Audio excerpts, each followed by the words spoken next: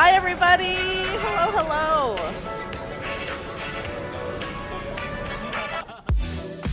I'll turn this down. Hello, everybody!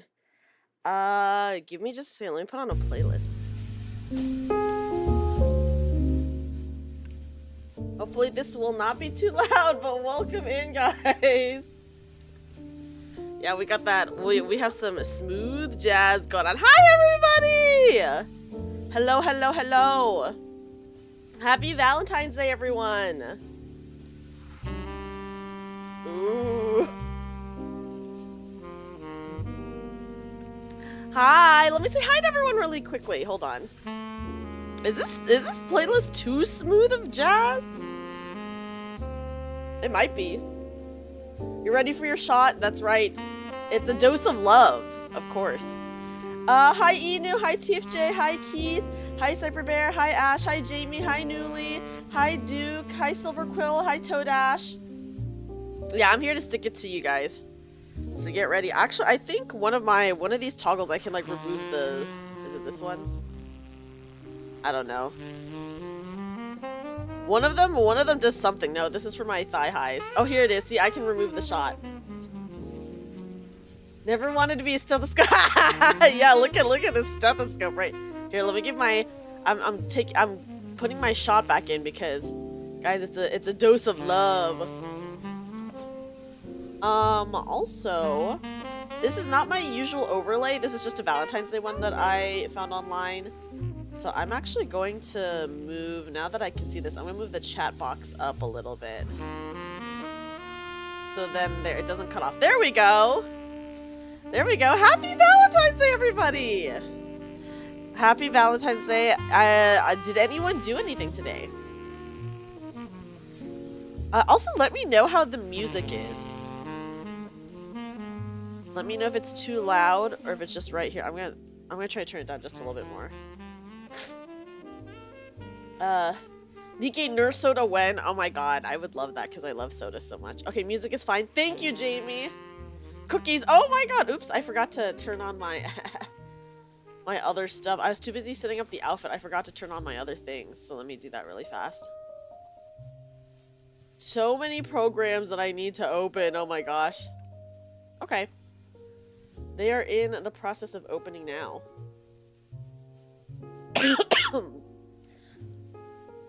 But welcome in, everybody! Happy Valentine's Day. I know it's like past Valentine's Day for some people right now, but oh, there goes the tits. Okay, there we go. But happy Valentine's Day. I hope you guys had a great day, whether you were just chilling or, you know, whether it was a chill day or not. You sent a Valentine's gift to your wife over text and she got you a cheesecake. Oh my god. But that's a cheesecake is good. That's nice. That's nice. Yeah, if you guys don't really celebrate it, then you know. Hi, Mumi. Happy Valentine's Day. You're eating some right now. Ooh, delicious. Yeah, guys, I decided, listen, I am going to stick it to you. I'm giving you a dose of love. This is, you're getting your daily dose of love. Okay, so actually, I had a really hard time deciding what outfit to wear for today's stream. I just didn't find like one that I really liked, and I was like, oh, maybe I'll finally like. Oh, hold on, the tail is going crazy because I have it set like kind of weird. So I'm gonna have to turn off the tail. I think there we go. Yeah. So I couldn't find like an outfit that I really liked for Valentine's Day, and I was just gonna wear like the cheerleader outfit that I really like, that I have not worn on stream yet. But then I was like, hold on a second. At the very last second, I was like, okay, you know what? Maybe I'll like put out a form, and if people like want some love advice, then I'll do that. And who better to give love advice than a love doctor, right? And then I saw this outfit, and it's essentially just a love nurse. I got my little nurse hat on. As you guys can see, there are hearts on my hat. There's a heart on my thigh and then one on my boob. But yeah. Yeah, I'm so red in the face, it's true. I'm too shy. This is one, though, yeah, this one right here, the string, it's pretty elastic, right? Isn't it cute? I would never leave the hospital if you were my nurse. Thank you, Toadash. Thank you. I appreciate that. But yeah, so guys, today I am your love doctor here to so we'll go through the Google form, but then also I figured it might be fun to recount some bad date stories and maybe even look online for some really awful date stories that we can read as well, right? So I was like, okay, you know what? That sounds like a fun time. But yeah. Happy Valentine's Day, everyone. I hope that you guys are all doing really well. And even if you don't necessarily celebrate, you're getting a happy Valentine's Day from me. You know? And I do have tea. So I will be drinking that periodically, by the way. So yeah, happy Valentine's Day! This blush, I was like, you know what? Would it be cute if I used the blush? It might be. Hold on. The blush. Here, let me zoom in because you guys can't. I don't know how well you guys can see it, but it actually moves. See? The blush moves. Oh, I didn't realize the just chatting box. Hold on. I'm actually gonna move it. Okay, yeah. Actually, it's okay there. But yeah. Take a look at this blush. It moves. It moves. And this will be, this outfit is so cute. I love all these outfits so much. But yes, welcome in everybody. Happy Friday. It is a 3-day week. Well, I had today off, so it's technically a 4-day weekend for me. But it is a 3-day weekend because I have Monday off, and that's why we're able to stream on Sunday as well. We're gonna have a Discord stream, and it'll be really fun. Hi, Shuma. It's not a new model. It's just a live 2D outfit. Take a look. Isn't it cute? It's just an outfit. It's just an outfit. You wiped raid because you can't concentrate. Uh-oh. Like Alliance raid? Can you add more cake? I cannot add more cake. I can remove cake though. Guys, take a look at this. Smaller booba. See, I can give myself smaller booba, but why would I do that? Oh, Savage Reclair. Oh no! Just now or earlier today? But yeah, cake is the booty, but you know, this is like basically all I can do for sizing. I cannot do that, unfortunately. Yeah, always large and in charge, of course, of course. But yeah, so I was like, you know what? Since I'm giving love advice, I will be the love doctor today. Oh my gosh, Ina, you're so funny. I'm glad everyone likes the nurse outfit. I feel like, I don't know, I've worn some other pretty good outfits. So I don't know. Maybe is this one my favorite? I actually really like the Lunar New Year one that I wore. So I don't know. Shuma, did you do anything for Valentine's Day, by the way? What'd you do for Valentine's Day? Hi, Seema. Welcome in. Nothing? Well, I guess, you know, we don't tell. Oh, okay. You know what? That's fair. That's fair, Shuma. Todesh was saying that him and his wife, they don't celebrate either, which it might be, you know, sometimes it's easier that way. Sometimes it's just easier that way. Hold on. I'm going to pull up my Google form really fast so that I can, so we did once and it was a terrible outing and we never did it again. Oh god, how bad was it? Cheaper. That's true. Cheaper too. Well, you know, people like really imagine trying to get a reservation on Valentine's Day. Sounds awful. Hi, Gan. Welcome in. You also delivered flowers, chocolates to work, and she came back embarrassed and said to never do it again. Yeah, you know, some people like that. Some people don't. I can understand that, I guess. What are you looking at? Oh, you are looking at a love doctor about to give love advice to everyone. Bad love advice, probably. I got some questions to answer. Yeah, a sexy nurse, essentially. But guys, but see, look at my stethoscope. The stethoscope has a heart on it. Yeah. I mean, honestly, like, Valentine's Day is just a day, right? So if you wanted to, you can do, like, Valentine's Day stuff on literally, like, any day. You could be like, oh, let's do it, like, a week later. Let's do it whenever. Many restaurants also don't give good service on Valentine's because they want to get people in and out ASAP. That makes sense. I think that does make sense.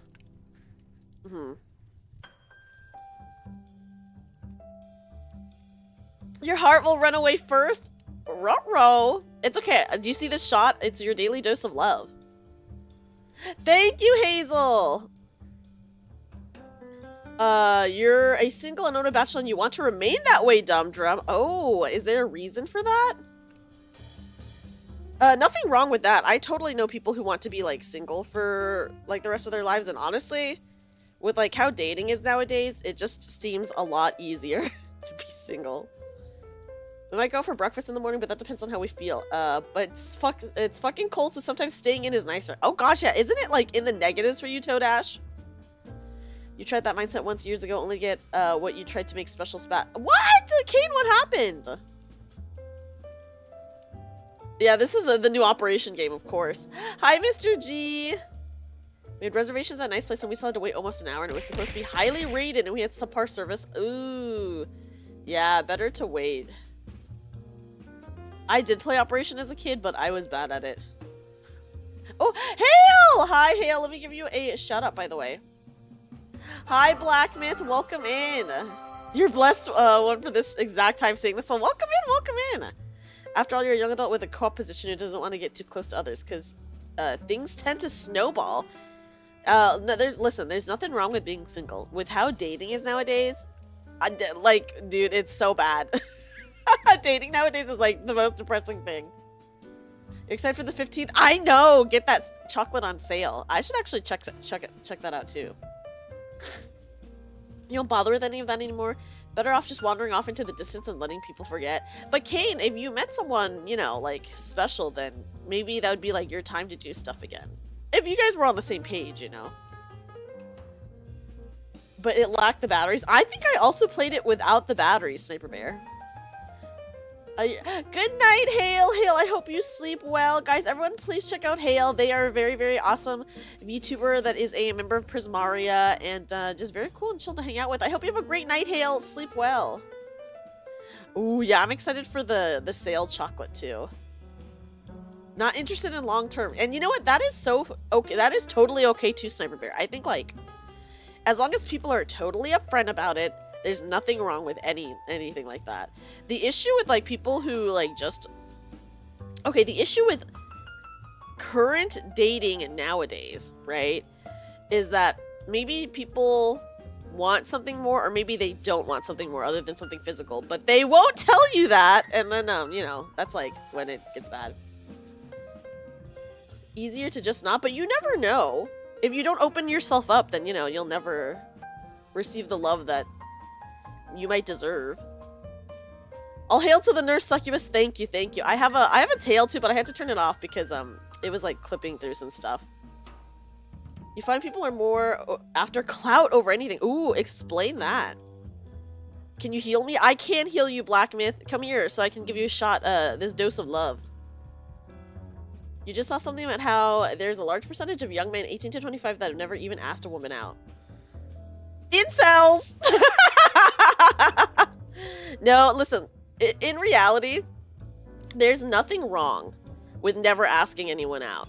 You know, sometimes you just don't want to, or the timing's not right. There's nothing wrong with that. It's like, obviously, like, when you have the incel mindset, that's when it's bad.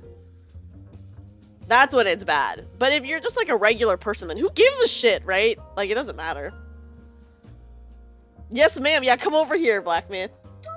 Yeah, it's just a little prick, exactly. You met me! Welcome in, Raiders! Welcome in, Raiders! Oh my gosh, you met me? Hello, hello, hello! Welcome in! Welcome in, Memi Raiders! Hi, everyone! Oh my gosh, you came just in time for my Valentine's Day stream. We just started. I have not given any love advice yet, but I got my shot right here, my daily dose of love for you guys. But welcome in, Raiders. Let me give you guys a kazoo welcome in, by the way. You met me. I hope you had an awesome stream. Guys, if you do not know Yumemi, everyone, please, please, please check Yumemi out. She is honestly probably one of the best singers that I've ever met and is so talented and cute. And, oh my gosh, Yumemi, I was passed out, but I saw, like, later that you were doing checkies on your stream. And I was like, I needed to be there! here. But yes, guys, everyone, please check out Yumemi. Just someone very, very talented and cool who I personally like look up to a lot. So let me give you guys a Kazoo welcome in, by the way. Since I'm wearing this nurse outfit, I don't have I can't bring out my Kazoo arm, so I'll just have to Kazoo you guys without my little Kazoo. What do I want to Kazoo? I'll do. Ooh, what's a love song, guys? Oh crap! I said I was gonna research love songs, but what is a good love song? Here's this. Okay, what about maybe not a love song, but a romantic sounding song.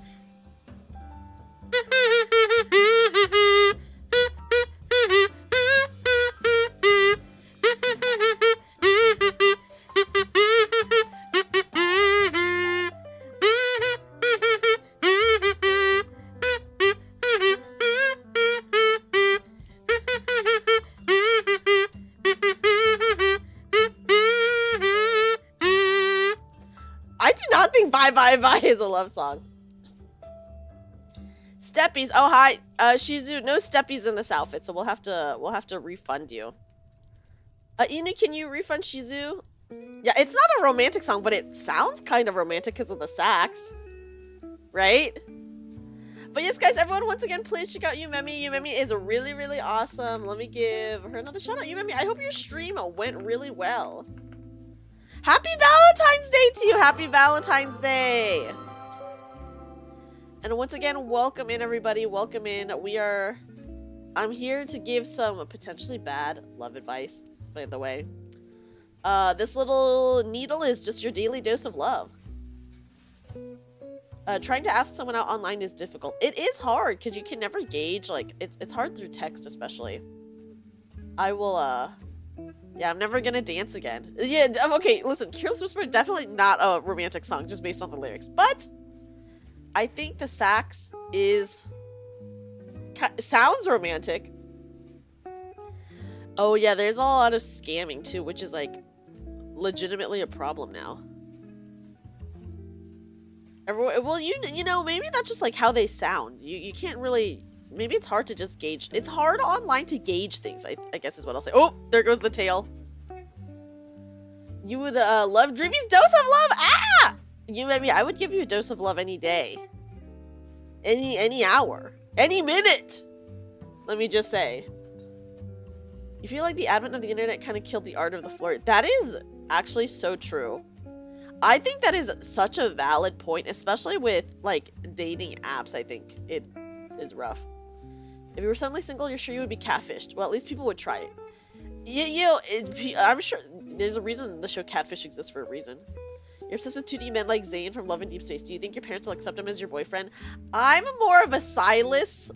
I'm more of a Silas fan, but you know, Zane, he's a doctor. Zane's a doctor, right? So because Zane's a doctor, I feel like your parents would accept him. What more could they ask for? He's a doctor. Right? Right? Yeah, dating apps are really, at least nowadays. I know a lot of people have met their significant other on dating apps, but it does feel like a waste of time. Out of every Love and Deep Space person, probably Zane is the best choice.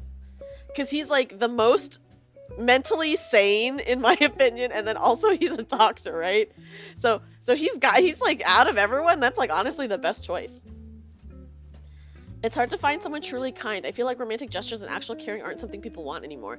I think it is something people want, but people are not upfront about what kind of relationship they want, which leads to people leading people on, or people like who don't want something serious getting into a, I guess, situationship with someone who does want something serious, which like, which just sucks, right?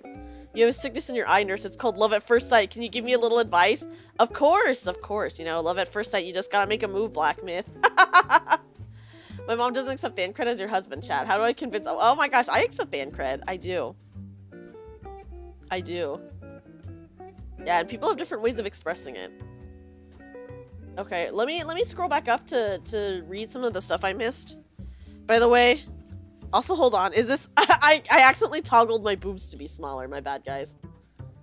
My bad. I wouldn't mind finding my significant other, but all the girls I've asked over the years have turned you down, and you think you're getting too old to find that. You know what? Here's what I'll say about that. Someone really cool will drop all the right hints or ask you out first. At least that's always been my move. I've made the first move plenty of times. Plenty of times. Your first real girlfriend in grade 7, you sort of won like grade 5, but you don't count that. Yeah, when you're young, I don't count that either. I don't count that either. Also, Jamie, that is crazy about your ex-GF. That is also freaking evil. Okay, let me read, Kane, let me read your message and then I'll like catch up because I think I will have caught up after that. Your point about needing to put yourself out there, honestly, sometimes the trouble of it isn't worth the headache. Real? I do agree with that, Kane.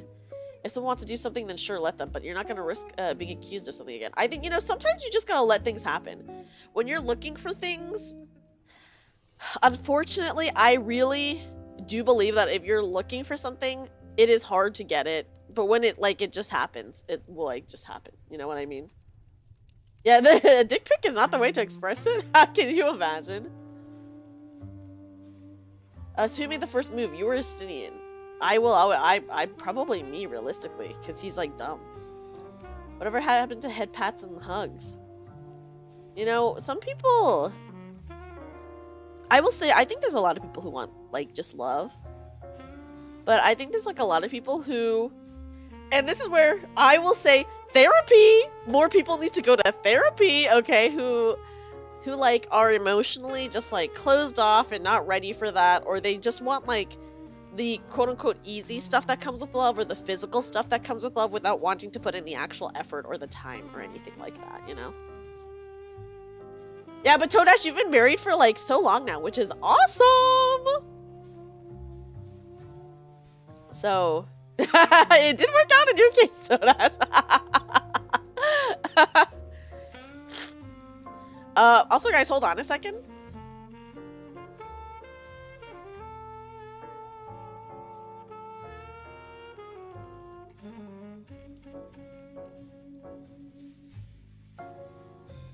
Okay, guys, sorry about that. I am going to be blowing my nose a little bit. You're putting in the work. I learned several new ways to tie up a partner. Yes, well, now you have to advertise that, Sniper. You gotta be like, well, hey, anyone out there into this? And then there you go. There you go, right? Right? Okay. I will of course answer any questions in chat that people have, but I also have my little Google form that I can also answer some anonymous questions. And there are some really funny ones. If someone had a number of kinks you had, you would be shocked if they were still single. But you know what? Some people want to stay single. What do I do if I'm already in a relationship but my partner turned out to be evil? If it's true love, then you would love your partner despite them being evil. Teeny! Oh my gosh, guys, it's Teeny in YouTube chat. I'm gonna give Teeny a shout out on, my Twitch, though. Hold on. Be evil with them, exactly. Inu's so right. Well, I guess it depends on what kind of evil. Because Jamie, the person that you were with who was evil like, that was evil. That was all sorts of messed up. Guys, everyone check out Teeny, my wonderful, wonderful wife Teeny, who is also a member of Bavaria. Me and Teeny actually just released a cover song today, which we'll actually watch in a little bit. I think it'd be fun to watch together. And we'll watch something else. So in a little bit, I'll watch some stuff. Oh my gosh! Another raid, Bella! Hi, Bella! Welcome in, Raiders! Welcome in, Raiders! Welcome in, Raiders! Oh my gosh, guys, it's my friend Bella! Golly gee, hi, everyone! Welcome in, Raiders! Welcome in, Raiders! Hello, everyone! My name is Dreamy. I am a magical bunny girl VTuber. And today I am your love doctor. If you guys are wondering why I'm dressed up as this sexy nurse, today I'm your love doctor today. This shot is your daily dose of love, and I'm here to give you some probably questionable love advice, you know? But welcome in, Raiders. Let me go ahead and give you guys a kazoo welcome in. Bella, thank you so much for the raid, guys. Everyone, please, please, please check out Bella. Bella is my wonderful friend. She does a lot of Final Fantasy 14 and is very good at the game and just also fun to hang out with. And she's also a great singer. Hi, Sphinx. Sphinx, welcome in. Yeah, I never went to men's school. Well, I went to the School of Love. So, does that count? I'm not like a medical doctor. I'm just a love doctor. I'm so normal about this outfit. Isn't this outfit so cute? Like, look at it. Ah, it's so cute. Okay, let me go ahead and give you guys a kazoo welcome in, by the way.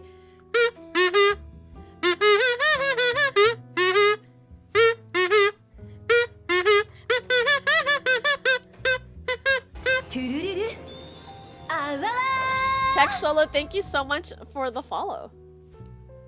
Yeah. I'll try not to do that, you know. Sometimes advice just comes from those who are experienced or care enough to empathize.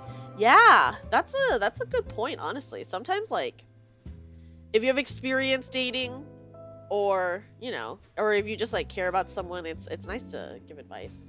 Hi, Jin. Jin, welcome in. Hime Ebiko, thank you. Is it Hime Ebiko or Hime Ebiko? Thank you so much for the follow. I hope I said, I know it's like Hime and Epico. That's how like I'm reading it, but I hope I said it right. Welcome in. Thank you so much for the, it's hi, I'm Epico. Oh my gosh. That makes more sense. Ooh, well, welcome in, Epico. Thank you so much for the follow, by the way. I have my Google form up with some anonymous, submissions that I will answer some love advice. You thought it was Hilm this whole time. Oh! The reality comes to Bella. Also, Bella, thank you so much for the raid! How are you tonight? You know what? The issue is I see, Ebiko, that you have... like, you caps locked each word, or you, like, capitalize each word, which usually that would be really easy to read, right? But because a capital I just looks like a lowercase L, I think that's why people read it as Hilm Ebiko.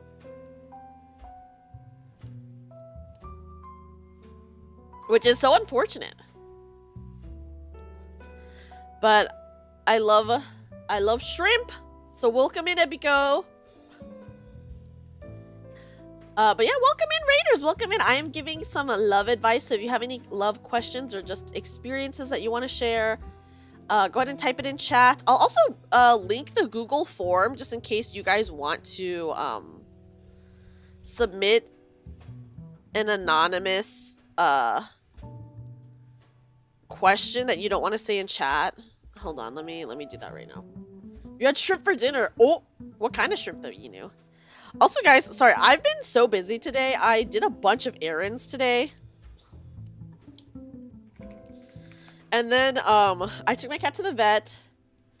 And then I came home and I passed out for like 4 to 5 hours. Because I just did not sleep well last night. Ooh, shrimp and pasta is good. You also had shrimp and pasta. Oh my gosh. Listen, shrimp and pasta is a great combo. I love a shrimp scampi. I love shrimp scampi. It's so good. Okay, guys, hold on. Let me link. If anyone wants to submit an anonymous question, here is the Google form link. Okay, submit here. Let me actually type it out. Submit your question / concern for love advice anonymously. Here, I'm actually gonna retype it and put that there, and then probably pin this one instead. Okay, there we go. There we go. There we go. Yeah, I love a shrimp scampi, but happy Valentine's Day once again. Welcome in, Raiders. Thank you so much, Bella, for the raid. I hope you guys all had an amazing time with Bella, and welcome in, welcome in. We are we're gonna give some probably very questionable love advice, but here we are. Okay. Yeah, dating nowadays is hard, is what I'll say. I think it's hard to find someone genuine sometimes, or I think the biggest issue with dating now is that people are just not upfront with what they want. I think that is the biggest thing. It was garlic and oil vermicelli with pieces of seasoned shrimp. Oh wait, I love a garlic and like olive oil vermicelli. That sounds good. Ooh, I slept for so long that I actually technically haven't eaten dinner. But I ate like a late lunch, so hopefully that'll just tide me over until tomorrow. Hoping. That sounds delicious though. That's an awesome dinner.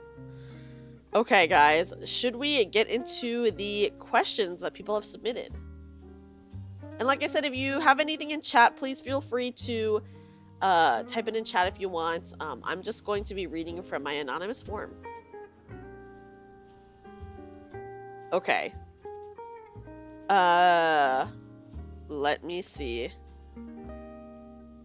Someone did say I'm in love with Dreamy and I'm, which very nice. Thank you guys. I appreciate that. I appreciate that. Okay. Okay. I think part of it is a lot of people just wait and hope someone asks them straight up. A lot of people nowadays are afraid to infer feelings. I think that has to do with a lot of people like don't like confrontation, right? So then when you talk to someone and you're like, hey, what are we? That's like a form of confrontation. And then also some people are afraid to like ruin what is like something quote unquote good that they have. So that too. Inferring feelings will cost you friends. Well, you know, it's always better to ask people straight up what the situation is. In my opinion, it's always better to ask people. I am maybe too straightforward. In any romantic thing that I've ever been in, I would say my issue has always been, maybe I'm too straightforward. Which, first of all, I don't think that's a thing. I don't think you can be too straightforward. I think it's good to be straightforward. I think that I am too straightforward usually for the other person because they don't want to be straightforward at all. And that is the issue. Because for me, at least, I've had times where, like, you know, things are like going well. And then like suddenly you have like a feeling like, hey, I actually don't think this is like something happens or you're like, I don't know how like this is, right? So at least for me, when that has happened, I'll just usually straight up be like, hey, are you still interested in dating? If you're not, that's like totally fine. I don't really, like, it doesn't matter. And then the other person, and this has happened to me multiple times because people, I think, just do not know what to do when you're straightforward with them. They'll be like, no, I still want to like hang out. I still want to do whatever. And then they just never talk to you again. And at least for me, I'm just like, hey, I gave you like an out. So why did you not just like, I don't say this to them because I'm just like, whatever. I just never talk to them again because they never talk to me again. But in my mind, I'm like, okay, hey, I just gave you an out. I was like, hey, we like don't have to continue things if you don't want to. And then they just like don't say anything. They're just like very like not straightforward about it. They're like, yeah, I want to. And I'm just like a friendship. You feel like friendship should be able to handle a confession if you're mature about it. Yeah, I feel like if you don't, oh, there goes the dote. I feel like you can still be friends after a confession. You know? Like, but that is so dependent on the person confessing. Because the person confessing, sometimes they only want to be in a relationship with the person they're confessing to and they don't care about a friendship. But if they're okay, you know, like just being like, hey, I want you to know this, but I'm okay just being friends, then yeah. I feel like the person getting confessed to is, I would say they're probably usually okay with it. Sometimes they're not. You know, sometimes they're just like too awkward about it. And that's like totally on them. But yeah. Oh yeah, in general though, like with strangers. Yeah, I mean, that makes sense. I think that makes sense. When you have time, I send you a gift. Oh, okay. Thank you. I will take a look now. I'll take a look now. Yes, sending it to the Love Doctor, of course. Oh my god! This is so cute! I'm so obsessed with this. Oh my gosh. Guys, Yumemi did something so nice. Okay, wait, hold on. I'm saving this. I'm saving this right now so I can have it forever. Also, yes, let me posture check and then I'm gonna share it. Yumemi, is it okay if I share it? Hi, Redacted. Oh, and yes, let me posture check. I'm gonna print this out and put it in my, I have like a Checky collection like book and I want to print this out and put it there. This is so cute. Okay, what is a checky? A checky is like a Polaroid picture. Usually, like idols or maid cafes will do it, and it's sometimes just the idol or maid, and sometimes it's like you and the other person, and they'll like usually draw on it, and it's super cute. Here, I'm gonna share it. I'm gonna share it because this is like so cute. Yumemi, you decorated this so well. This is actually legitimately so cute. I'm obsessed with this. Oh yes, it's the sound an instant camera makes. Yes, and it's, yeah, so that's like what a checky is. It's very, very cool. I have a collection of them. Tank Dad, thank you for the follow. Okay, okay, here, I'm gonna share it, guys. Look at this! Look at how cute this is. Oh my gosh, I'm honestly so obsessed with this. As someone who, like, I love checkies and I love collecting checkies, this is really cute. Yumemi, you're so good at decorating these.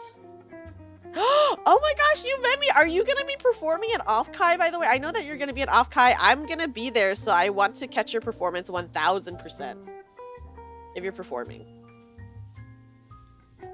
Isn't this so cute? I'm going to put, where can I put, I'm going to put this, can I put this over here and like shrink it so it doesn't cover chat?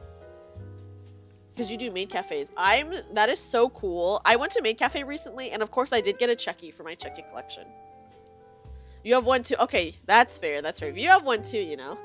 Ah, okay, okay. Guys, I will actually be having special merch at Off-Kai. Shh, this is kind of this is not necessarily a secret, but my VTuber group will be having special merch at Off-Kai for anyone who's gonna be there. You'll be singing. Oh, okay. I'm gonna be there. I want to be at your concert so bad.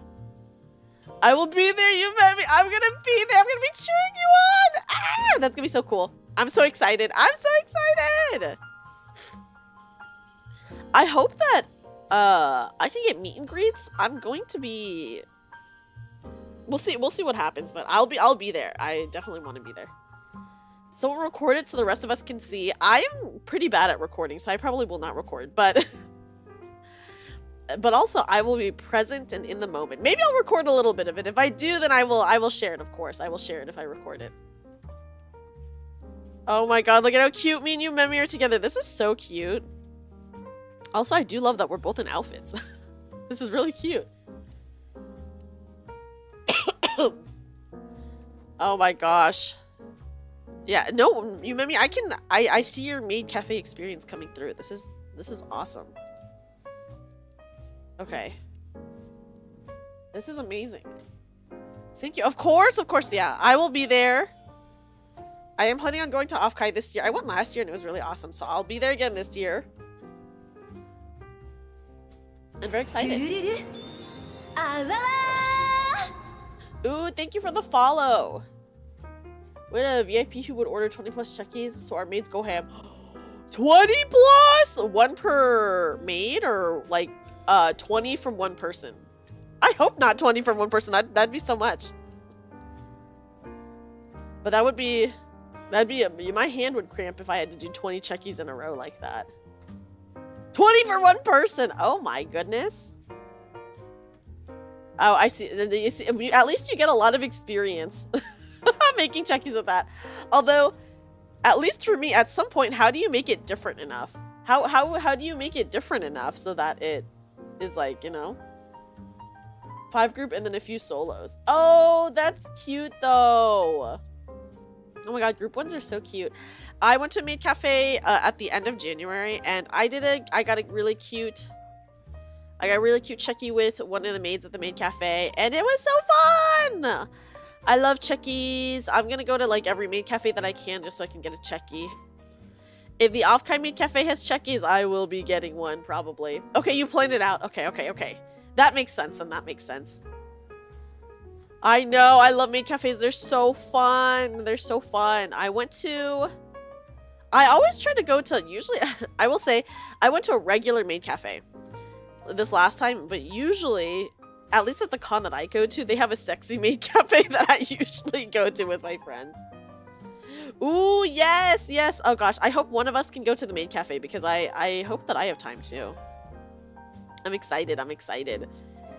And I hope they do checkies. If they don't do checkies, I will be extremely depressed. But Yeah. Hi, Wesley. Wesley, welcome in. Welcome in. Thank you. I'm glad you like my nurse outfit. I keep wanting to call it for some reason. I keep almost saying maid outfit. It is not a maid outfit. It is a nurse outfit. But yeah. Guys, because I'm your love doctor. I went to the School of Love. And not any medical school. I would like to emphasize, I did not go to any medical school. I'm just the love doctor. I can only say things in the way of love, okay? That's it. I am legally not licensed to administer this shot to you, but I will be doing it anyways. Yeah, I went to the School of Hard Knockers, that's right. You're not afraid of that. Well, this needle is actually your daily dose of love. Didn't require seeding, sold in pairs. In pairs only? Why do they? That's interesting. That is actually so interesting that they only sell it in pairs only because, at least a lot of the cafes that I've gone to at conventions, maid cafes, like there's so many people who go by themselves.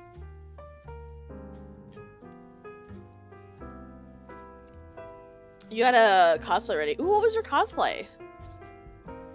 Okay, let me look at my questions. Hold on.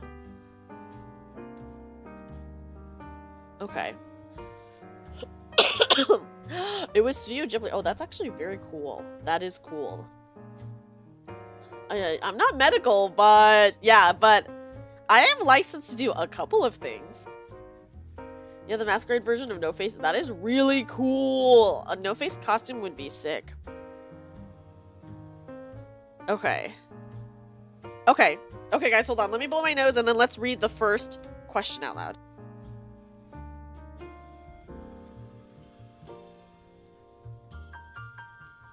Okay. Here's the first question. I know they say love is blind, but honestly, what's the largest realistic age gap you have seen work? Trying to figure out what range I could work with. I would say that is completely dependent on how old you are and how old your partner is. Because here's what I'll say. I don't think someone in their early 20s can be with someone. I mean, I guess like you could make it work. Someone in their early 20s and then someone in their 30s, it could work, but that's kind of iffy, first of all. And then second of all, there's like such a huge gap in experience that there's like a weird power dynamic that goes on at that point, right?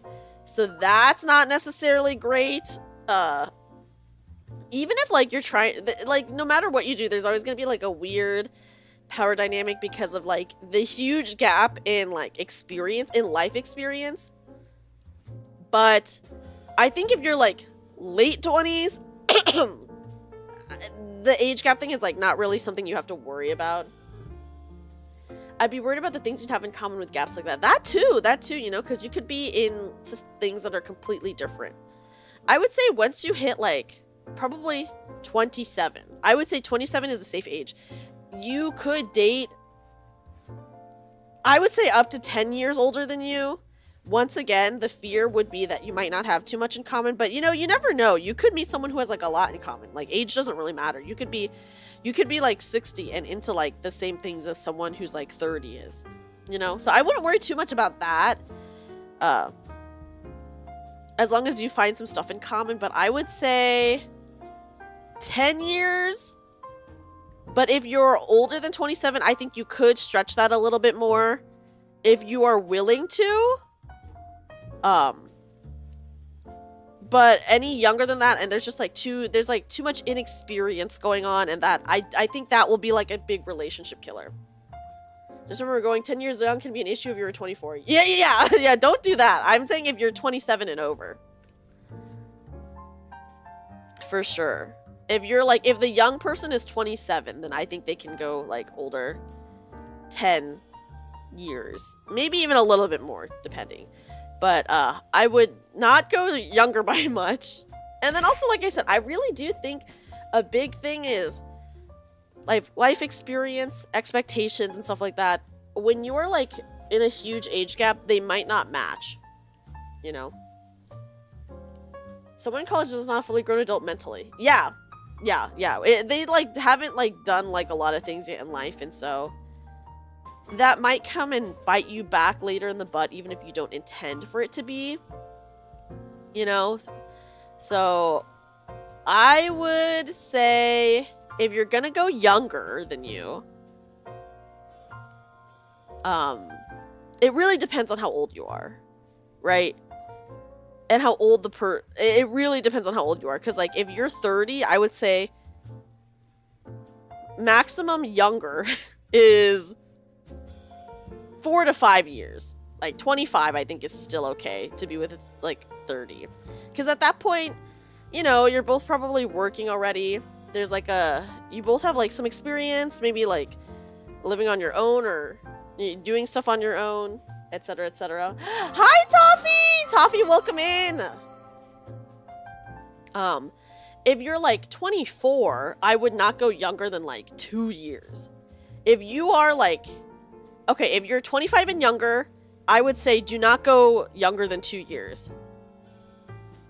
If you're looking for older, if you're 25, I would go 5 years. If you're 27, I would say you can go up to, like, 10 to 10 plus years. Is what I'll say. The other direction. Some young people are decades more mature, and some older people never grow up. That is true! Dreamy, is this your new outfit? OMG, this is so hot. This is just my outfit for today. Hi, welcome in, Jer. Jer, how are you? If 30, then 25, okay. If 40, then 30 is fine. If 50, 30 is fine. If 70 and... No, Toadash, no! You're 25, hunting 78. And you know what? If that's, like, your taste, that's fine, too. But I would say that's, like, an outlier, right? That's, like, an outlier thing. You have friends who've made it work just under 10. Yeah. I would say 10 is probably, like, the safe number. With the safe number. Is what I'll say. Yeah. You've not seen over 10 work. I think there's just, like, too much...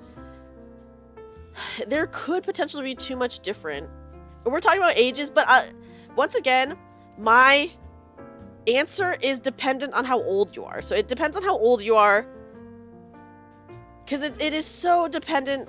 Like if you're 30, then you have, I would say, more options to go up than down. Oh, thank you, Toffee! Guys, everyone please check out my wonderful friend Toffee. Toffee's a really amazing VTuber. She does a lot of horror content and is a really good artist, so please check her out. They've been married since 2005. How old were they when they met? Or how old were they when they started dating, I guess I should say. Age is the least of relationship problems these days. Well, I wouldn't say the least. But there are a lot of other problems, of course. Dongo, welcome in. How are you? You tried for someone that was over 10 years older, but Toadash, you did not. You've been in a relationship. How old were you then? You choose not to date because people crazy. I mean, yeah, people are crazy, but then also people are just, like, bad. And I think that's, like, the worst thing. With an age gap, you're gonna think about the future. Oh, like if they die first? Your big heart was too hard to handle to your nurse outfit, but you can't blink your eyes! Oh my gosh, I'm glad you like my outfit, Wesley. 30ish to 40ish? Oh yeah, see, that's fine. I was saying if you're over 27 years old, JR, then I think you can go 10 years older. Like, and it won't be a problem.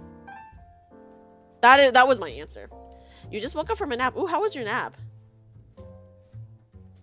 I'm glad that she shot you down, Toadash. But then also, how old were you when you started dating your current wife? Because probably, like, just, like, a couple years later?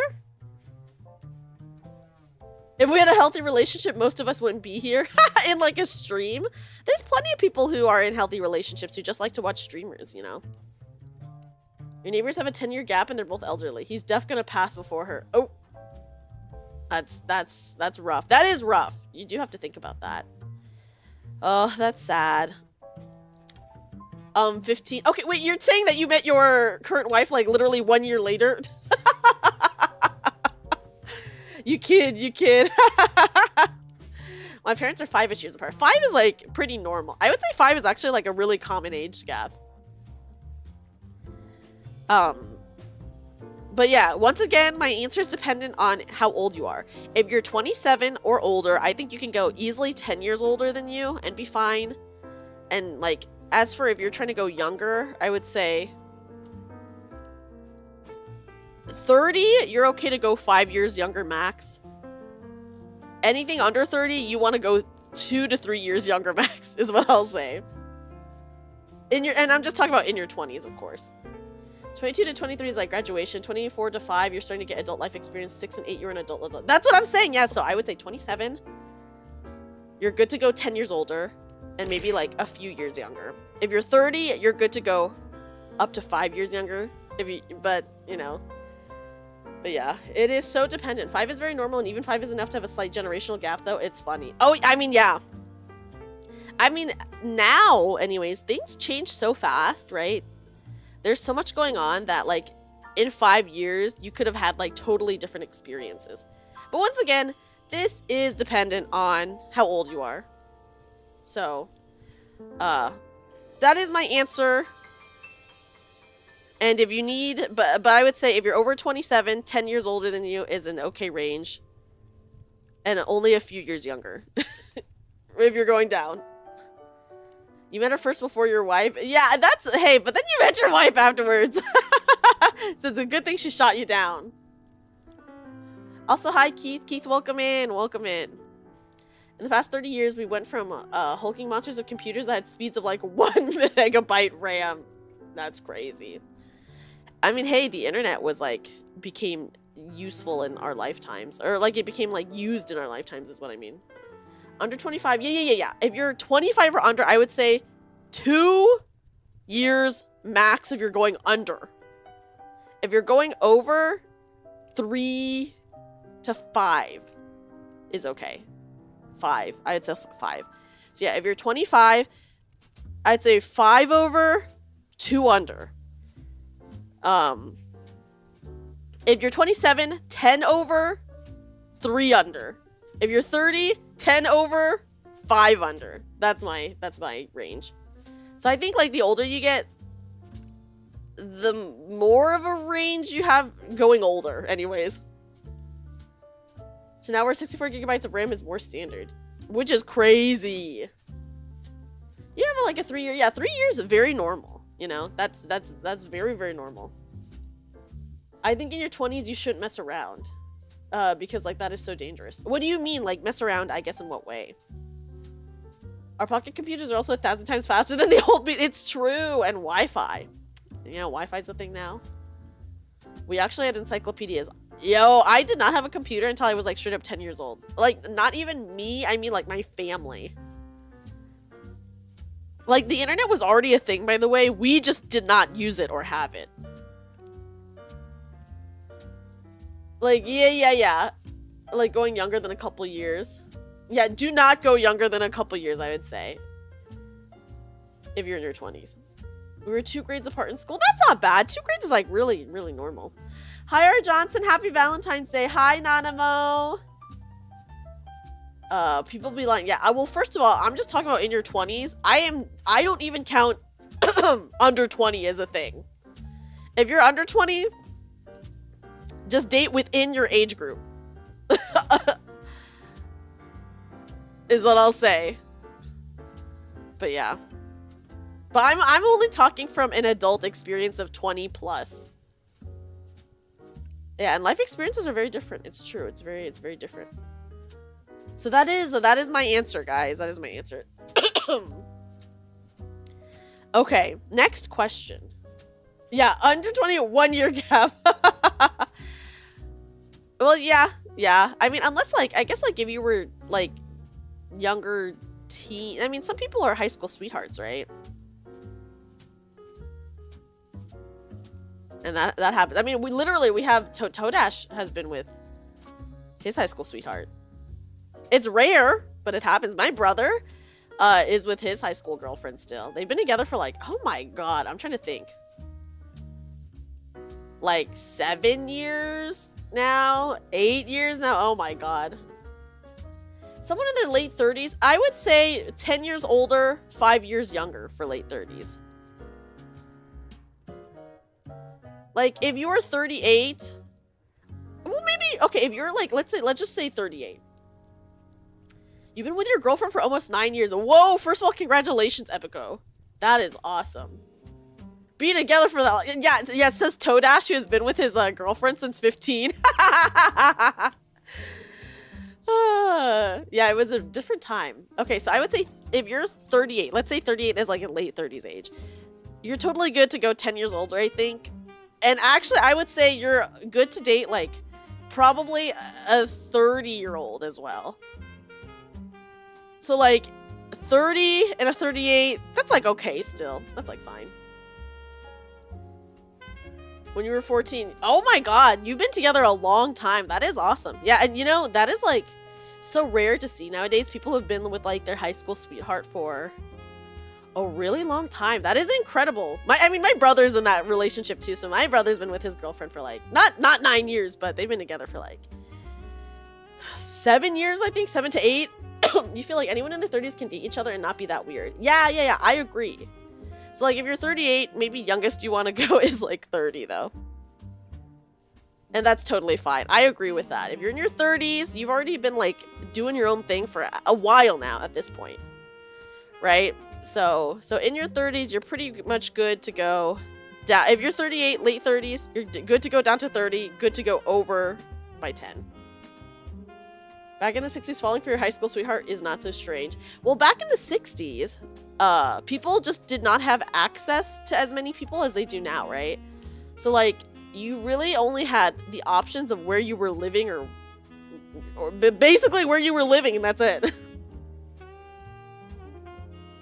Oh, yes, no worries, Winborn. I was saying that if you're late 30s, you're good to date in the 30s. So, like, if you're 38, you'll want to go, maybe youngest is, like, 30 maximum. You might be able to do 28, but I would say 30 is a safe bet to go younger, and then to go older, like you can go older 10 years. Also, hi Commander. Commander, welcome in. I hope you like my nurse outfit on the Love Doctor today. Well, I'm technically a nurse, but you know. Love Nurse does not sound as cool as Love Doctor. Okay, guys. So we're the Love Doctor today. Like half your age plus 7. Oh yes, there is like a formula, but I don't trust that necessarily, because I think it depends on how old you are. So like, you know, because like if you're like under 25, I would personally not go younger than like 2 years. Yeah, Nurse Dreamy's all hips. I know. Look at these hips. Yeah, call me Dr. Dreamy, much in the same way that Dr. Seuss is a doctor, of course. The age you are now, you would never think about dating a 19-year-old, but that did not stop the guys who wanted me at 19. It's creepy, it's true. I think hopefully now people are maybe more aware about it, right? But, no, I know, Toffee, I know a lot of my friends also had that same experience, which is like, ew. Damn, y'all are old. Hi, Star. Star, welcome in. Welcome in, Star. Welcome in, Star. Yes, I am old. Cyberbear's like, yeah, I'm old. What about it? Yeah, call me Dr. Dreamy. And then I give you the shot. See, look, the liquid's pink. That means it's fine. You know? It's fine, guys. It's fine. Okay. Not only is it creepy, but like teenagers are so annoying. It makes no sense. I agree. I literally have never wanted to date anyone in their teens after I was a teenager. Literally never. Not even one. Do not even. Okay, guys. And maybe this is my kid hating self coming out, but I do not even want to talk to anyone in their teens. They do not exist to me. I'm just talking about like a regular conversation. I do not want to talk to them. Oh my gosh, Cody! Cody, how are you? Let me give you a shout out. Okay, you're so valid as an adult. I want to spend as little time near teenagers as possible. Yeah, I'm sorry, teens.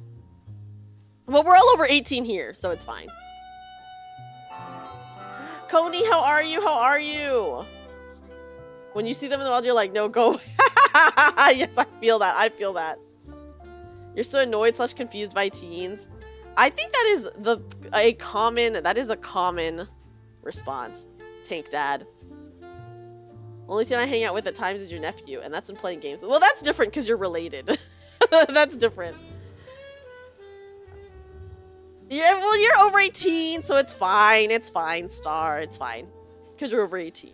Still a teenager, though. I mean, yeah, I guess, like, technically if you're 19, you're a teen, but we're talking about teens. We're talking about, like, actual teens. I'm glad to hear you're doing good. Guys, everyone please check out Coney. She's a really awesome variety VTuber, and she has the cutest animations, and it's just so sweet. In regular convo, you don't really care, but any sort of personal convo about anything more, you don't want to be there. Okay, that's valid. I mean, probably, like, still, like, regularly talking to a teen is, like, fine, but I'm just saying I'm just a kid hater. Physically sure, mentally over 18, hard to say. Yeah, I mean, you can be an adult and still feel like a kid, too. Boomers didn't understand your generation when you were a teen. Dude, the boomers never understand anything, I feel. Teen, like 113? Oh my god. I guess that is, well, that's a teen in a way. Twenteen? 20s? Tween? It might be the general versus, it might be the millennial versus Gen Z thing, though. I don't think it's that different now between generations. But for like younger generations, I mean. You were thinking like older teens, like 18, 19, be younger teens. Those, yeah, this younger teens are scary. I do not want to perceive them at all. I'm like, do not talk to me. Don't even look at me. So that's how I feel about, yeah. Twitter teens are horrible. I don't even see Twitter teens, but I did see a post from this one VTuber. Yeah, younger teens are monsters. It's true. It's true, Star. This is scary. They're really mean, from what I hear. I do not talk to young people, but that's what I hear. Zoomers have made so much slang that doesn't make sense. Is skibbity a part of? Is that Zoomer slang? Xers who do not exist according to everyone. Well, maybe Xers are just. I think they just get lumped into millennials, right? Yeah, Twitter teens are bad. I do not see any Twitter teens, thank God, right? Hi, Nemu. But I did see this one post from this one VTuber. They get lumped into boomers, which is way worse. Oh, that is a lot worse. I agree. I agree. I did see this one VTuber made a post, and this was honestly so crazy, where she had found out that someone in her community was like under 18, so she was like, hey, you're not allowed to be here. So she kicked them from the Discord, banned them, which I think that's totally fine and that's totally normal, especially if you have an 18 plus Discord. Like, do not, you know. And like this teen was like lying about being over 18. But that's how it was. And then that teen went to Twitter and they were like, people are gonna cancel once they find out what you've done to me or whatever. Which was what the VTuber did, was just talk to this teen. And then the VTuber was like, hey, I'm not gonna get canceled because this is like literally what happened. And she posted the screenshots of her being like, hey, I found out you're under 18 and you're getting banned. You know? But yeah, so, but then of course like that like whatever young teen went on Twitter and tried to like threaten them. I don't know. There's boom X's and X-lennials. Yeah, I think that's probably, you know, that's probably accurate, because I'm sure that some really lean boomer mentality and some lean millennial mentality. Canceling them would only make them more popular. Sometimes that's the case. Yeah, in this case, that like the person, the VTuber was in the right, obviously, because they were like, hey. So that was just crazy. That was crazy. Okay. Yeah, tell us the meme. Girls get enough weird messages, let alone when people find out they're a minor. You're worried for your kid, gonna make sure she can defend herself for sure. It's true. It's true. There's so many like creeps out there who like go for minors, which I'll never understand that. That's freaky and weird, and I don't know. Those people should probably be killed. Guys, you heard it from me. You know that meme of the people screaming at dinner table? Yes! And then the cat is sitting there? I love that meme because of the cat, of course. It's like the people screaming at the table and then it cuts over and it's just like a cat at the dinner table. I love that meme. I love it. Okay. Let's answer another question, by the way. Why are you so against minors? This is a hard job. Don't they deserve... Yeah, they're working all day in the mines, and I'm just like, no one talk to them. Miners, what kind of mine? Coal or like gold? Okay, listen, if I met a miner, M-I-N-E-R, that was mining for gold, sign me up, guys. Give me that gold. Now, someone get me a chainsaw. Yeah, I'm ready to, I'm ready to kill. The poor miners working in the mines really hard every day. Okay, but actually mining as a job is scary as hell and extremely dangerous, and there's like so many mine accidents that happen, and it's just like, dude, people did not have an option back then, but now, do they have options? I don't know. Do they have options now to not work in the mines? It's really scary. There aren't enough wood chippers in the world. That's so real. That's so real. There was a Twitter teen who tried to cancel an artist they didn't like, and the artist found out they were saying what they were saying in the Discord, and teen tried to pull the, why are you spying on a Discord with minors in it? What? Well, you know, sometimes you just find out stuff, so the spying thing is like not necessarily true. Which is, dang, that's crazy. And also just so annoying to deal with. Anyways, this is why you don't talk to teens. As a kid hater, guys, that's my message. Do not talk to anyone young. Okay, here is another question. It's very confusing being a trans girl who's still attracted to girls, but even more so when I'm older and no one my own age vibes with me, and no one younger would want to date me because old. Also, not much to look at. I don't really have anything to offer. Being out of work and out of money. Is there any hope for someone like me at all? I think there is always hope, you know? You never know how someone's gonna be, right? Whether they're younger or older, you never know. The thing is, you never know what's gonna happen. And you never know, like, how someone is. So I would say don't count yourself out of the running just because you think you're old. Because people find love at any age. And like there might be someone who is like older than you who's interested, or younger than you, and you know, younger than you might just be like a little bit younger. That doesn't necessarily mean even like a lot younger or anything like that. So that can also, guys, I'm so sorry, I am coughing. So that can happen. Another age one, yeah. Well, this one's like maybe less about age, and more about like the whole circumstance, right? So you never know. Like me, I'm trying to think about when I have previously actively tried to date.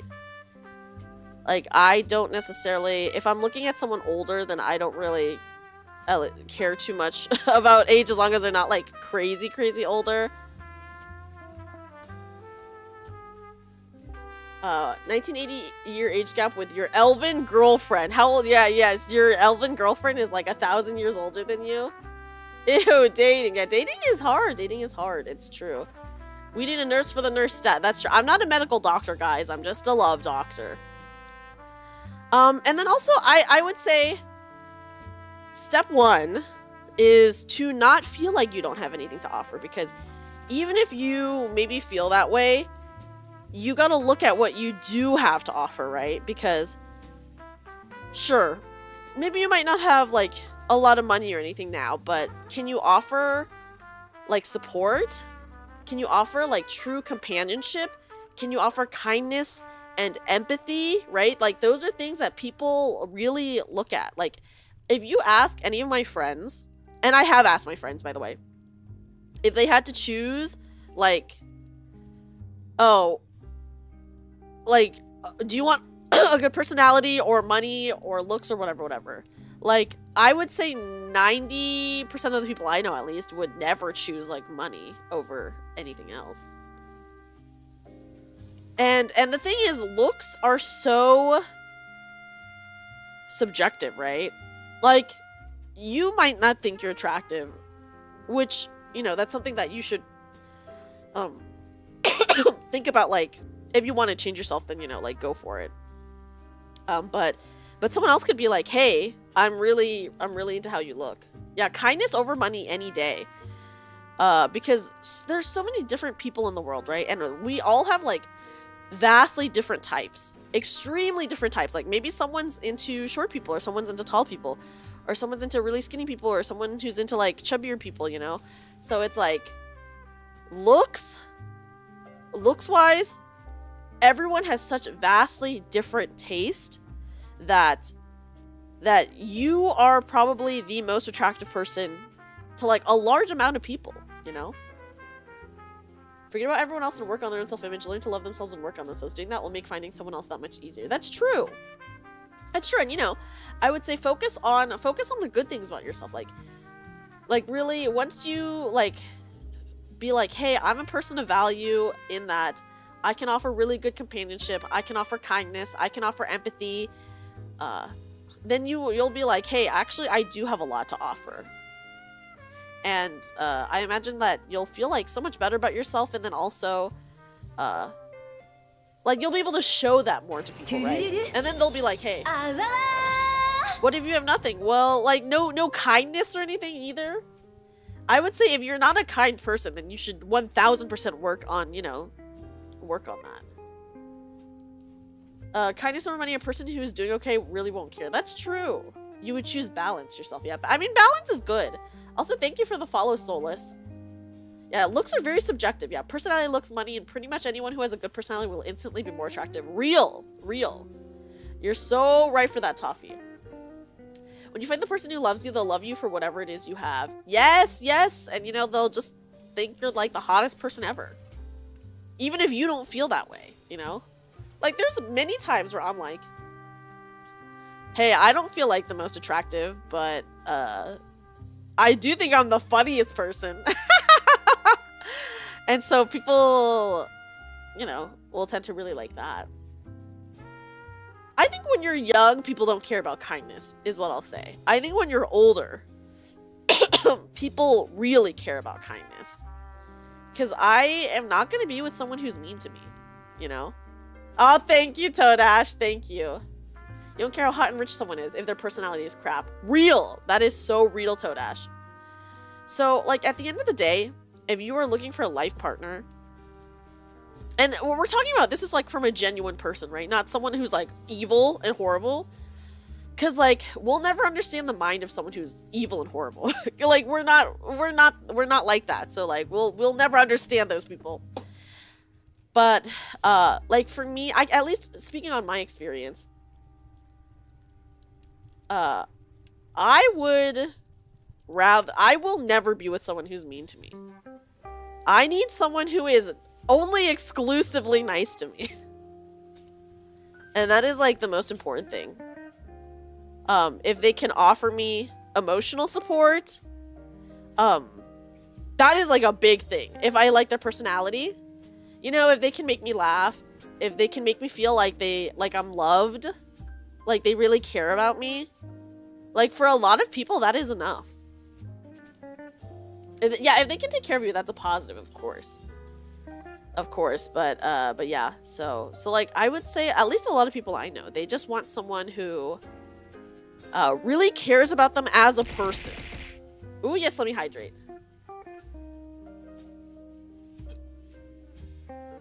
And that's, like, the big thing that I would say a lot of people I know are looking for.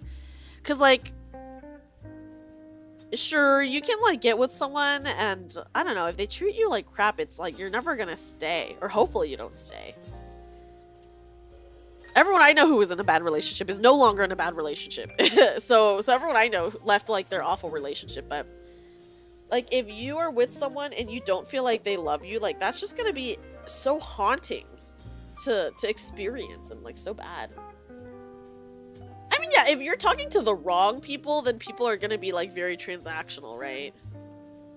But then you have to evaluate like, hey, what am I doing to attract like all these, or like what am I doing that I like go for these people who are very transactional? Which, you know, sometimes people are transactional because of past experiences, or maybe they're just really horrible and that's how they've been the whole time, which is also, I mean, that's also like extremely unfortunate, of course. But yeah, so that is what I've experienced. But yeah, I would say anyone who's like a little older really just wants to find love, like genuinely someone who cares about them and who would support them emotionally, and like obviously like supporting financially is nice too, but like you can financially support someone and like not care about them and that would feel like shit. So yeah. How old is too old? There is no too old. I would say there is no too old. There's so many people who find love like really, really late in their life. Like I know a couple people who like have chosen not to be in relationships until they were like in their 40s, in their 50s even. So I would say there's never too old. There's never too old. Personally, when I find someone who comes across as I'm nice but no one cares type of person, they usually are nice but get something out of it, which isn't to say you are, but a lot of people who are also cautious of that type of thing. Oh, I see. That makes sense. That makes sense. Yeah, sometimes it's like, oh, people who are maybe nice but say like I'm nice but no one cares about me being nice is maybe, I think what people sometimes will experience, and this is just like in the case of, you know, like nice guys, quote unquote nice guys, like you see so many posts online from nice guys being like, I'm so nice but they don't love me, and then it's like, okay, but you're never a nice guy, like you're not actually a nice guy. Well, the thing is, Sniper, about that is nice guys don't finish last, and this goes for nice girls as well, I guess, but just using a very specific example of dudes who were considered quote unquote nice guys, they are never actually nice. Never. They are never a nice guy. They're nice guys, they're just not good guys. Oh, yeah. Yeah, but that's a good point. Maybe they're just polite guys, but they're not good guys. I'm a nice guy until you cross me. Then I have a weave daydreams about my power level. That does happen. That does happen. But yeah, so... And like, of course, this goes for, like, nice girls as well. But, in my experience, you see a lot of that. So people tend to be really scared of interacting with people who are like, I'm really nice, but people don't want to be with me because they might be like, oh, are you nice though? Because that just tends to be what happens. So yeah. But actual kindness... Yeah, nice guys, they are nice in their mind. That's a good point. They think they're nice, but they're not actually nice. Thank you for the follow. Yeah, they're nice compared to really bad people, which is like, the bar is on the ground. My power level is 1. I'm a lump. You're a slime? Gotta worry about nice guy syndrome. Like, why are you being nice? Being nice only to get laid is manipulative. That is so good of a point, Tank Dad. That is a really, really incredible point. Yeah, if you are just being nice to get something out of it, you're not like actually a nice person. If you're nice because you're just genuinely a kind person, people will sense that and people will know, you know? Yeah, being a slime would actually be very cool. Which pushes the confusing to astronomical levels. I can understand that. Like, I mean, I'm not trans, but I can imagine that, like add that on top of everything and it's just like, there's just like so much going on that is like very confusing. And like tough to deal with, right? But all you can do is like do one thing, go through one thing at a time, evaluate how you feel about it, and you know, evaluate the good things of yourself as a person, really focus on that, and then showcase that through your words and actions, and I think people will come to you. Yeah, I would love to be a slime too. Just gooping around. You know.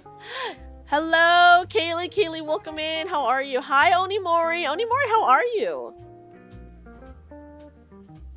I know the wings, aren't they cute? I have a tail too, but I'm not using the tail because I have this outfit pinned between layers right now so that my hair can be in front of the outfit. So because of that, like the tail, here, I'll take out the tail. It'll go like it'll go too crazy sometimes, and then you'll see it clip through bad parts. So I turned off the tail. Oh, did you not sleep a lot, Onimori? See, look, there goes. So I'll just turn off the tail. Everything we do is to get something out of others, but a good person wouldn't be out to only take things out of a relationship. I guess, like, humans in nature are transactional, but, like, are you being kind to get something from someone, or are you being kind because what you get out of that is a feeling of self-satisfaction, right? Because those are two vastly different things. We've never been far away like in 6 years. Oh my gosh, why did he have to go 2 states away? Oh no, Kaylee, hopefully we can cheer you up today. Yeah, so like, yeah, being kind, exactly, yeah. So I guess technically everyone gets something out of doing something, right? Oh, Onimori, we're going through love advice right now. We're talking about what people want in relationships and how, like, we're having a long conversation on a question that I read, but we'll be reading more questions that I will answer. So technically kind of for work. Oh, for work. Oh, how long is he gone for? How long is he gone for?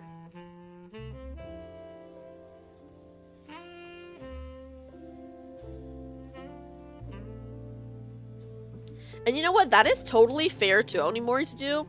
I think a lot of people in chat have said that they have given up on love and are just like happy being single. And I will say, when I decided to stop dating, I became really happy.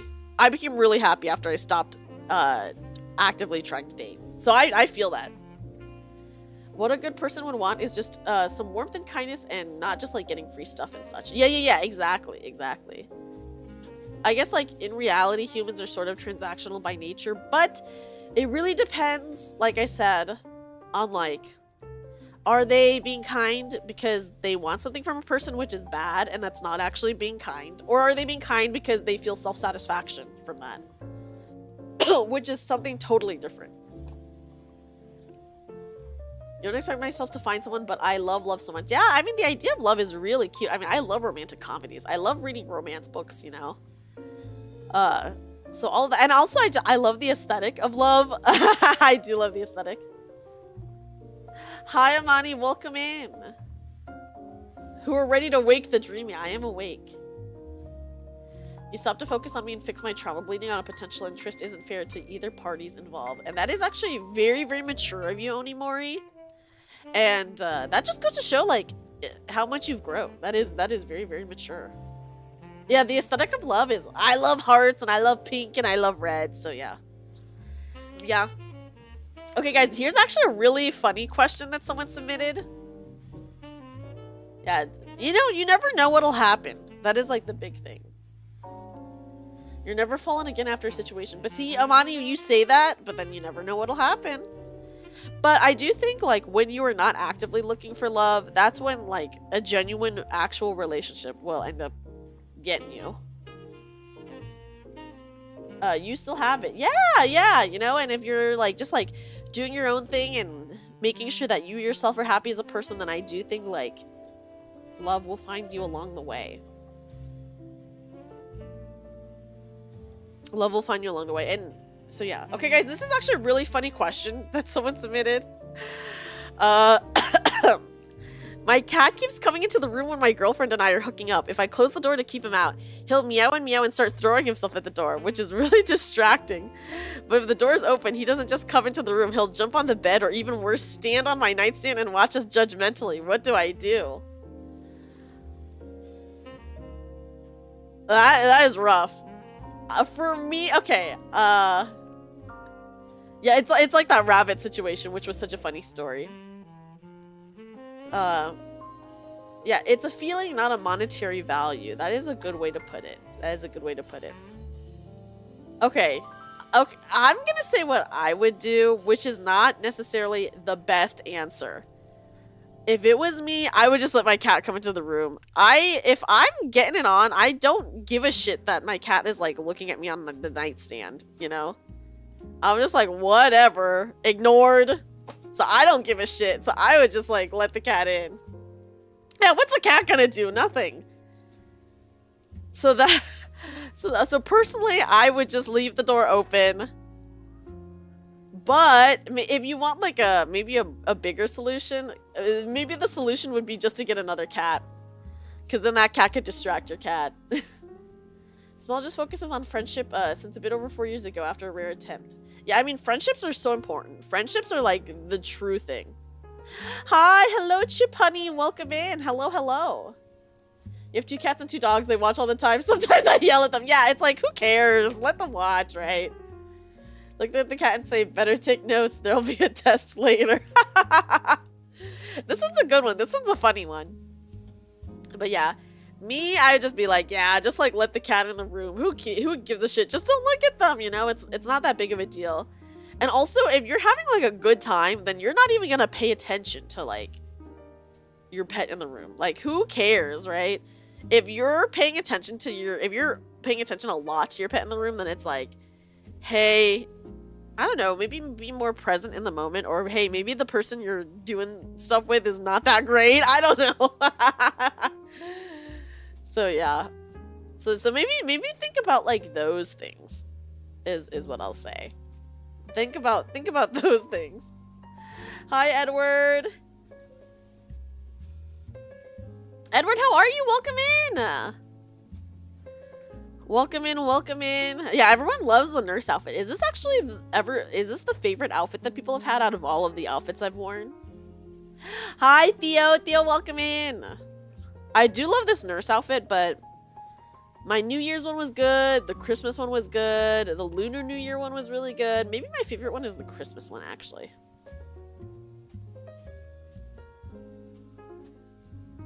Oh yeah, maybe give your cat like one of those food puzzles to distract them. You could do that too. Like they love that. My day's been good, Edward. How is your day? Happy Valentine's Day. Yeah, the New Year's one, the New Year's outfit was cute. The skirt and top, and then the Lunar New Year outfit I think was a lot of people's favorite. The one that I wore for Lunar New Year. Chat's getting freaky. But yeah, that was a good one. Okay. Okay. On to the next question. This one starts off with, apologies for the long submission. Not sure how I can shorten this. That's totally fine. Long submissions are totally okay, by the way, because we have a couple of long submissions. So if you guys want to send a long submission, that is completely fine. Okay. Being single for so long has numbed the feeling on what love is. All relationships have ended because of mistakes, and any potential relationship never starts because of my mistakes. Each mistake always being different, but nonetheless my mistakes. I've chosen so far to just support those doing what they love in whatever they can, in whatever way I can. Whether they're a streamer or friend, will someone like me ever find that feeling again? First of all, I would say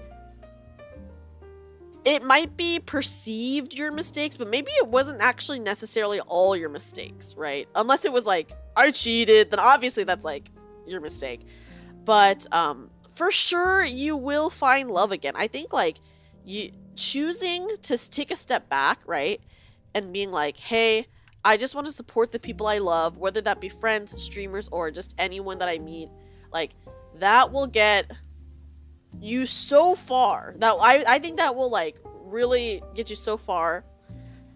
And if you feel like it's always your mistake, I think, you know, self-evaluation is good, right? Ada! Oh my gosh. Yeah, cheaters get their balls inverted, yes. Welcome in! Oh my gosh. Ada, hello. Welcome in, Raiders. Welcome in, Raiders.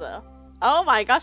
Ada, how was your stream? How was your stream? Oh my gosh, you streamed so late today. How is Monster Prom? Welcome in, Raiders. Hello, everyone. My name is Dreamy. I'm a magical bunny girl VTuber, but today I am your love doctor. So we are reading some anonymously submitted questions and answering them. We gotta beat the game. That's fair. That's fair. Did you? I don't know what Monster Prom 3 is about, but were you able to get with the person you were trying to? What was the scenario? I'll reread it in a little bit what the scenario was. But yes, welcome in, everybody. Bunny and Cal, thank you so much for the follows. Welcome in, Ada Raiders. Let me give you guys a kazoo welcome in, by the way. How are the submissions? They're good. We're very slowly going through them. We're having like a lot of really good, meaningful conversation. Oh, congrats, Ada. I played Monster Prom a couple times and I literally was never able to get with the person I was trying to get with. So you're doing so good. But let me give you guys a kazoo welcome in, by the way. Ooh, what's a love song? Oh God. I've been trying to kazoo love songs, but I do not know love songs. What is a good love song? Dude, I don't know any. I cannot think of any love songs. Grub, thank you for the follow as well. We'll just kazoo. Oh, what's love got to do?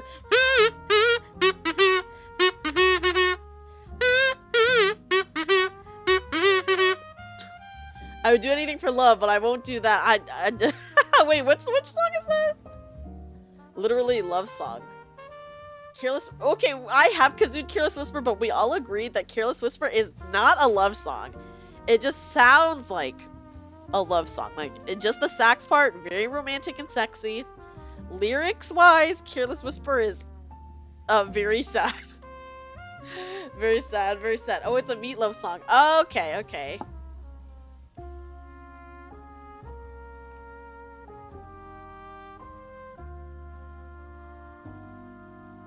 Also, guys, sorry, if you see me muting, it's because I'm blowing my nose or coughing. You wish you needed some love advice? Oh no, if you don't need love advice, it's actually probably pretty good. Okay, I'll reread the one that we just read, by the way, now that we have more people here. Hydrate, I will. Of course, Ada, I'm so glad you're streaming. Well, guys, please, everyone check out my wonderful friend Ada, by the way. Ada is literally so talented. Another amazing singer. And just someone very, very cool. Ada does a lot of variety content and is always posting a lot of covers. If you guys like listening to VTuber covers, Ada's got you covered. And also she's just really talented and does lots of fun collabs as well. So please check her out. She's been really into Marvel Rivals. So give her some support. Hi, Alaskan Hybrid. How are you? But yeah, guys, please check out Ada. Ada is probably one of the kindest and coolest VTubers I know, and someone just really, really rad. Did someone say Rivals? Yeah, I did say Marvel Rivals, if anyone's been playing. I have not been playing, but Ada has been playing. Oh yeah, we're talking about Love Rivals. Okay, sorry, there was a cat hair in my mouth, and I was like, what is this? But you know, not surprising. Cat hair on a cat owner? Okay. Okay. Speaking of Rivals, I have shown you the beautiful man that is Iron Fist. What? No, I have not seen Iron Fist. Can you send me a picture? Are we talking about Marvel Rivals Iron Fist? Because I feel ways about. Listen, I will say I would like to see him to see if he's cute or not, but I already have something against Iron Fist because he's a white guy who does kung fu. Okay? I do not like that. I do not like that. You've seen so many beautiful arts on Twitter. Yeah, just because I hate the stereotype. Oh, is the second Iron Fist? Oh, who's the second Iron Fist? Anyway, send me a picture so then I can see and then determine. Because I would love to know. I would love to know. Have a good night, Wesley. Thank you so much for hanging out.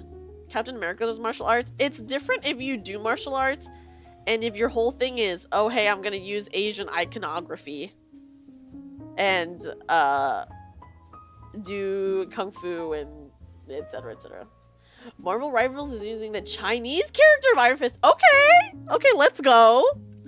Let's go. So you hate Jason Statham then?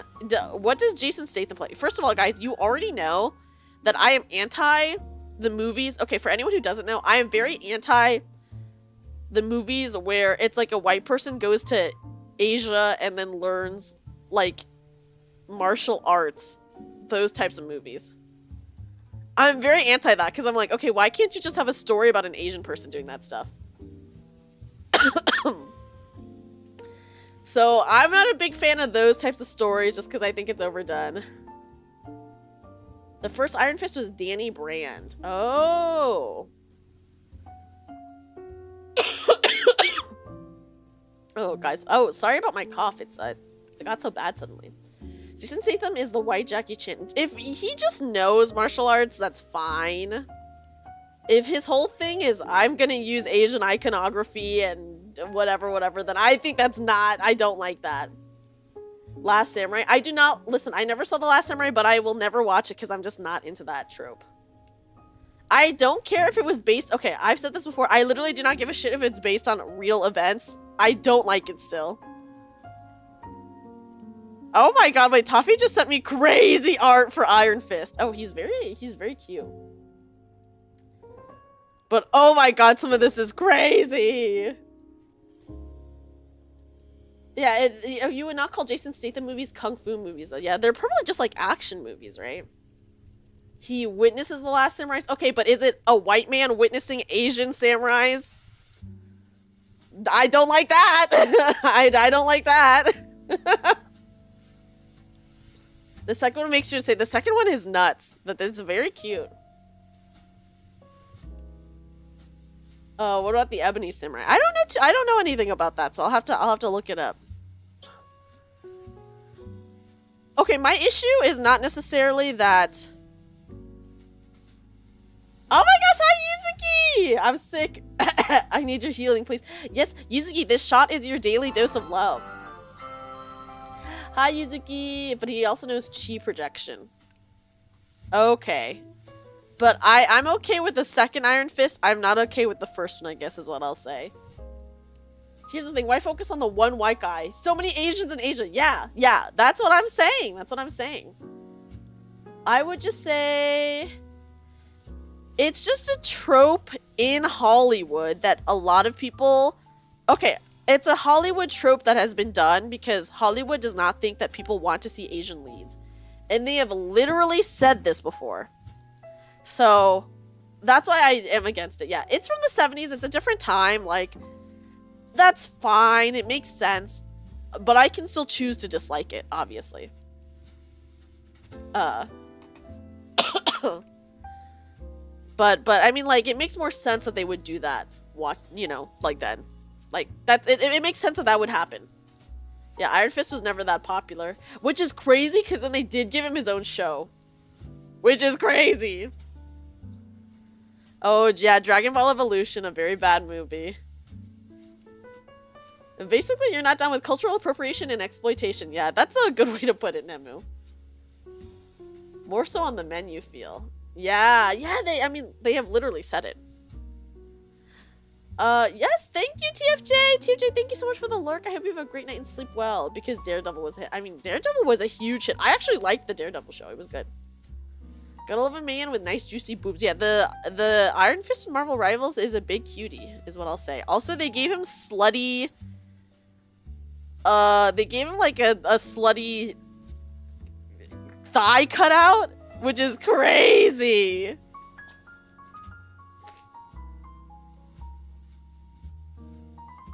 Yeah, they gave him these, like, hip cutouts in Marvel Rivals. They gave him slutty hip cutouts.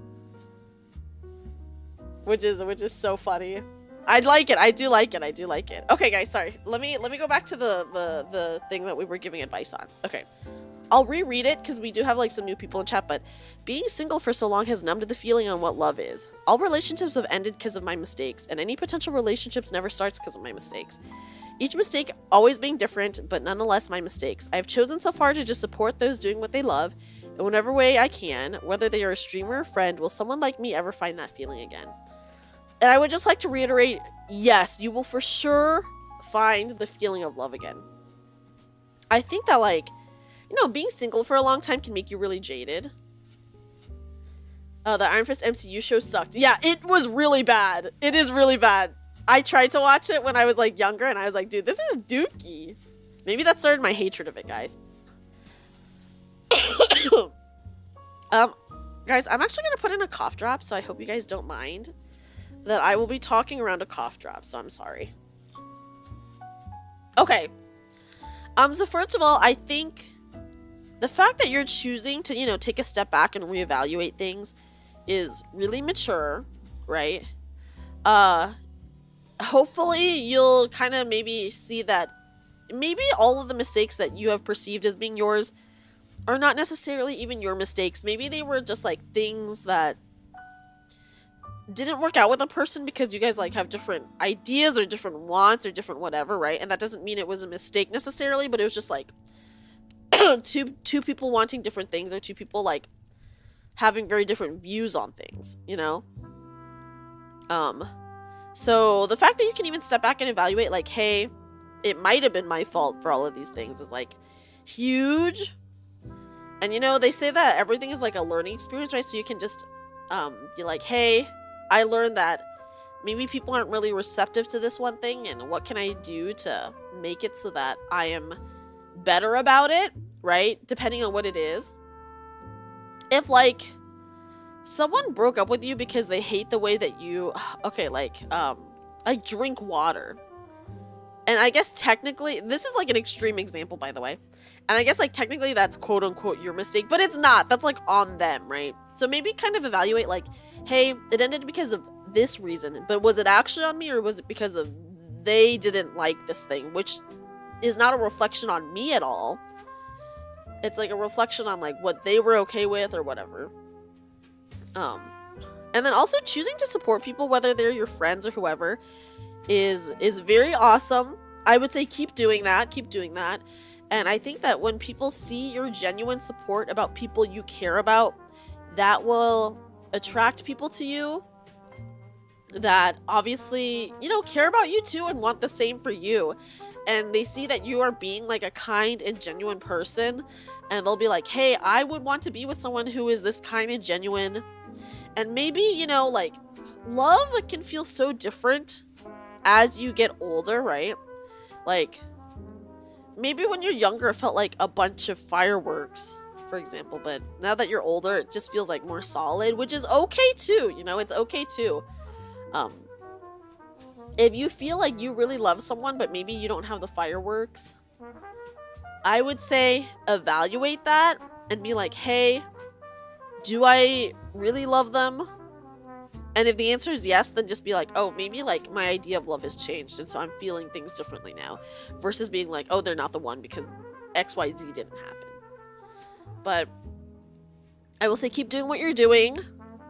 I think, you know, supporting the people you care about is amazing, and for sure still do that. And that you will find someone who cares about you in just the same way. For sure, for sure. Hi, Pizza. Pizza, welcome in.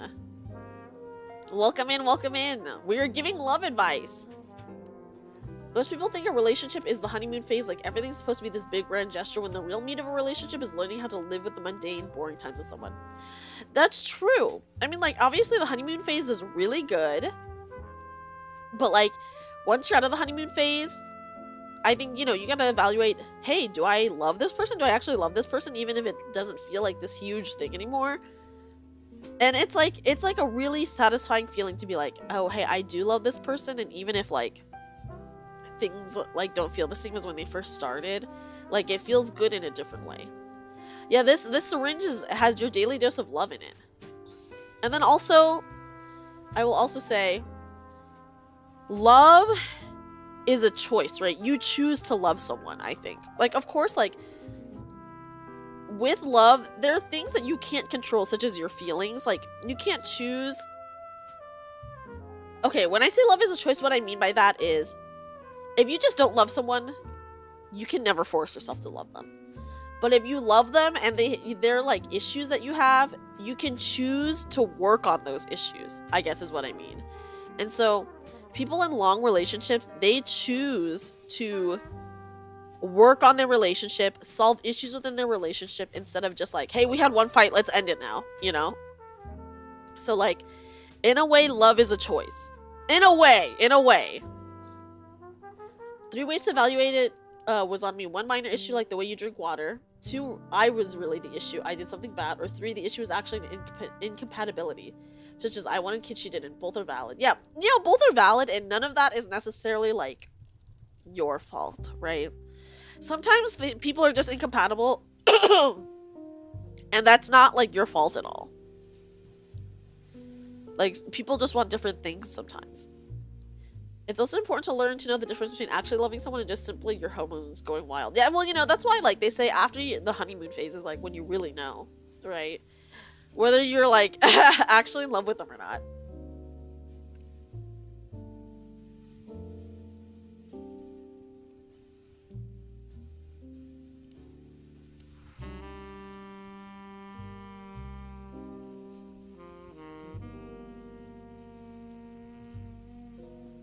I was not congested at all today, but once I started streaming, I got so snotty. Last thing is a huge issue, and it's honestly valid if you break up with them because they don't want kids. Yeah, but once again, I would say that is not necessarily anyone's fault. That's just an incompatibility thing. You just want different things, and that's okay. And that's okay, and you should never feel like that's your fault. Okay. So I hope, you know, I hope that was like good advice. And that my thoughts made sense. You have work in the morning? No! Oh, that sucks. Have a good night, Jer. Sleep well. Sleep well. Yeah, I mean, you know, you should never try to change someone or what they want, right? That's gonna be, like, the worst thing to do. Especially, like, for something big like that. Okay, here is another question.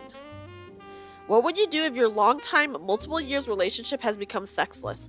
One person wants, but the other just seems to have zero appetite for anything sexual anymore. Would you stay or would you end it? I would say, if you are open to it, therapy. Couples therapy. There might be so many reasons why someone, like, loses sexual desire, right? Worst case scenario, they just are not attracted to you anymore, in which case that is an ended. But that's like the worst case scenario. But like maybe they have like a medical issue, right? They have a medical issue and like that kills their sex drive, or maybe it's like a mental health issue and that can kill their sex drive. And in which case the best way to go about this, yeah, maybe they saw Byakko and they thirst too much after Byakko, is to, I think, go to couples therapy, because you have to root out the problem. Like, hey, why is this thing that we had no longer, like, why has this changed, right? And obviously if their answer is, oh, I'm just like not attracted anymore, then you have to end it. But if it's like, hey, I don't know, but like here are some things that I've been feeling, then you can work on that. Yeah, sometimes openly talking helps. You've heard about it not feeling loved, and therefore they don't want to have relations. Yeah, maybe your partner doesn't feel loved, or maybe they feel like a parent, right? I'm not saying that this is the case here, but like, for example, so many women will stop having, and I'm not even saying that this is like a male-female relationship, by the way. I'm just like talking about like other situations. So many women have stopped having sex with their male partners because they have to baby their male partners, or they have to take care of their male partners. And so that they tend, so then like it becomes like a mother-child relationship in a way, and women are not going to want to have sex with someone who they have to take care of and like mother or nag to do like normal household things, right? So that can happen too. So like I said, I'm not saying that this is the situation here, but I think with couples therapy, this is why you actively do chores while single. Yeah, it's good to know how to do that stuff. This is why I think couples therapy is like really, really important, because you can root out the causes. Like, hey, maybe I'm feeling this way because I feel like I have to nag you to do things, and that makes me feel like your mom, which I don't want to have, you know, which I like makes me sexless. That's just like an example of something that could be going on. Like, we don't know what's actually going on, but going to therapy could help you figure out something like that. So yeah. So yeah. Or like I said, it could be a medical reason. Because there's a lot of medical conditions that do until now. Oh my gosh, Toadash. But yeah, there's so many medical conditions that can kill sex drive, or medications. So like, are they on a new medication? That could be something to take into account as well, right? And then just openly asking them, hey, is there anything I can do for you? Is there anything you want? And if they still aren't interested, that's when I would say for sure couples therapy. If you guys both want to make it work. If they don't want to make it work, that's on them. You have to end it at that point. Because that's just them not trying to make it work, which that's not your fault at all. But of course, if they want to be in the relationship, then they will agree. Like, they'll agree. They'll be like, yeah, let's like figure out what's going on. You know? Hi, Red Pearl. Hi, Red Pearl. Yeah, try not to have secrets too, obviously. Raised as a disciplined Asian kid, I had to do chores all throughout your childhood. You're used to it. Oh my gosh. I'm so bad with chores, I'm not gonna lie. Hey, I kind of, maybe not the best way to go about it, but yeah. But basically that. Communication is key. It's true. It's true. But, yeah, I would say, first of all, talk to your partner to try to figure out what's happening. If you still do not have a good answer, I would 1000% say couples therapy. I think maybe some people are really just afraid to communicate as well, which could be the case for your partner, but maybe with like a therapist there, it could help open up more conversation, and just so you guys like can figure things out. So I hope that makes sense. And you know, if none of that works, then I think you just do have to end it, because that's just incompatibility. It's okay to end things because you're not compatible. But if you truly love each other and want to make it work, you have to choose to try to make it work by like doing all these steps. So yeah. Okay. Next question. You guys, there's a lot of really good questions that have been submitted, by the way. And also I have some confessions as well that we'll go through. Yeah, so maybe that's a factor too. The longer it's been, you would assume the harder to end. That's true. They said multiple years, but I guess that depends on how many years. Yeah, there's no bad questions, guys. There's no bad questions. Okay, not love advice, but I guess friends with benefits advice. I've known this girl for a while now, and we're making plans to hook up soon. But I'm super nervous because we have a bit of history, and I'm worried it might affect our friendship. I know doing that with her is something I really look forward to, and feel my worries might be pointless, but I can't shake the feeling. So far, I've had that not affect any friendships, so who knows? I would say, main thing is, if you guys are both on the same page, I think it'll be totally fine, and it will not affect the friendship, even if you have a history, you know? As long as you guys are both upfront with what you want, like, hey, we're only doing this for sexual gratification or whatever, that's totally fine. I don't think anyone will catch feels as long as you are both upfront about it. Even if someone does catch feels, at least you guys will both know where you stand with it, right? Sometimes you gotta communicate like a huge amount to truly, yeah, you have to communicate a lot sometimes. There's no bad questions. But yeah, that's just going to happen. Someone's going to catch feels and it's done. So, I mean, I would not say that's going to happen. I would say you don't give people enough credit. Listen, I've known plenty of people who have just had only sexual relationships, and that's totally fine. But the main thing is you have to be so clear and upfront about it. That is the biggest thing. You date for love. Yeah, that's fine too, you know. It is totally okay to only want something physical with someone, but you just have to be so clear, hey, this is only a physical thing, and we can continue this physical thing if you want. But I'm not looking to be in a relationship, And if the other person's like, hey, I'm not looking to be in a relationship either, totally fine. You're both clear to go. Yeah, both have to be clear about it and have to be clear if the feels start creeping in. Yes, exactly. Exactly. Don't do what that one guy did and say, I might catch feels for you when you know the other person likes you a lot. Yeah, that's fucked up. That is fucked up. But my main thing is I think that the friendship will not change as long as you guys are just very upfront about what you want, what your intentions are, and how you're feeling. I would say if you do catch feelings, it is really good to communicate that as well, just to be like, hey, I think we should stop this because I have feelings, or hey, I have feelings for you, so do you want to do more or not? Once again, this is like a big communication thing, but I don't think if you've had like physical relationships with other friends and it's been totally fine, I wouldn't worry about it. I wouldn't worry about it. You've already had experience with that, and it seems like it'll be totally okay for you. But I would say even with the history, you know, sometimes with the history, it's easier to be even more clear with each other, right? So like if you have a history, you could be like, hey, this is what I want, and this is like whatever. And then they'll be like, and then maybe they'll be more comfortable being like, hey, this is what I want as well, or this is like what I don't want. And I think as long as you guys are both clear, I think the friendship will be totally fine. Yeah, with history might be even better, honestly. I think it's easier maybe to keep feelings out of it if you have history rather than if it's with a stranger. Sometimes it really is easier with history, so I think you will be a-okay as long as you guys are both clear.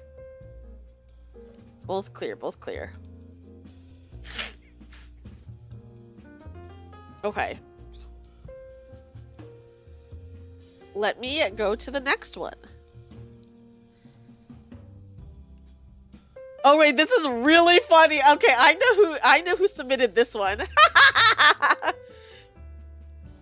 My brother needs a pink-haired, bunny-eared healer to help cure his depression. He has a really big butt and is a pretty powerful mage. Do you think he has a shot? Here's what I'll say. Guys, if you do not know what reference this is, please watch the Fate D&D series that I'm in on the Zero XP channel. Here's what I'll say. Your brother definitely has a shot, but he has to be open to love. You know? That's what I'll say.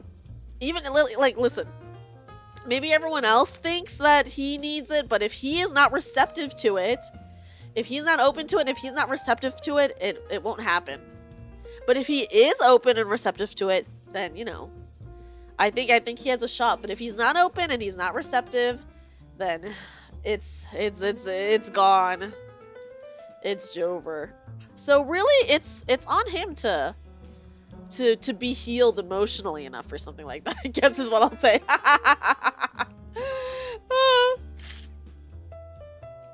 that one's a good one. That one's a good one. Okay. Here is a very short one. What is the best way to know who the right person actually is? I will say I don't think you'll ever know right away. I mean, maybe you will. Some people do know right away. But for me, I would not know until I've been with them for a bit. I would say probably 3 months in, you know whether you want to be with someone or not. Right? If you think about them a lot. Okay, hold on. I need to sneeze.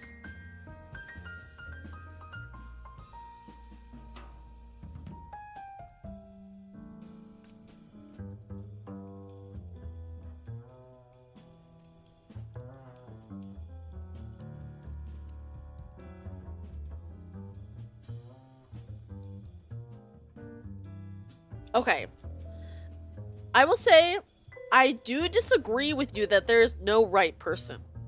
What I will say is, I don't think there's the one. I'm not sure if the one ever exists. But as for who the right person for you is, that definitely does exist. So I disagree that there's no right person. I don't think there's a one. Yes, someone who's had a long-term relationship fall apart, the one is difficult to find. Yeah, I don't think there's definitely no one. I think, yeah, there is a right type of person. I think how you know that is, first of all, evaluate how you feel, right? hey, do I really care about this person? Do I want them in my life?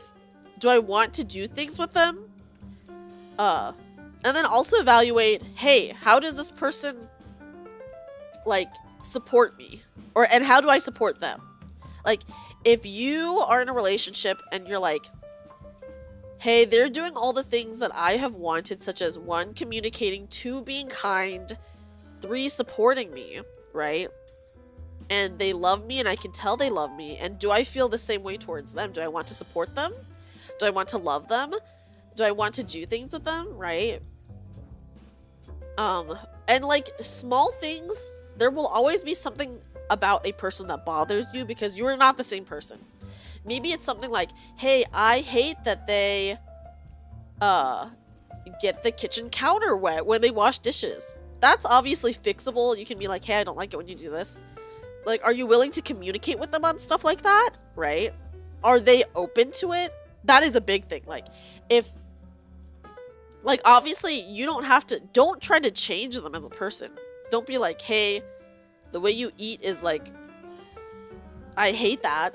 Like, that's like just how they are. I mean, they can try to change that, but it's like, don't eat with your mouth full. Wait, what? Don't talk with your mouth full, maybe? You want to be the Zaku to my Gundam? A cute way to ask someone out. But yeah, just like, hey, are you willing to communicate with them on stuff that bothers you? And then are they open to changing within reason? Like, this is all within reason, of course. Are they willing to change that thing or work with you on that? Like, for example, hey, it really bothers me that when I try to talk to you, you, like, don't ever look at me and are distracted or something like that, right? And if they're like, hey, I'm sorry, the reason I do that is XYZ, I'll try to be better about it. Or maybe they'll be like, I'm not comfortable doing that because of XYZ. And if you're okay with that, you know, then it's like, okay, you know, like, that's like something that you guys can both work on. Something that you can both work on that's like, hey, how do we make this better for you and how do we make this better for me? Right? So you both have to be open to it. I said this earlier, but love, a little bit of love is choosing to love someone. So if you feel like you love this person and if they have things that you think you guys can work on, you have to choose to want to work on them. You have to choose to want to like be open to doing things or changing things. And if you're not open to that, then I don't think they're the right person. Or if they're not open to that, but you are open to that, then they're not the right person. Because if they love you, they will be open to, I'm not necessarily saying change, but they'll be open to work on things. You know? Your ex-wife was stubborn and refused to change their fixable negative habits. Yeah, see, something like that. Like, it's like, if they are taking it as you trying to change them, but they don't change their bad behavior, that's a bad sign. A lot of love is committing to improvement together. Yeah, exactly. Yeah, you both improve to be a good partner for both of you guys. Right? Oh, yes, let me hydrate. Like, it's not just on one person to continually make changes. Hi, Mo. Mo, welcome in, and I hope you have a great sleep. Like, you guys both have to choose to work on it. And, yeah, so I would say to know who the right person is, or, like, the right type of person, evaluate how you feel. Do you want to support them? Do you want to love them? Are you open to like working on things or changing things? And then evaluate if they feel the same way about you and if they would want to do the same thing for you. And I think that is when you know that's the right person. If someone gave you a char-siu bao, your brain would reboot and you would forget what you were annoyed / mad about. Ooh, easy fix then. Easy fix. Okay. Okay, here is love advice on getting over a breakup of a 3-year relationship and getting into a new one.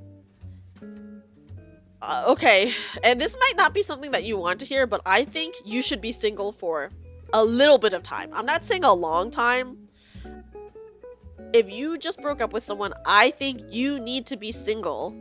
Especially if you're breaking up after a long relationship, you need to be single for at least a couple of months. I would say 3 months, maybe even, depending on like how you feel, I would say 3 months minimum you have to be single. Because so much changes you as a person when you're in a relationship. Maybe you have trauma from that relationship, maybe you don't, right? But either way, I think you need a little bit of time to be single to reflect on yourself and be like, hey, this is what I'm like being single. This is what I'm like as a single person.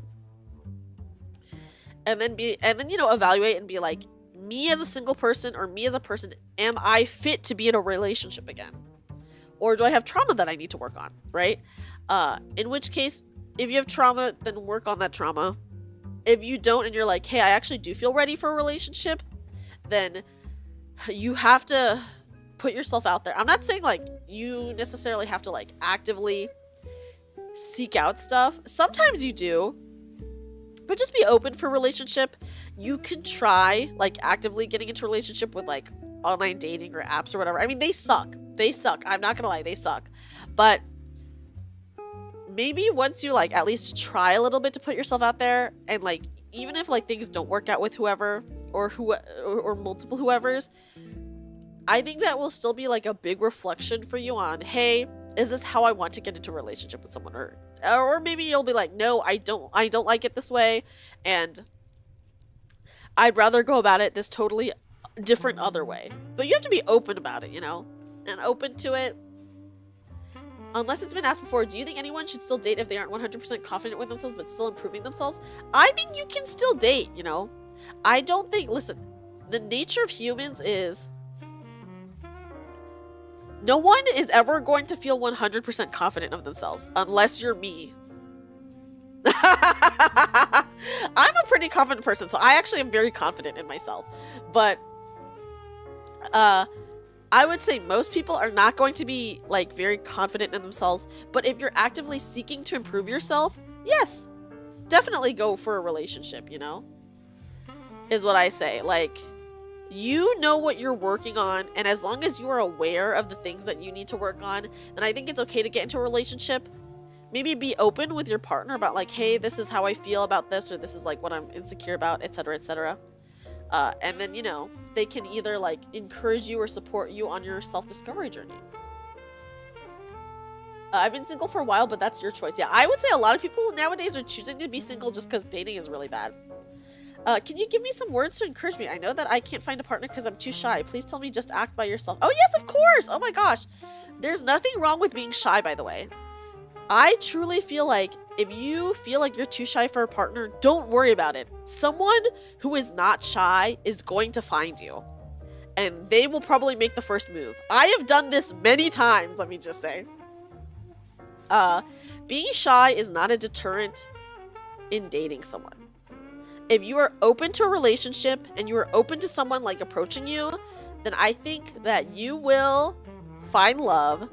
Someone who is an extrovert and not shy will approach you, and things can go on from there, but you have to be open to it. Like, are you okay if they do that? Yeah, be open to responding when they reach out. Exactly. When they reach out, be open to be like, hey, yeah, I'm actually interested as well.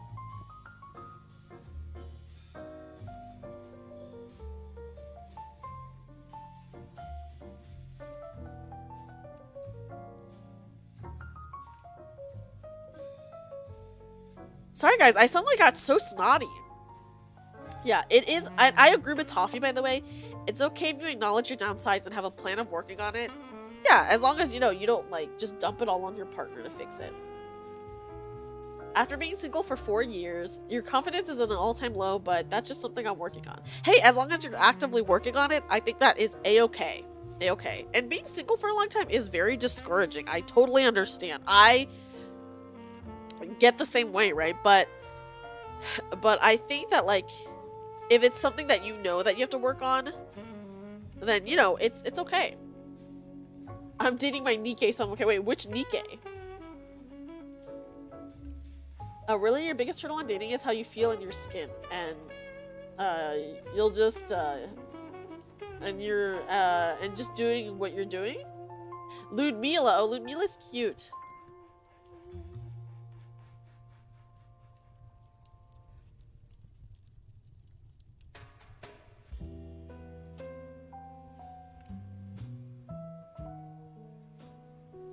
I think it's okay to not be comfortable in your skin. I would say a lot of people aren't.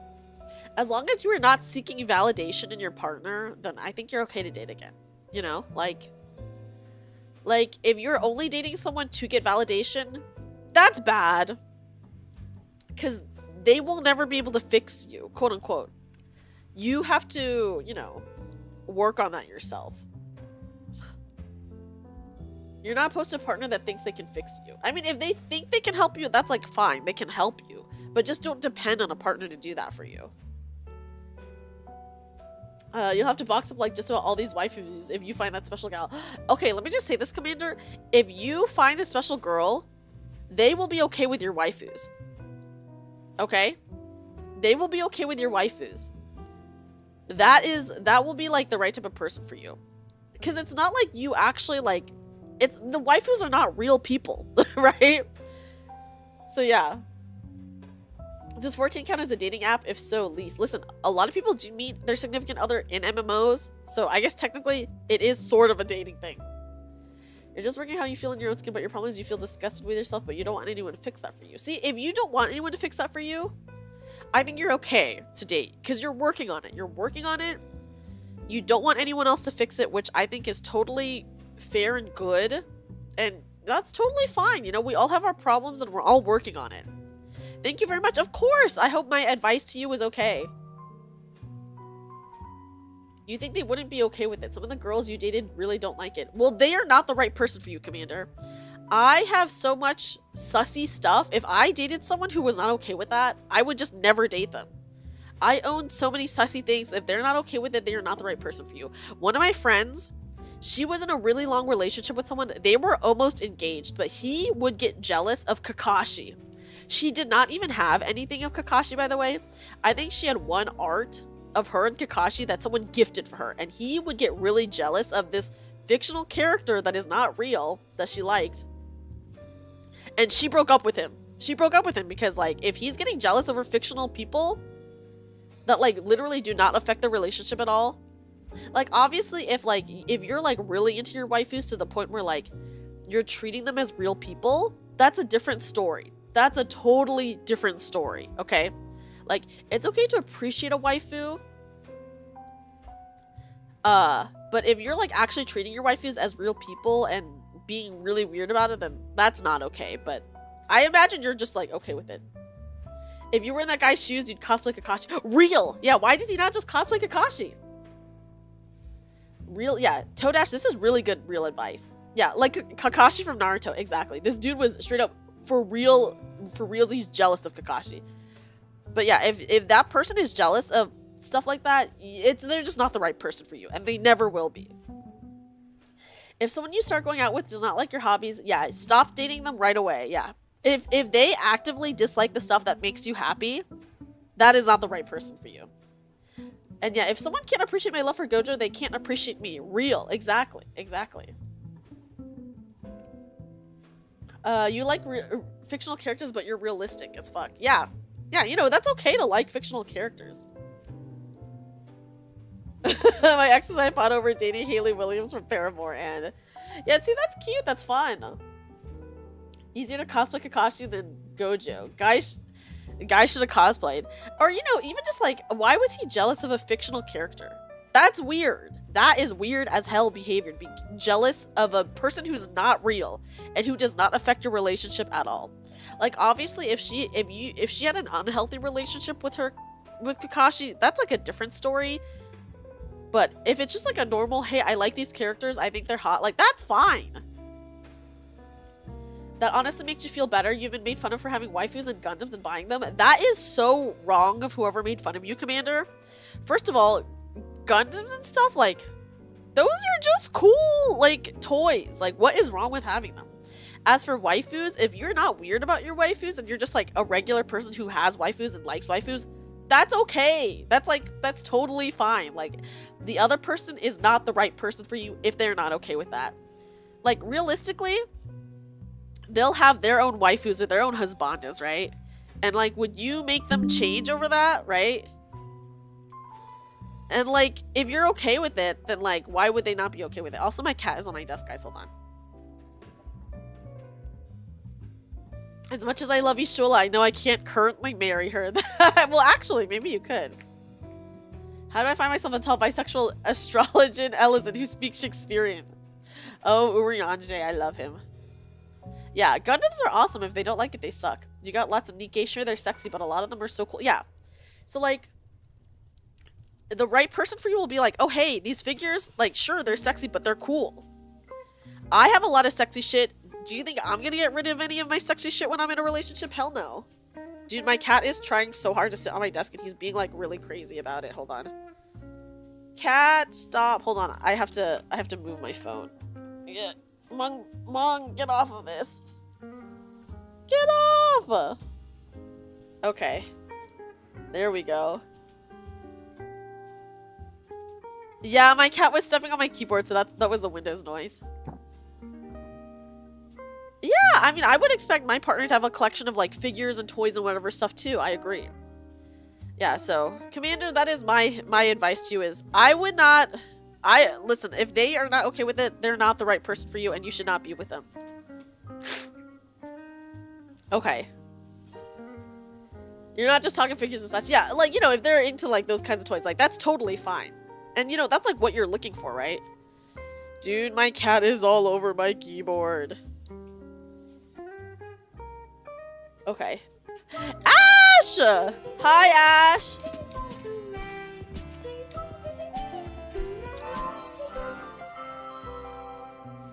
Welcome in, Raiders! Welcome in, Raiders! Hello, Nurse! Oh my god. Actually, Ash, you were the first person to say that. I think today. Hi, guys. Everyone, please check out Wonderful Ash. She was a big member of the community and very cool. Welcome in, Raiders. My name is Dreamy. I'm a magical bunny girl VTuber. And we're giving love advice. Someone else said it too? Oh, I missed it then. I'm dumb. Hi, Silver Isolation. I hope you're not feeling too much pain. Yeah, well then they just aren't for you. Exactly. Let me give you guys a kazoo welcome in. You think you said it right at the very start? Oh, I probably missed it then if it was right at the very start. Too much pain is an understatement. Well, hopefully we can distract you from the pain. Hopefully we can distract you. People like that will turn around and see nothing wrong with being a sports fanatic. Oh, you're so real for that, Inu. People get so into sports to like a crazy degree and that's like normal to them. But like suddenly being into anime is not normal. Like, come on. Come on. Okay. I'm gonna do one more and then I'm gonna actually take a quick break to just heat up my tea. And then I'll be back and then we'll like continue on, by the way. Oh yeah, ear infections are crazy. It is insane. Have you ever gone to one of those gaming stores or hobby shops, Sausage Fest, and if a girl shows up, she's dating someone already? Well, I would not necessarily assume that, because I've gone to plenty of gaming stores as a single person. You know? And actually, when I worked at a comic shop, it was it was me and another girl who were the employees. Then they see a VTuber saying, take me out to the ball game. Oh my gosh. Yeah, that's true. Oh my gosh, yeah. Yeah. Someone obsessed with the Giants is perfectly normal. That's what they think anyway. Approaching women risks them finding out you're a creep or harasser. I mean, are you a creep or harasser? And if so, then you shouldn't be dating someone if you're either of those. No, well then, you don't have anything to worry about if you're not, you know? Sure, they can think that, but they'll just be wrong. And, you know, if that is their immediate reaction, then they're not the right person for you. Yeah, no worries, Jamie. I would say, you know, I think that's, like, pretty common. But I think nowadays it's, like, easier to see, like, a lot of single women in, like, those types of shops. If you don't mind watching Family Guy or BoJack, then you shouldn't mind watching my jiggly physics animated shows from Japan. That's true. That's true. Yeah, I mean, people can think the sky is purple, but that doesn't mean it's true. Exactly. Exactly. Okay. Let's go ahead and read the next one. Okay, is it still love if your partner steals the covers every night? Maybe they can't help it. It is still love, but you just have to get more covers. I'm sorry. Like, it's gonna suck, but you just need more blankets. You need to have multiple blankets at the ready so that you have some covers. Yeah, get 2 sheets. Easy solution. I am notoriously a blanket hog, is what I'll say. It's still love. It's war, but it's still love. Yeah. That's a good way to put it. I am notoriously... okay, the reason why I'm a blanket hog is just because when I sleep, I roll around a lot, so it just like gets all twisted under my body. So, you know, maybe that's the case with them. And they can't help it. Maybe they can't help it. Okay. If you take my blanket, I'll retaliate by just laying right on top of you. Yeah, you know, but maybe they're doing it subconsciously, or maybe while they're sleeping. In which case, you just gotta have extra blankets. I am a blanket. Yeah, are you a furnace? Maybe sometimes, you know, it's like just too hot. Okay. Here's another one. If your girlfriend, boyfriend spends the night with a friend of the opposite sex for their birthday, am I in trouble? Is this only an American thing or universal? They assure me that they keep their friends at arm's length, but I remain skeptical. Okay. I would say this is an issue with your partner. It is not normal. Yeah, it depends. It depends. If this person has been friends with their one friend of the opposite sex for a long time and there has never been any feelings, I think it'll be okay. Because, you know, sometimes people just have friends and that's fine. But here's the important part. Oh God, my cat. If you are uncomfortable with it, they will not do it. If they're a good partner, they will not do it. If I had a partner and I was like, hey, to me, I'm not comfortable with you sleeping over at your friend of the opposite sex's house for their birthday. Then if your partner will be like, hey, I understand that this is making you uncomfortable. I won't do it. Because, like, even if for them the friendship is like just a friendship, they have to be able to see how it looks on the outside, right? If it makes your partner uncomfortable and it does not affect you whatsoever to do that, then why would you not do it? Yeah, I would never put my partner in that position. I'm on the same page as you, Grub. Yeah, if the person you're with isn't there with me, I don't need to stay there either. Yeah, like, even if I wanted to stay there, if my partner expressed being uncomfortable with it, me not spending the night literally does not affect me in any way whatsoever, right? So if it doesn't affect me, why the hell would I not do it? That's how I feel. Your friends all know you're an Asian girl, so nothing's gonna happen. Oh my God. They're like, whatever. But for realsies, if you are uncomfortable with it, your partner, if they are a good partner, they will not do it. Yeah, if she feels uncomfortable, I would not. Exactly. Like, why would you put your partner in a situation where they feel worried and scared about this? Right? Like, you sleeping over, does that affect things at all? Like, why do you have to sleep over? Like, what about this birthday makes it so that you have to sleep over? Right? Like, there should be nothing that you have to sleep over there for. You know?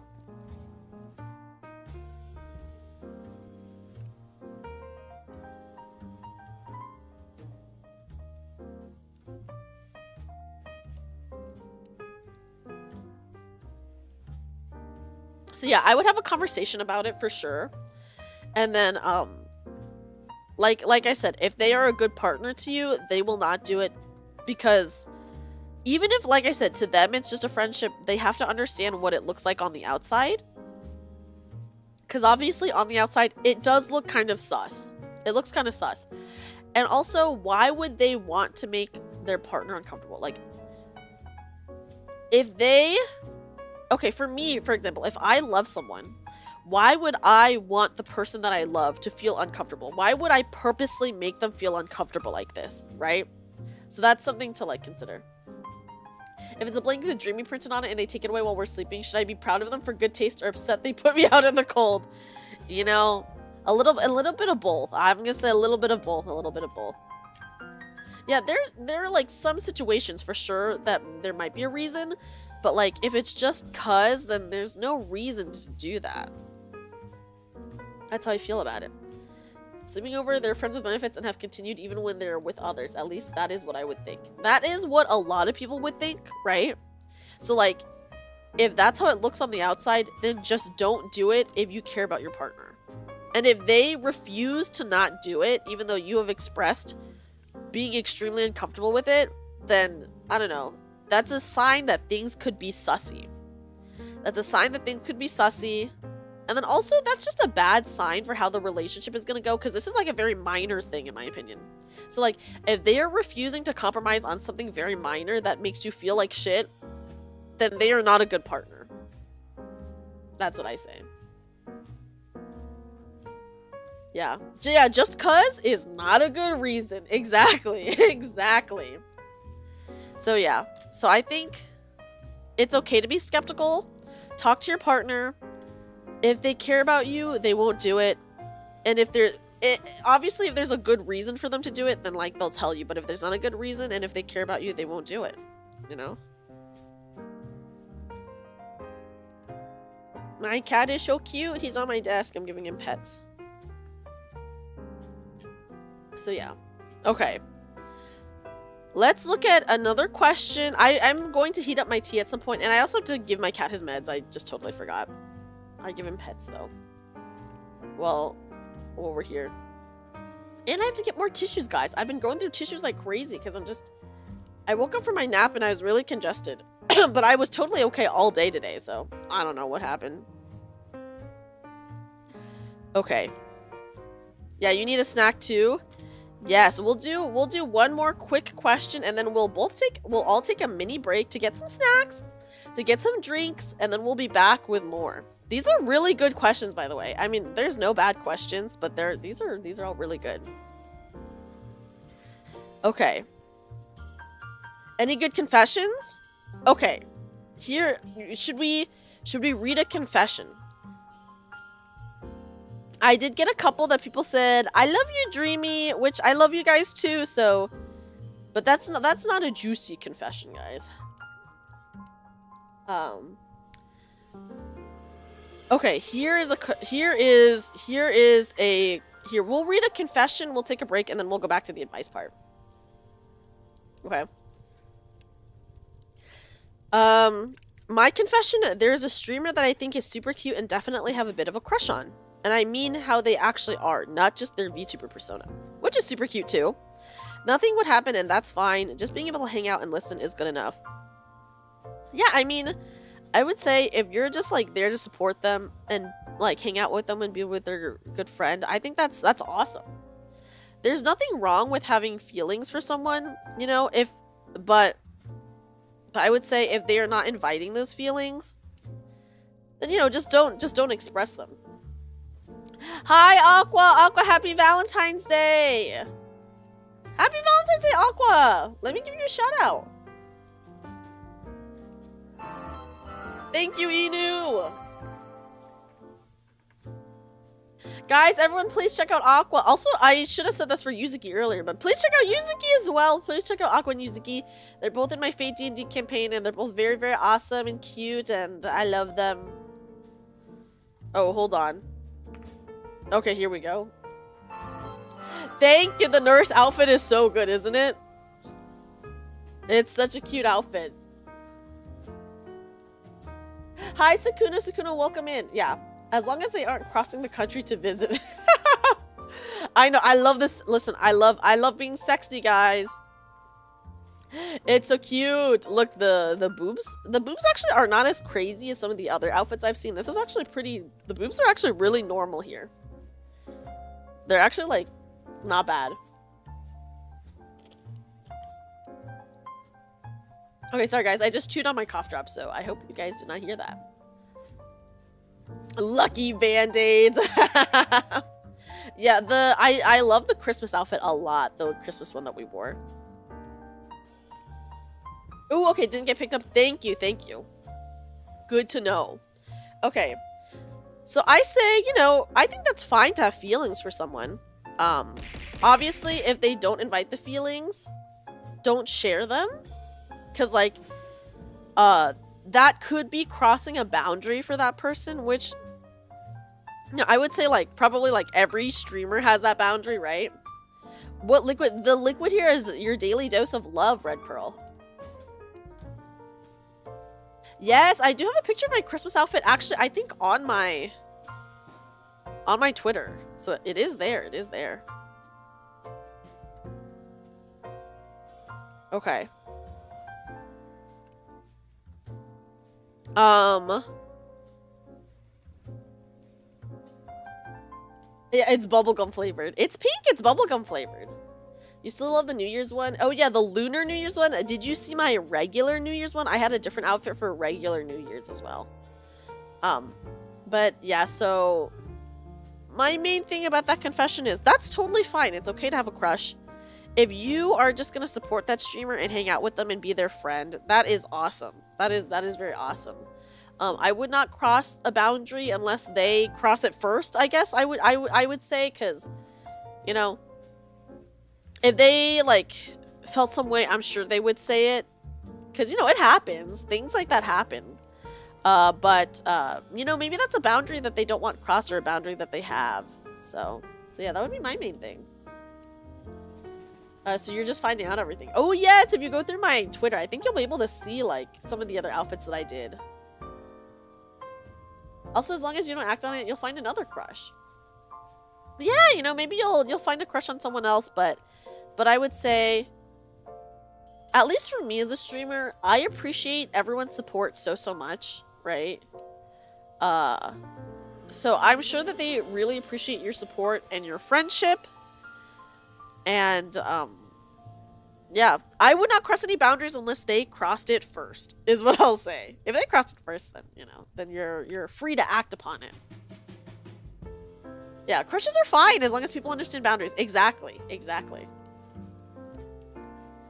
It was a long time since you came here, and this is a great outfit. I'm glad you like it. Yeah, you can't control the crush, but you can control the boundary crossing. Exactly, exactly. But if you are totally happy just hanging out with them and being there with them, you know, that's amazing.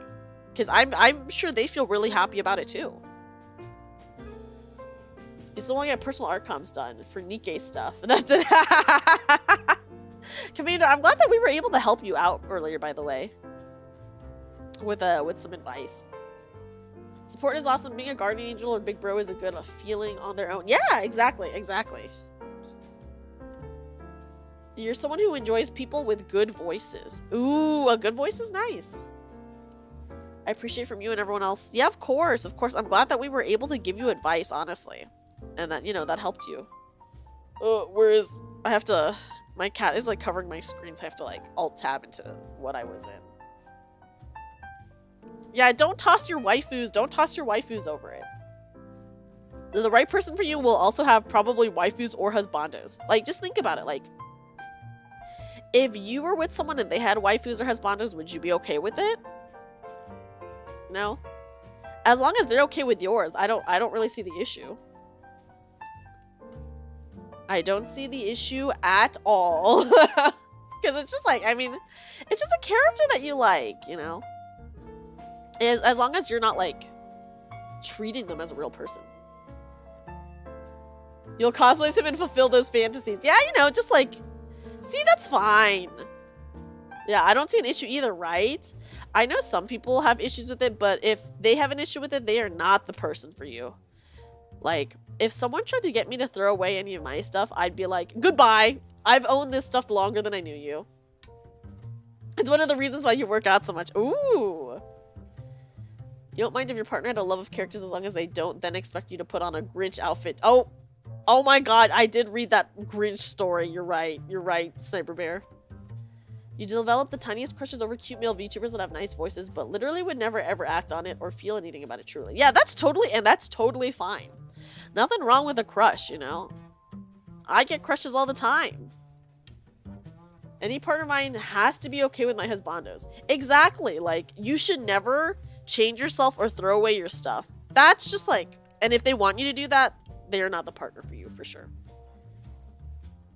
The Zaku helmet stays on. No! All the time. Yeah, if they don't get your enjoyment of waifus, it's not an automatic bad thing as long as they're willing to try to understand. That's true. That's true. The willingness to try to understand your partner, that is a good sign. And you know, if they give you an ultimatum, like throw these away or I break up with you, then you gotta break up. Because they will do ultimatums for like that's like a minor thing. so they'll like continue to do shitty stuff in my opinion if that's like the case. They should know I care more about my actual partner than fictional characters and don't want to deal with someone being weird about it. Exactly! Exactly. Aqua, you missed it, but I was telling a story earlier about one of my friends. She was in a really long relationship with someone and she was like engaged to this person basically, but he was really, really jealous of the fact that she liked Kakashi. And let me just say, she did not even have any like Kakashi things. She had like maybe like one Kakashi thing, and then she had like an art of her and Kakashi that someone gifted to her. Someone gifted her art of her and Kakashi. It wasn't, she didn't even commission it. Someone gifted it to her and he was really jealous. And she did break up with him because he was just so like extremely jealous over this. In an ideal world, your future girlfriend likes Artoria and I like Arthur and we love each other. Yeah, see? See, that is the way to go. Did your friends or we're over? Yeah, just like that's just too much. I don't usually I don't get any usually, but you got one after years. Like your heart is stone fertile, but you're always near your crush. Yeah, you know, sometimes it just happens. It just happens and it's okay. Ultimatums are your ultimate turnoffs. It's just a massive red flag to me. Yeah, I mean, unless it was like a serious ultimatum, like, hey, stop being an alcoholic or I will leave you. Like, obviously that's a good ultimatum. Potentially to have, but yeah, if it's just like over like minor stuff, like God, who gives a shit? Yeah, God forbid an insecure person sees your Graha tea collection. Yeah, and then like if they tried to get you to throw that away, or if they were jealous, that's just so bad. Yeah, for sure, it would be better to work out the problem than present an ultimatum. That's like true in every case. Yeah, you know, sometimes people, I will say, I do not like ultimatums. Sometimes people do need an ultimatum, but once again, I think that's like over something extreme like, hey, stop drinking 5 drinks every day or else I'll leave you. I think that's an okay ultimatum, you know? Yeah, ultimatums for serious things are fine, exactly. But saying you better get rid of your anime, well, they suck. Yeah, that is like, that's just something so stupid to have an ultimatum over. The extreme stuff like that is good for ultimatums. Yeah. Extreme stuff is good. If it's something small, then you just have to break up with that person. Oh my gosh. Yeah. Yeah. Okay. When you used to live in Okinawa, the last girl you dated saw your collection and said, oh, you have a shrine. Her name is Cosmos? Wait. So like you were totally like they were totally okay with it? Stop drinking, stop cheating, stop screwing your body pillow, etc. Yeah, those are all serious things that an ultimatum would be okay for. Cosmos? Wait, is that what they said? But they were okay with it, right? As long as they were okay with it. Yuzuki, yesterday we were talking about how the Toho fandom is like really into armpits. I thought you said Ultimato, which sounds like a red super villain. Last girl was not. She wanted you to get rid of it and everything. Yeah, see? That last girl? Big, not the right person. Hi, Kyrios. Yeah, Kyrios, look, I have your daily dose of love right here in my syringe. Get ready to get it poked. I've heard about that. I've heard, yeah, I didn't know about that until yesterday. That's a strange correlation.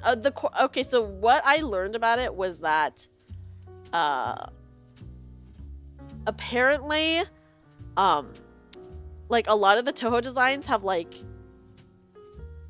arm cutouts or like sleeve cutouts or whatever that show off the armpits, so like a lot of people who are into armpits like also like the designs, because the armpit is just like showing, I guess, like naturally. Detached sleeves. Thank you, Inu. That's what it is. They have detached sleeves, so their armpits be out. Their armpits are out. Okay, guys, should we take a mini break to get some food or snacks or whatever? Should we do that? And then I will... Pudding time. I'm gonna just reheat my tea. You see the trend with art showing pits on Twitter, though. They make the pits look like lady... Okay, I was saying this yesterday, Curious, but people, like, I've seen a lot of armpit art on Twitter. And yeah, they all straight up look like lady parts is the polite way to say it. It's true. It's true. I've seen a lot of that on Twitter. And you know, a lot of people do get sexy armpit art. Yes, I will drink the water right now. I feel like most people hate armpits. You also hate feet. Is that the artist in you, though? Do you as a person hate feet, or are you as an artist hating feet? I actually know several artists who hate feet. Funny enough. I don't know if there's a correlation, but I do know multiple artists who hate feet. And armpits, actually. You just hate them both. They're just so gross generally. Yeah, I can understand that. I think feet are like neutral to me. I'm not into feet at all, and I'm also not into pits at all, but yeah. But other people's gives you the shivers. Yeah. I would say, I think that's actually a very common feeling that a lot of people have. You don't mind being stepped on, but you're not into feet, I think is what you're gonna say. Feet can make you rich by selling feet pics. We got a lot of good things to give advice for, by the way. And some good confessions, so... I'm going to quickly take I don't know, like a 5-minute break, I would say. 5 minutes? To, go fill up my tea, reheat my tea. And then, I don't know. And then we'll be back. Get another box of tissues. You like if a girl has normal feet, but they really don't get your motor going. And armpits? I mean, that one is even weirder than feet. Yeah, I would say armpits is definitely, like, more niche than feet. Feet is not really that niche. I think a lot of people are into feet, but... Armpits, I feel they're niche, right? But yeah, it's not the feet that gets me going. Yeah. It's the getting stepped on. Mario and Luigi, thank you for the follow. Welcome in. Yeah, everyone needs to replenish their fluids now. Okay, guys, we'll take a quick break. We'll take a mini break. Just for like 5 minutes, 10 minutes max. It depends if my cat will eat his medication or not. And then we'll be back to talk more. Are you guys feeling this playlist, by the way? This is just like a random romantic playlist that I put on. Are we feeling it, or do we want like a different playlist? The playlist is fine? Okay. I'm actually gonna pause it so then it doesn't overlay with the BRB screen music. It's chill vibes. It is. I feel like there's like a lot of sax in it, which makes it like, ooh, this is romantic. Okay, guys, we'll be back. We'll be back momentarily.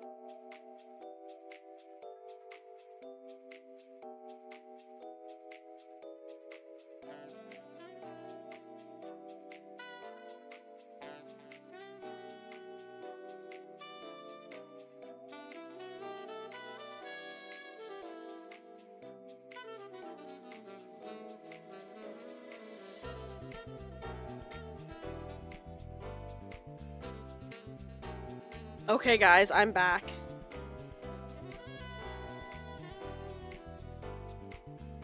I'm back. Hello, everyone. I do feel so much better now that we got up, actually, because I walked around for a little bit and my congestion cleared up a little bit. I did get tissues, more tissues so that, you know, if it flares up again, I can deal with that. But I also made some popcorn. I heated up my tea. I made some popcorn. I gave my cats their medication. Or I gave my cat his medication, I should say. So yeah. Yeah, everyone's gonna be nurses now to take care of me.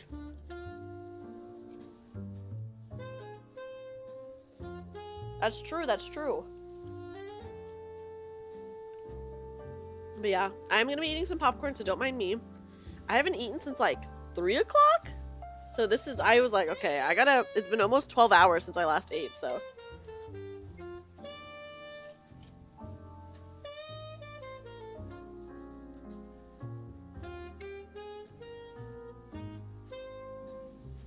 So I'll get a small snack. Anyway, so sorry about that, guys.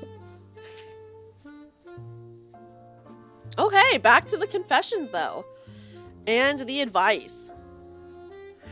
I just got back, Toadash. I literally just got back, so you did not miss anything. I just got back, so good timing, good timing.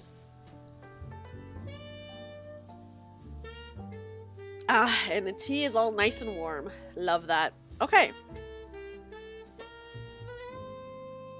I did also take medication, so hopefully that'll just be a bit better now. Okay. Hold on, I'm trying to like pull out a tissue, but I'm like ripping it.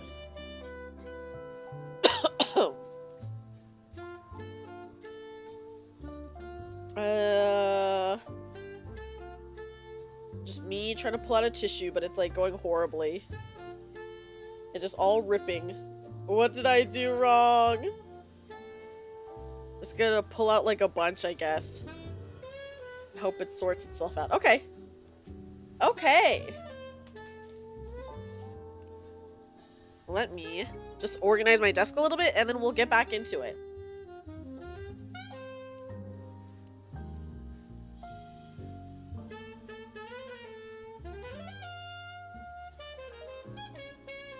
Okay, guys. Here is the next advice. Hi, Bulbasaur, welcome in. Okay, trying to understand my problem with parasocial relationships. I know the ones I'm crushing on do not know I'm alive, but it's not like I have anything else, but I also know the frustration involved when I wish I didn't have to be drowned out by 10,000 other people in the chat. Am I supposed to stop this, and if so, then what do I do? It's not like I have any luck finding love. I would say this is... You saw the Christmas... Isn't the Christmas outfit so good? I would say maybe for your own mental health in this situation, you should probably... I don't know, take a step away from these huge streamers, right?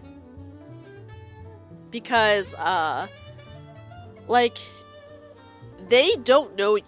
It's okay to have, okay, we've already said it's okay to have a crush, but if you are feeling really negatively from this crush, I think you do have to take a step back.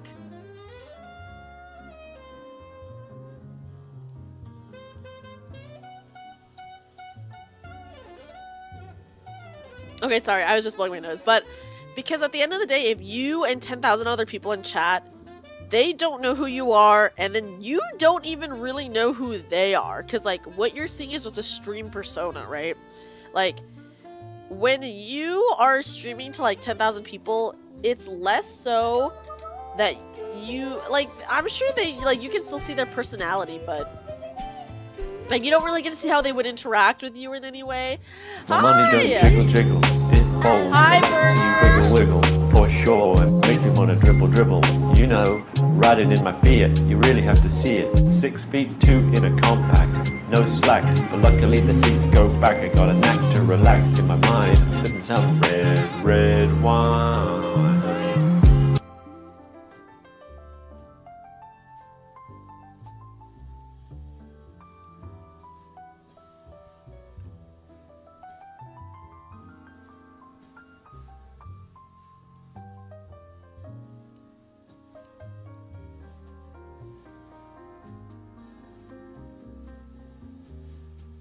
Oh, sorry, I muted. I thought I unmuted, but welcome in! Thank you, guys. Welcome in, welcome in. Hi, everyone. Hi, Burner. How was your stream? Welcome in, everybody. Welcome in. You're in Agile. We're just welcoming in, the raiders. But hello! Hi, everyone. Welcome in. My name is Dreamy. I'm a magical bunny girl VTuber. Today, we're giving some love advice. So let me give you guys a kazoo. Welcome in.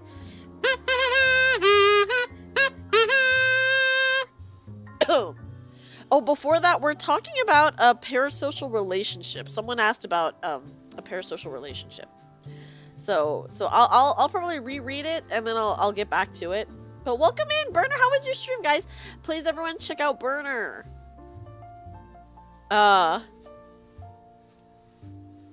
Okay, yeah. So it is. Well, they called it a parasocial relationship. I did not call it that. They said, trying to understand my problem with parasocial relationships. So they themselves have called it that. I know the ones I'm crushing on do not know that I'm alive, but it's not like I have anything else, but I also know the frustration involved when I wish I didn't have to be drowned out by 10,000 other people in chat. Am I supposed to stop this? And if so, what do I do? It's been good. How are you, Tabs? I was saying that if it's okay to have a crush, we were just talking about this actually, that if you have a crush on someone, that's fine. Crushes don't necessarily have to mean anything, you know? So, like, it's totally okay to have a crush. It's okay to have a crush on a streamer. It's not okay if you're crossing boundaries. But if it's just, like, a crush and you're not doing anything, then, like, that's fine. Like, there's no harm in that. However, I will say if it is impacting you negatively, like, if it's making you feel bad that, like, you have a crush on them and they, like, don't know who you are, then you do have to stop. Yeah. If you feel bad, you need to back away. Exactly. Like, if it is actually actively making you feel bad, then you do need to step away and you gotta be like, hey, why do I feel bad, right? Like, I don't really know this person. They don't know me. So, like, what about this is making me sad? Etc. You know? We before the break, we did just say that it is totally okay to have a crush. It is totally okay to have a crush. Just don't cross any boundaries. Because, you know, like, obviously, if they cross it first, then obviously you're okay to make a move. But if not, then you just gotta assume that they're not okay with it. Which I would say probably, like, 99% of streamers are not okay with boundaries being crossed. But yeah, really, if you are feeling bad about it, if they cross it first, then it's war. Yeah. But genuinely, if you are feeling bad, doubt they'd ever know if you cross it. You know, that's fair. That's fair, right? If there's 10,000 other people, they're not gonna know, unless you, like, I guess, try to I don't know. But then how would you do that? But yeah, I really would say it's okay to have a crush. Sometimes a crush just feels nice to have, you know? But if it is actually negatively impacting you and your mental health and it is making you feel bad, then you have to step away. And yeah, like, it would be hard to notice you in a chat of, like, 10,000 people. That would be hard.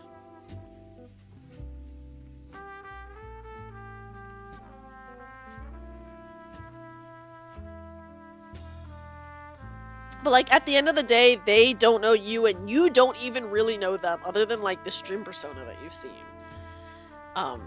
So, you know, that's just something else that you have to keep in mind. Like, hey, I don't really know this person, so why do I feel really bad about this? You know? And, you know, once you take a step back, then you can, like, I would say focus on other things that you really, really enjoy, right? Yeah, no worries, Burner. Thank you so much for the raid. I hope you have a great sleep. Thank you for hanging out for a little bit. And thank you for the raid. Thank you. Probably because lonely and not happy being ignored.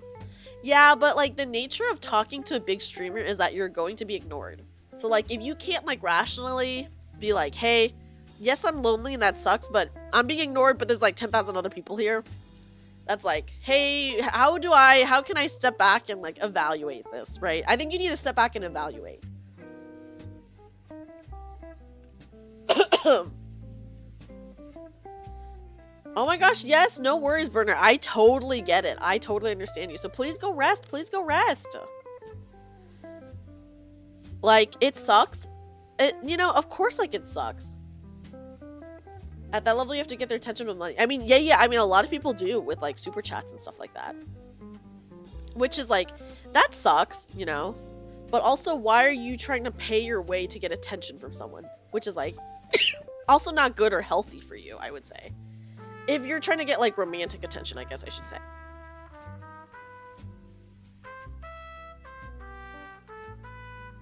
If you're just, like, donating to support them, that's, like, totally fine. But if you're donating with the expectation that they will respond to you romantically, that's very bad. That's not good at all. That's not good, and you really, at that point, 1000% have to step back and be like, hey, why do I feel this way? Why am I doing this? But yeah, I would say it's okay to have a crush, but if you are genuinely feeling bad, if you are feeling bad from this, you do need to stop watching, probably, and step back and be like, hey, why do I like them? Why do I have a crush? And then also, why do I feel so bad when I don't really know them? And they don't really know me. Right? So it's just, those are just like some things to keep in mind as well.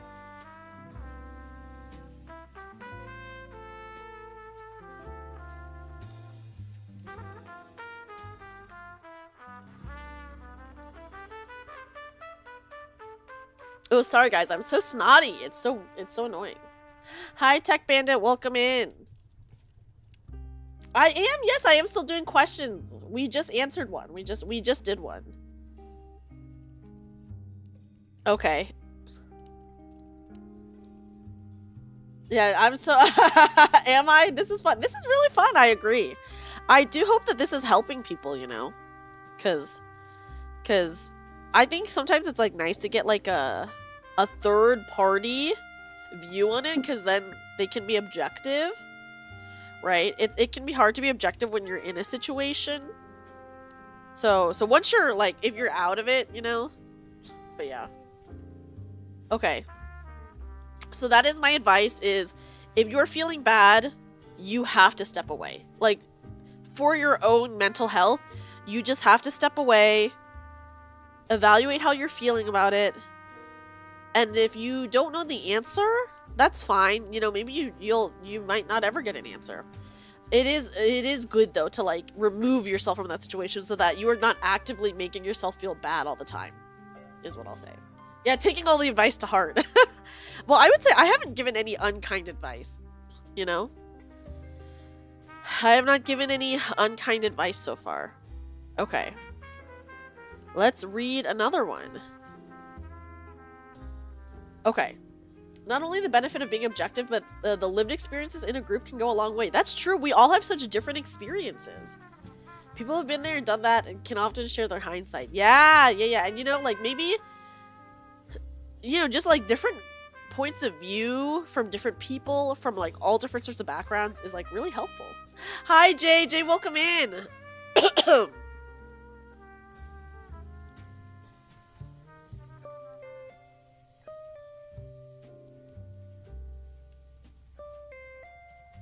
Okay, here's another one, guys. How do I be clear and upfront about wanting to try a relationship? I went on a first date in 2 years with her today. Lunch and a walk. We've hung out as friends the last 6 months, but I'd like to broach the question now. She has more free time after passing her test last week, and she expressed her interest to spending more time together. But I don't know if she wants to hang out as friends or try dating. We aren't the type to be friends with benefits. My hesitation to defining the relationship conversation is that she's moving to the East Coast in 5 months, so it's now or never. For context, my previous relationships were 3 years, 4 years, and 1 year, and I've been single and not dating for 2 years. I feel like 5 months is too short to decide if I want to move cross-coast with her. Okay, this is a difficult situation because this person is moving, but are you okay with a long-distance relationship? And this is something that you and her would have to talk about. So I would say if you want to try a relationship, you should broach the subject to see how she feels. If not just to like, if not like just for you to tell her how you feel, but you know, just to see like gauge where she is coming from. If she's expressed more interest in spending some more time together, for sure jump on it. But then also, this would be a good opportunity to be communicative and open and be like, hey, I could see myself being in a relationship with you. What is your opinion on that? If you guys are both willing to try out a relationship, I would say go for it. Let's say you guys decide to start dating, right? And you guys have this 5-month deadline before she moves. But if the relationship is going well that entire 5 months, maybe you would be open to trying long distance for a little bit. And, you know, maybe once you try long distance, then you might be open to moving to be with her in the future. But I would say you have to, you know, see how it goes first. I'm not saying that you don't have to decide within 5 months if you want to move with her, but you do have to decide, am I willing to try a long distance relationship for a certain amount of time? Because, like, long distance is hard, but it's not impossible. So many people do long distance relationships. I've known many people who've done long distance relationships, like IRL. And, like, it's worked out in the end for them.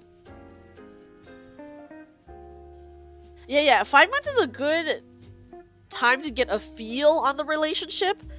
You don't have to move right away, like, after 5 months. But I do think, like, by the time she moves, you will know, hey, I'm open to trying long distance, or no, I'm not open to trying long distance, right?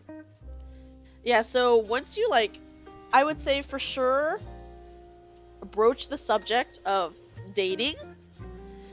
Talk about it. If you're interested in dating and she's interested in dating, go for it. You know, why not go for it? If that's what you guys both want, I say go for it. There's no harm in going for it. And then after the 5 months before she moves, then you'll know, hey, do I want to be in a long distance relationship? Do I want more? Yeah, so if you guys both want more, yeah, distance be damned. You will, you know, if you guys are like, hey, this relationship is really awesome and I still want to continue dating you even though you're moving, I would say try long distance, because long distance is not the end of the world. It's a hurdle for sure, and it can be difficult, but it's not the end of the world. It's very possible to do long distance relationships. And then, you know, after a year or so of being together, maybe then evaluate, hey, would I be open to moving to be with her? You know, if the relationship is that great, even despite the long distance, right? So I think those are the steps that you have to take. Is 1, bring up, just being clear and upfront right away that you do want a relationship. And, you know, like, I would say go on another date or 2 even if you want to. See how you really feel. And then once you're like, hey, I do want to be in a relationship with this person, be like, hey, I do want to date you, and I know that you're gonna move, but would you be interested in dating me? And if she's like, yeah, then date. And then when the time comes before she moves, be like, hey, you know, evaluate how you feel. Do you want to be with her despite her being on the opposite coast? If not, then, you know, you guys can end things. But if so, then bring up the subject with her of long distance dating. And, you know, if she's down for that, then I would say long distance date until you, I guess, are comfortable potentially moving forward, right? So like, you guys can long distance date for an X amount of time. If you guys both think that the relationship is going really well, then you can broach the subject of moving. I mean, if it's not going well, then, you know, you can break up. That's like the other option, right?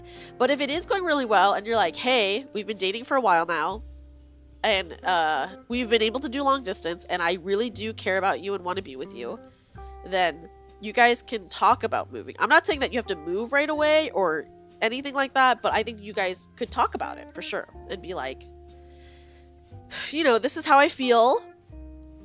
These are the pros of moving and these are the cons of moving. Like, am I willing? Is this relationship good enough for me to move? Etc., etc. Have a good night, Bahamut. Sleep well, sleep well. Plus, a strong start by beginning the relationship in person. That's true. Beginning in person really does make a difference, and yeah.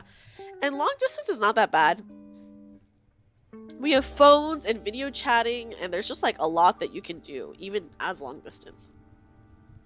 5 months is almost a perfect amount of time. Not too long if things aren't great. You both have an out. And if things are good, then you can move forward. Yeah, exactly. Yeah, and then, you know, if you really care about each other, then I don't think long distance will even be a problem. If you guys are both willing to work on it, you know? I don't think it'll be a problem at all. So yeah, that's what I think. And, you know, having a 5-month relationship even if things don't work out, I think you'll have learned something about yourself, about like what you're willing to do or what you're not willing to do, about like things that are okay or things that you might not want to compromise on in the future, and it'll be good. Yeah, eventually you move or they move back for it to work, which is doable. It is doable. And if the relationship is worth it, then like the moving is not going to be a problem for, I guess, either of you.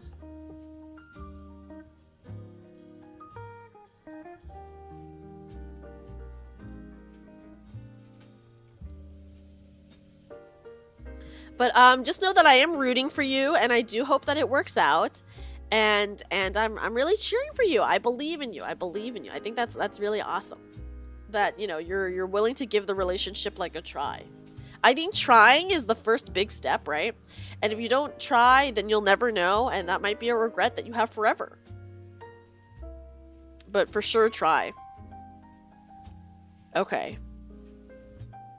On to the next one. Let me just make sure these are not like in any particular order, by the way. So I have to like scroll sometimes to see.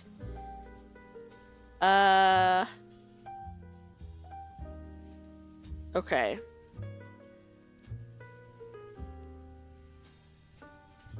Okay. I've just recently gotten out of a long-term relationship, 15 years plus marriage and children, now in mid-30s. What advice would you give to someone looking to get back into dating? Okay, this is the same advice that I gave before about getting out of a relationship, but you need to be single, okay? You need to be single for a little bit of time. 15 years is a long time to be with someone. If you're mid-30s now and you've been with someone for 15 years, that means you might not even know what it is like to be a single adult. Oh my gosh, Toadash, you're so funny. So, like, let's say you both started dating when you were 20. 20 is so young, right? And now you're like 35 because it's been 15 years. You have never really spent any of your adult years being single.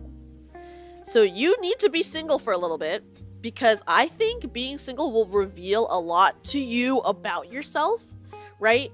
Like maybe some habits that you have now that you're single, or things that you like or don't like as a single person. And, you know, it might like help you reflect more on what you would want in a partner. But I would say jumping into another relationship right away is a bad idea. And that you do have to be single for... Oh my gosh. Okay. I would say it depends on who you are. I would say minimum 6 months of being single. If I was with someone for 15 years, I would want to be single for at least 1 whole year before I got back into a relationship. Like, obviously, like, some people, like, don't want to wait that long. A year is a long time. But I feel like at least 6 months of being single is really important for you. Because, like, you will just learn so much about yourself in that time period. If you feel like you can go a year being single, go a year. But for sure, at least 6 months. Because 6 months in the whole span of your life is no time, right? You would have no clue how to go about things. Certainly the way dating is now. Yeah, dating now is hard. It's true. Take some time to yourself. 30s isn't very old these days. Yeah, 30s is not old literally at all. But I do think you need to be single for at least 6 months to a year. 6 months to a year. And you know, in that time, I think it's important to have like a lot of self-reflection. Also, you have a child, right? So if you have a child within that 6 months to a year, you're also focusing a lot on your child, which that's good. That is good to do. So yes, you'll like have time to focus on yourself, learn stuff about yourself, but then also you do have a child that you're caring for. And also within that 6 months to a year, you'll just like know what it is like to be a single person as an adult. Like, I think being a single person as an adult, you really gotta know what that's like so that you know what you want, what you're willing to compromise on, what you're willing to not, what are deal breakers for you, and, you know, really reflect on yourself. Yeah, a lot would depend on the kid's age too, that's true. And just learn about yourself. It's so important to, like, really know yourself, especially after coming out of a really long relationship, because maybe all of your adult years you've only ever been with someone, in which case how do you know who you are as a single person? So, you know, it's important to take that time to learn that before you jump into being, like, in a relationship with someone again.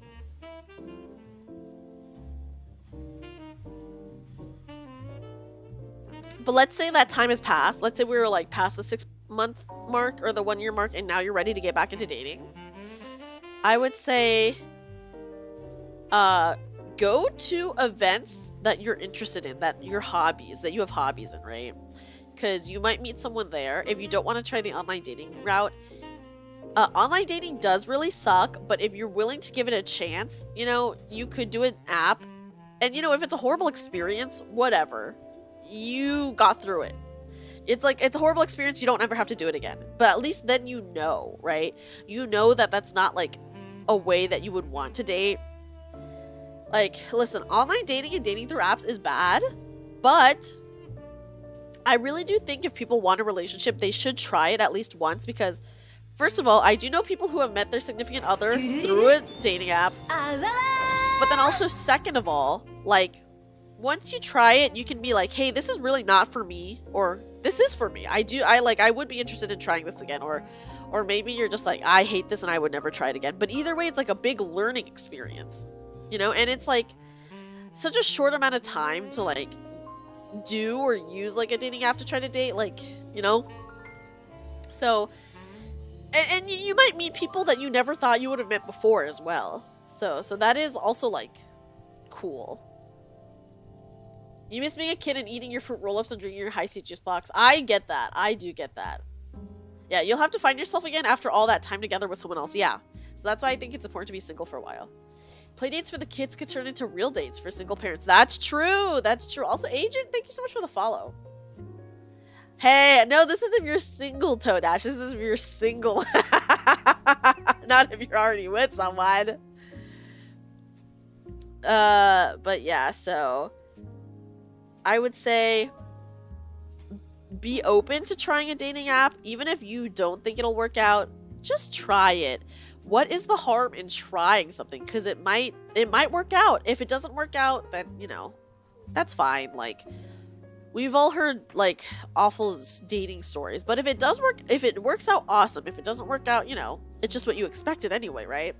But either way, you'll, like, learn something from it, and it'll be an experience to try. So that is my advice. And to go to events for things that you're interested in. That is, like, a big thing, because you never know who you're gonna meet there. Like, you might even make some really good friends, even if it's not a relationship. And, you know, if you have, like, a specific hobby, it would be cool to go to events for that specific hobby. And then, you know, you can meet someone with, like, the same interest.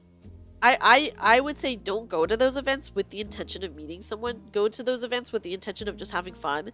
And if you happen to meet someone, then cool. And if not, cool.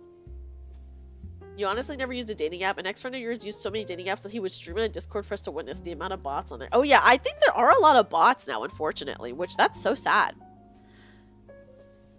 Because I feel like even just a few years ago, there were, like, no bots. Okay, sad face. Oh my gosh. Yeah, bots are cheap and easy to make, and, you know, they're trying to scam people. That is also another risk, right? That you might, like, run into a bot. But, you know, I say just try it. I'm really an advocate for trying things at least once. Okay, here's a fun one. Here's a fun one, guys. There's a streamer that has pinky hair and bunny ears, and the name starts with the letter D, and sometimes I'm very nervous and don't know what to say, but I really wish her all the best. This is so kind. And I want to support her from the background. Asking for steppies occasionally as well. I'm in a difficult spot by a frequent lurker that loves steppies. Thank you so much for your support. Honestly, I've already said this before, but it really means a lot to me. It means a lot to me to have, like, people support. And I hope that I can make people smile and laugh. That's always my goal, is to, you know, make you guys laugh. And and hopefully make your day a little bit better if you're having a bad day, or to distract you, etc., etc. I'm just glad to be here and to hang out with people who love talking to me. I love chatting. I'm such a yapper. So I'm so appreciative of, you know, you guys chatting with me. Like that means a lot to me, and just any support that you give me, it means the world to me. So I just want to say thank you so much. And, you know, I'm just going to keep on trying my best and, you know, hope that things work out.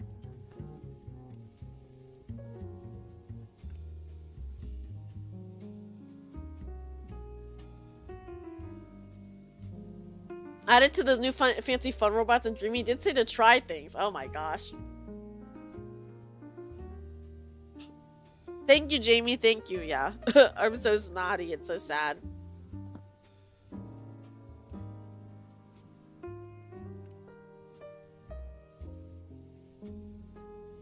Thank you. Oh my gosh.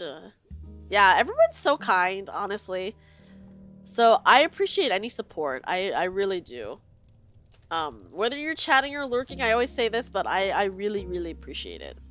And, you know, no one is ever obligated to sub or gift me anything or anything like that. But if you do, I also want you to know that I'm really appreciative of it. So thank you so much, everyone, for supporting me in any way that you can. Whether that's just being in my streams, or whether that's, you know, like subbing to me, or like getting me a gift on Throne or anything like that. I'm really just so appreciative of it. So thank you guys. I'm gonna eat some popcorn. Hold on. Thank you for the dote.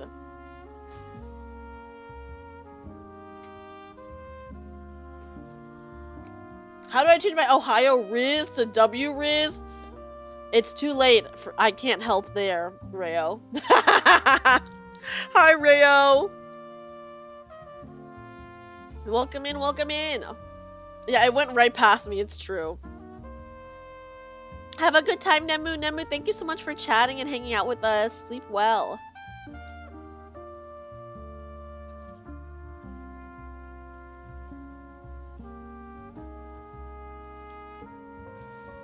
Don't mind me, guys. Listen, popcorn is not a great stream snack to eat, but it was the only snack I had, okay?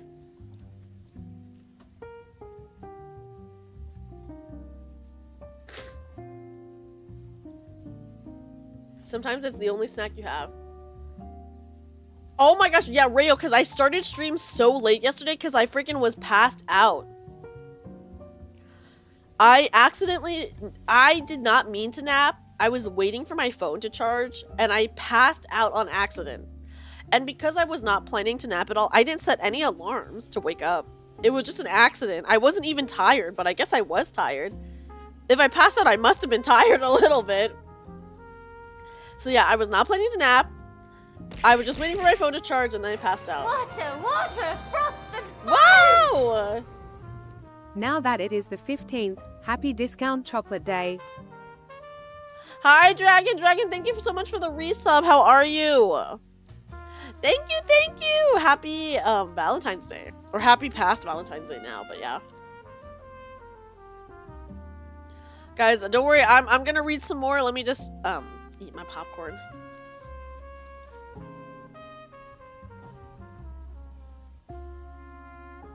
A bit sleepy and hungover. Ooh, you must have had a fun night then, right?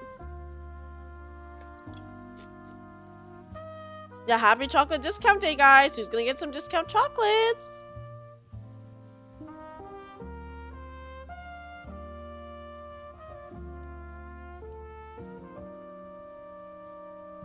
Ooh, that is really nice. Welcome back, pizza. Yeah, and we'll happily buy chocolates. Yes, the discount chocolates are gonna be so good.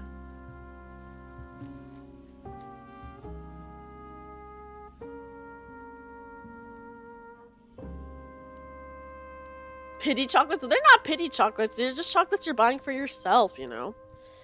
It's just for you. It's just for you.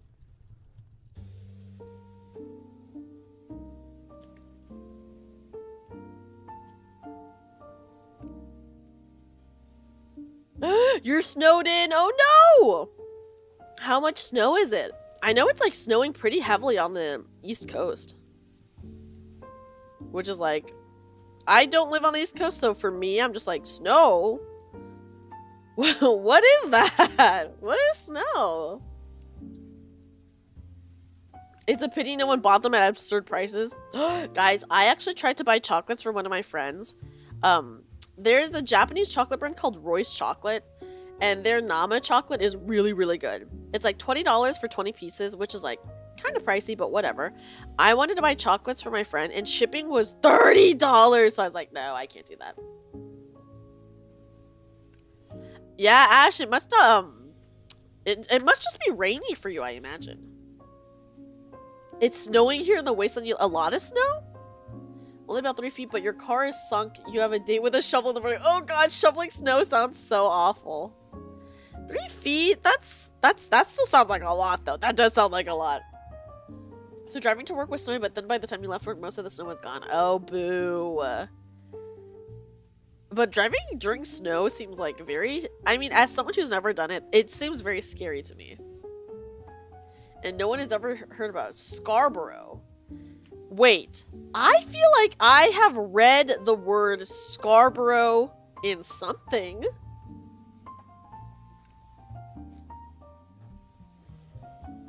Todash says, I know where it is. Ooh. Yeah, I feel like December is usually not snowy for people, but then like January, February is snowy. There's a place near me called Scarborough. Oh, it's in the middle of nowhere? Oh.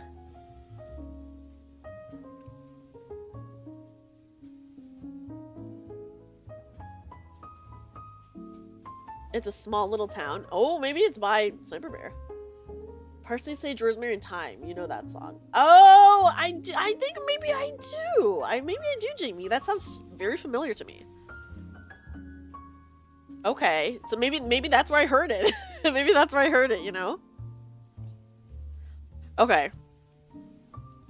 Thank you for letting me eat my popcorn, guys, before we continue. Ooh, you're moving. When are you moving? That's very exciting. Are you excited?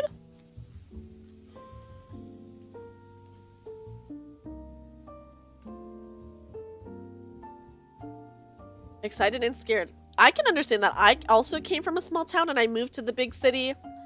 And it is kind of scary, and for a while I was really scared to drive on the freeway. I'm not gonna lie.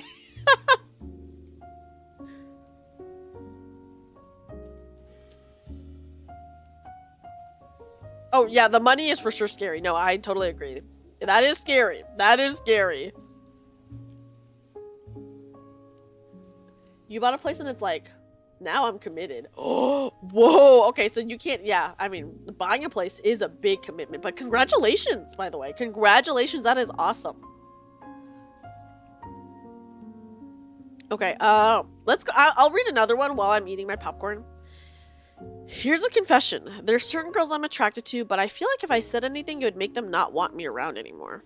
That's happened before a few times. Also, I don't want to embarrass anyone. Last time I said that to someone, they got made fun of and I got beat up. First of all, I will say there's nothing wrong with having a type. Like, that's okay. I guess it really depends on what the type is in the situation, right? But, maybe it's like off-putting for them, potentially. Yeah, yeah, are they implying they're friends? See, that's a thing.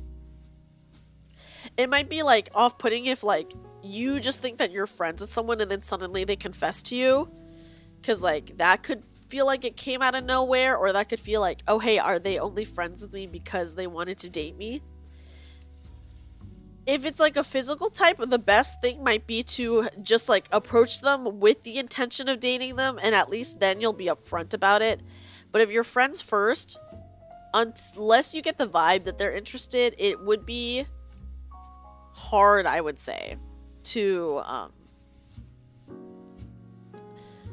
like, it would be kind of difficult, because, like, what if they really thought you were just friends, and then after you confess, they're kind of like, oh, well, I don't know, was this person only friends with me to be with me? I think that's, like, something that some people think, which might be off-putting for them. Even if that was not the case, You know, like, maybe just, like, let them know, hey, I did not become friends with you just to get with you, but I was your friend and this is what happened.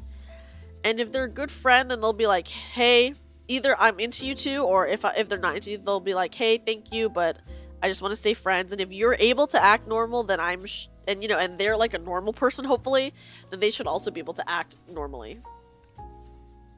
Yeah, so there's so many factors that could be a friend situation, work, school. This is like very circumstantial. And also, if they are embarrassed by you liking them, that is fucked up for them. Like, they are a bad person. And you should not be with them. Right? Or you should not want to be with them, because that's fucked up of them. And if they're getting made fun of because you like them, that's like a fucked up situation. And I don't know who they're around, but they should not be around those people. That's like really bad. I'm only friends with you so that I can play Yu-Gi-Oh! With someone. Oh my gosh, Yu-Gi-Oh! Is so complicated now though, Reo.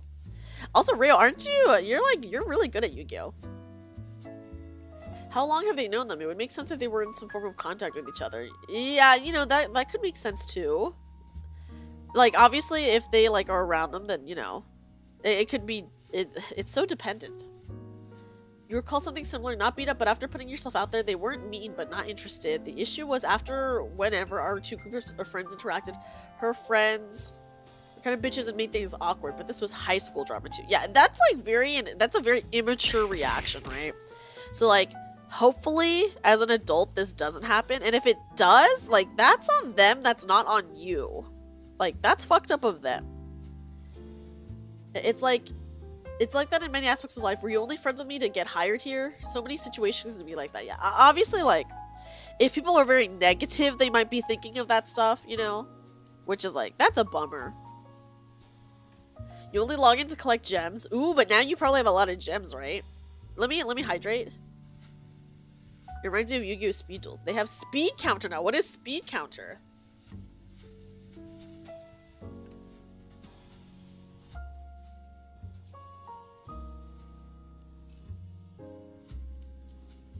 Hydrating, guys.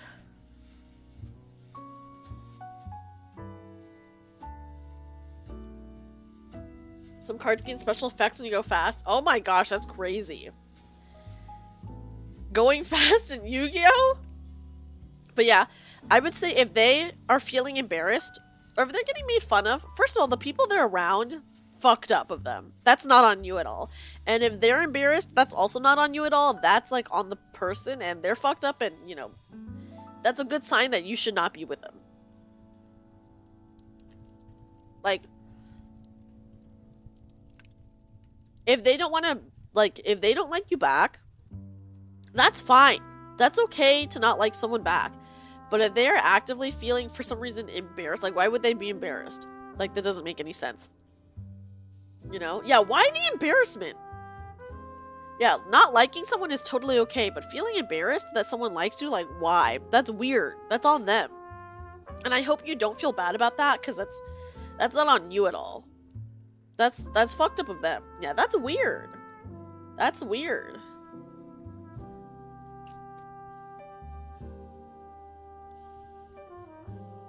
And, you know, I just hope, like, it would be eye-opening for you that, hey, this is a bad person, and I should not like them.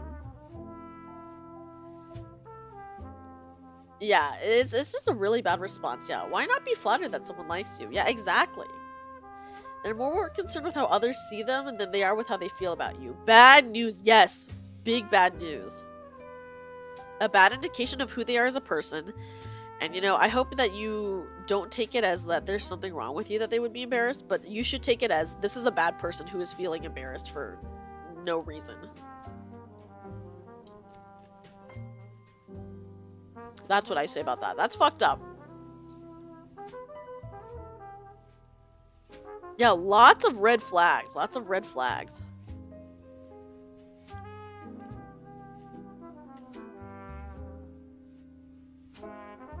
Okay. I would imagine the situation might involve someone who is saying they have a crush on someone who is pretty unpopular, and the person in question is highly unpopular to the point where anything they do is worthy of bullying. But no person is worthy of bullying. Like, if people are bullying them, that's not the victim's fault. That's like if the victim is just being a normal person and they just happen to be unpopular, they don't deserve to be bullied. If the popular person feels embarrassed by the unpopular person liking them, that's on the popular person. That is, first of all, fucked up of the popular person.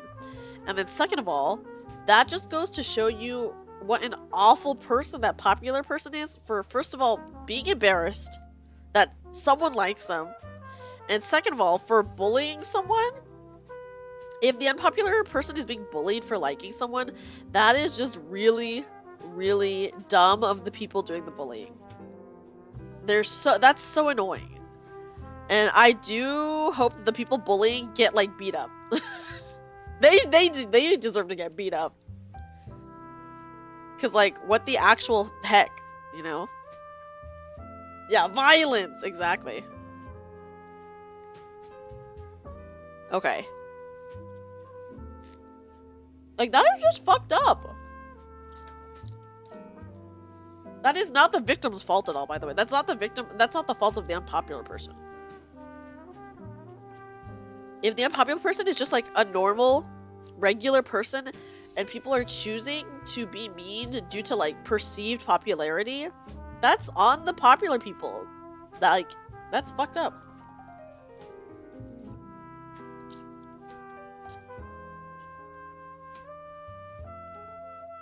Violence only begets more violence. Hey, they started it. You know? That's what I say.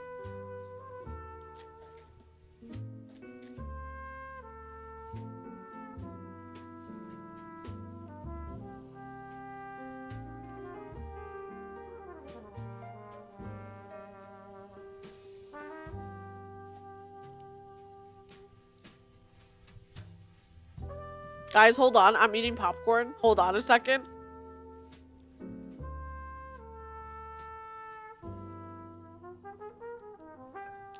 Oh, yes, Shizu. Have a good time at work. Thank you so much for being here, Shizu. As always, I'm very glad to see you, and I hope you have a great time at work. 1 second. I'm eating my popcorn. It's so good.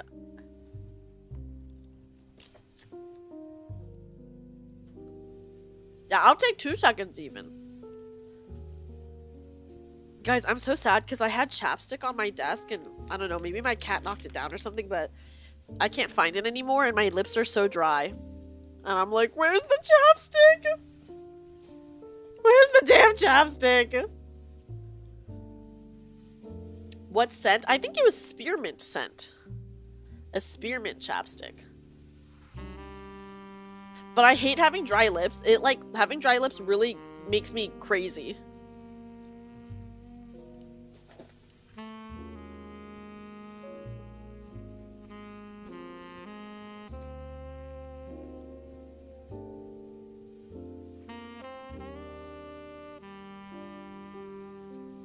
Can you imagine catnip flavored chapstick? That would be so bad. That has to not taste great.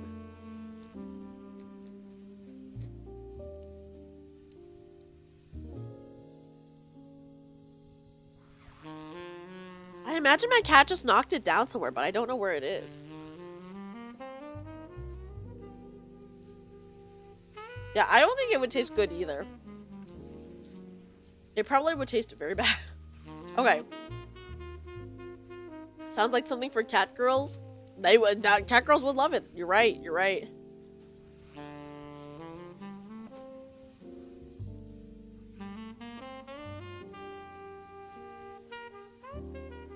Okay, let me just eat a little bit more and then we'll move on to the next question, guys.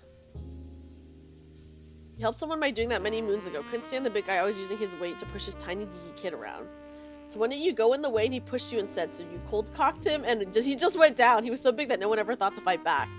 You know, sometimes you just really need to teach people a lesson, is what I'm gonna say.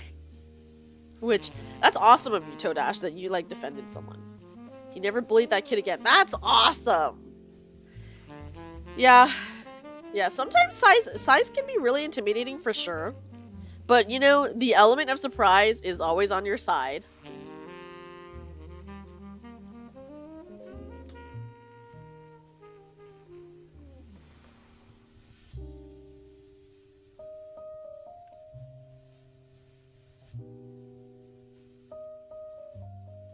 This just reminds me that I do have to buy more chapstick though, my gosh.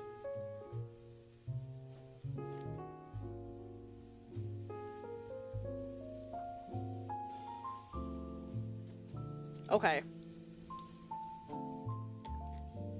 I think that's enough popcorn for now. Although when I start eating popcorn, I do not want to stop. Yeah, I mean, you surprised him for sure. Which is, like I said, the element of surprise is always on your side.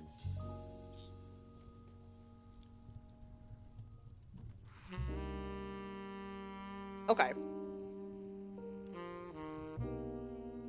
Where's my chapstick? Here, let me take a quick look around.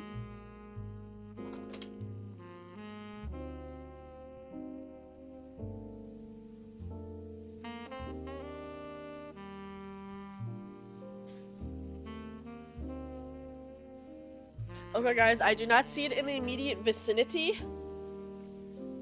It's just buttered popcorn. Just regular buttered microwave popcorn, by the way. Okay, here's the next one. Also, I might have to blow my nose. Let me do that before I start reading.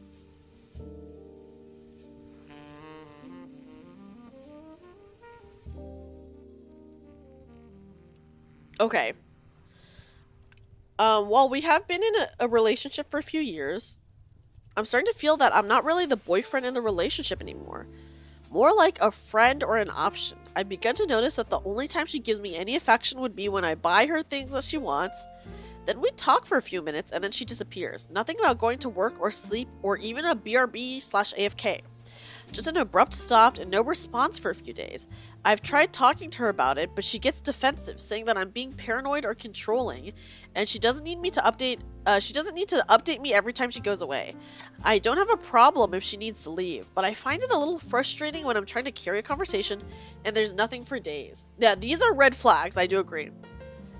By the way, this has been going on for a long while because I just stopped bringing up the issues so I can avoid incurring her wrath. The latest problem is that I said I simply can't afford to buy another VTuber model for her. The conversations have become even more sparse. What am I doing wrong? First of all, I just want to be very clear that this is not your fault at all.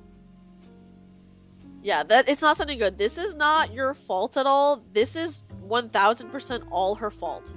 You are doing nothing wrong, and this person is just using you. That's really bad, yeah. Like, if you like her, it sucks. Obviously you like her because you're her boyfriend. But the fact that she will not even give you a regular conversation and she only talks to you when you buy her stuff, that is a huge red flag. She is 1000% just using you, which is extremely, extremely depressing. I'm like, that is really sad. First of all, I'm so sorry. I'm so sorry that you are being treated this way. Because, like, no one deserves to be treated this way.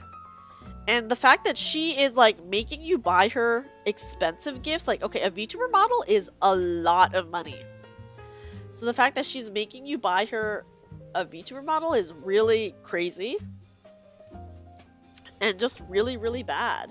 Good night, Jin. Good night, sleep well. Yeah, it'll tear you apart, but please, for your future self, you need to break it and leave. Yes, exactly. Exactly. And, like, here are the signs that she is bad. 1, she only talks to you when you buy her stuff. 2, she wants a really big extravagant gift from you. 3, she doesn't talk to you for days? Like, days? Like, I understand not talking for, like, hours, but days? If I was in a relationship with someone, even if we were long distance, I would be messaging them every single day. Even if it's just, like a few messages, you know? So she is obviously just using you for your money, that's gross. She doesn't care about you, and it's very manipulative behavior. Hi, Sholale. Yes, I'm the Love Doctor Dreamy. Sholale, how are you? Yeah, agreed. Days only make sense if there's a specific circumstance. Yeah, having some alone time is fine, but like a few messages a day is like not hard if you care about someone. Good morning to you, Sholale. Good morning. She is exhibiting really manipulative behavior by rewarding you when you do stuff for her monetarily. And then also, I find it extremely... And this is like an abuser tactic, by the way, is what I'll say. When you bring up a problem, a legitimate problem... Last full day in the US. Ooh, how are you liking Boston, by the way? Have you been enjoying it, Sholil? Yes, happy Valentine's Day to you. I hope you've been having a fun time. You doubt they're getting the same amount back of money that you're there. Yeah, okay, that's true. But here's what I'll say. When you bring up a legitimate problem and concern in a relationship, if the other person then turns it back on you and makes themselves the victim, that is actually an abuser tactic. I'm not saying that she's abusive, but I am saying that that is an abuser tactic that literal abusers use to get out of accountability. So she is trying to not take account for her actions by being like, hey, why are you trying to control me or tell me that I need to tell you where I'm going or what I'm doing? When you're literally not doing that, you're just like, hey, like, let me know what's going on so that when you don't talk to me for days, I know what the fuck is happening, right? So yeah, it's very, very manipulative because even though it is very clearly her fault, she will turn it around and make it seem like it is your fault, even though it is not your fault at all. So yeah, I just want to say there's nothing, you did nothing wrong. You have done nothing wrong in this situation at all. You are a kind person who wants to support someone you're dating. You obviously seem very doting if you're buying gifts for her, but she is just using you, and that is very, very sad. And yeah, she's using you for money or gifts or a VTuber model, which is crazy because that's so expensive. And yeah, if she only talks to you when you do that stuff for her, she is just using you. And yeah, I'm really sorry. You're not doing anything wrong though, so just know that. And you know, there are people in your life who care about you, and there are going to be other people who you meet in your life who will care about you, who do not want anything from you and are just there for you as a friend or a partner or whoever. So yeah. If she's already this manipulative, do your best to not let her bring you back in with honeyed words. Yeah, she might try to bring you back just to get more gifts from you and stuff like that. If you heard her bottom line, she may say anything. The best way to go about this is a quick break, as much as that sucks to hear, yeah. You have to break and never talk to her again, I think. Because if you break up with her, she might say stuff to try to get you to stay. But that's just a manipulation tactic so that you stay and you buy her more stuff, by the way. So, yeah, once again, like, it's not your fault at all. And you didn't do anything wrong. This is just like a bad person who is preying upon the kindness of a good person. So if you can, yeah, it's a you gotta cut it off cold turkey situation. Yeah, block it and don't read any messages. Exactly. Hi, Fantasy. Hello, Nurse. Welcome in.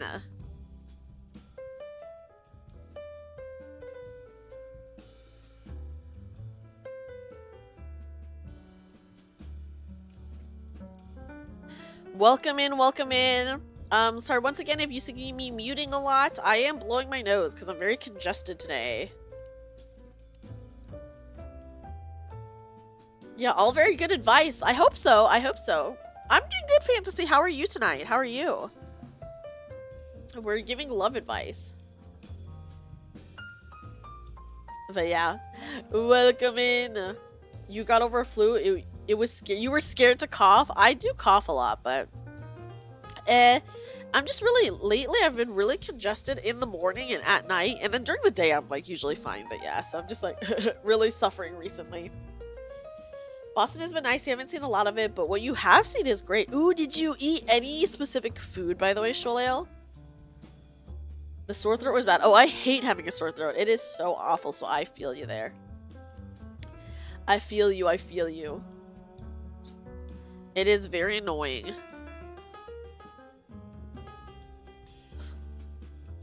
But yeah, I hope that this was like good advice, by the way. Did you have a fever with the flu-like symptoms? Oh gosh. Yeah, not a good sign if that's the case. Oh, oops, my Twitch integrated throwing system popped up. Hold on, guys, let me turn that off. What the heck? I didn't even press anything. But the lingering lung butter is the part you hate the most. Oh, I do hate... I have a cough because I just, like, have been so mucusy that, like, the drainage has given me a bad cough for, like, a couple months now. Which is not abnormal for me, it just sucks. Speaking of congested, going on the treadmill and breathing and there's a cute muscle mommy next to you and you got snot coming out. Please, God, stop doing this to me. Uh-oh. The universe is conspiring against you, Commander. Oh, yeah, I just said Twitch integrated throwing system. The whole thing. Did not know burritos had rice. They do. Well, I guess like some burritos don't have rice, but I would say a lot of them do, but some don't. Yeah, is it snot though, or is it a nosebleed from how hot they are? You know, someone that was in this situation and did not break it off. They are now in a 15-year marriage with kids and a wife that wants nothing to do with him. That's so sad. Toadash, that is depressing. Never had a burrito without rice. I have had a burrito without rice, but I would say it's definitely more common with rice. But I have had one before without rice. He's basically an empty shell of what he was. That is so sad! Just beans? I actually do not eat burritos with beans. So the one that I had that had no rice was basically just meat and whatever veggies. I have never had a burrito at Taco Bell, but I have had like burritos elsewhere that obviously do have rice. He's only there because of the kids. But the thing is, you can still get divorced and care for your kids. So I don't know. I hope he gets out of it at some point. Some point soon. My god, that is so sad, Toadash. Yeah, do not be like Toadash's friend who is a former shell of himself from being in a bad relationship. Depends on where and who makes the burrito. The rice is used as filler. Some tend to use other stuff as fillers like lettuce, cheese, rice, beans, or any sort of veggies. Ooh, I do love rice though, guys. I do love rice. Yeah. And I'm so sorry that someone like awful is using you just to fund their VTubing stuff. Like, there's a lot of really cool VTubers out there. But there's also like a lot of really shitty VTubers out there. This is like true of any situation, you know? Like, obviously, like, anywhere in life. but yeah. Cootie, welcome in. Nurse, I think of it. It's okay. I got your daily dose of love right here in my syringe. Guys, if you look at my little syringe, there's a heart at the end. Here, I'll zoom in. See, look. Look, there's a little heart at the end.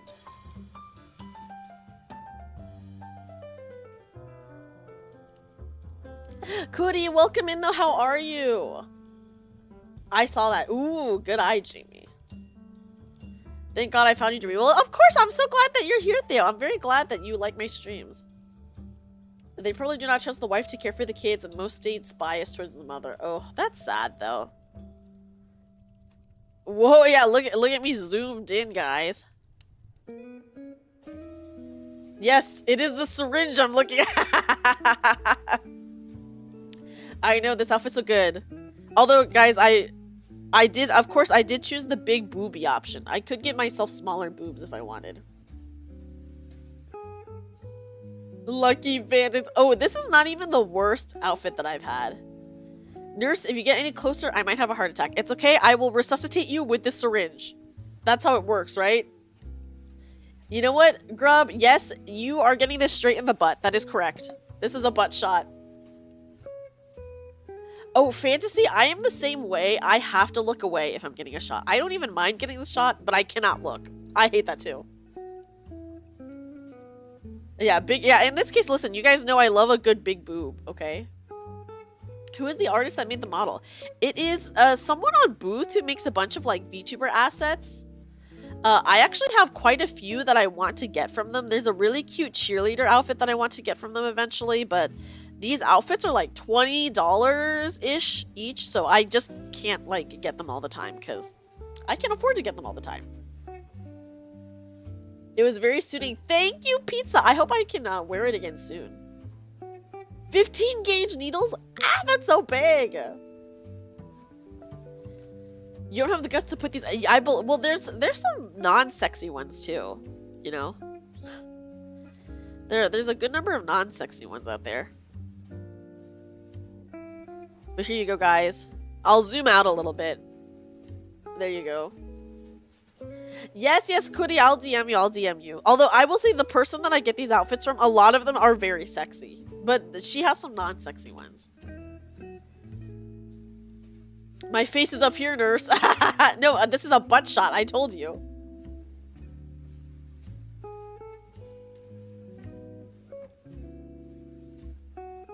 This is right for the butt.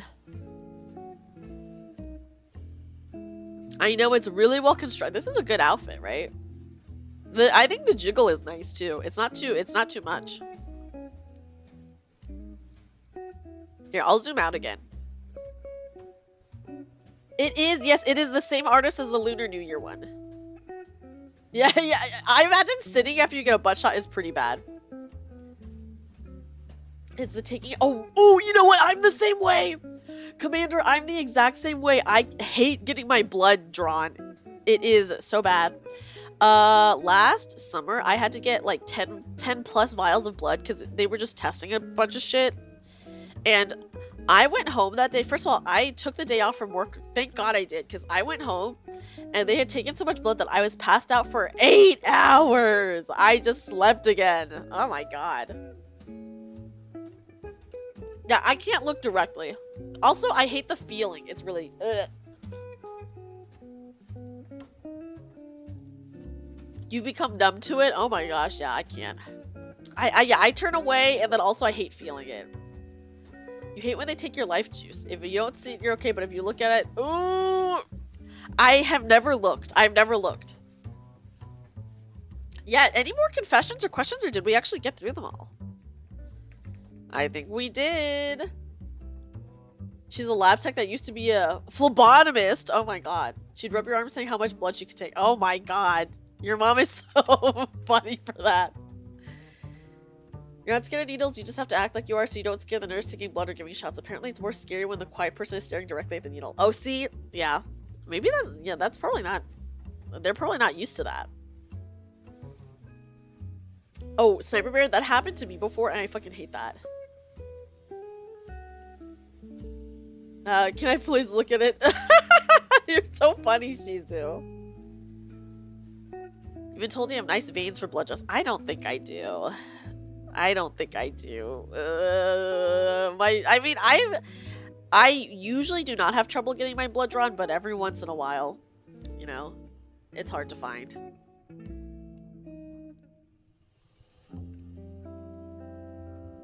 I used to be so scared of getting my blood drawn that they used to have to use the baby needles on me. And the baby needles kind of suck because I think it takes them longer to take out the blood. But that's how it was for me. Yeah, I do look away. I've never looked. So I don't know if I would faint if I looked, but I will say I've never looked.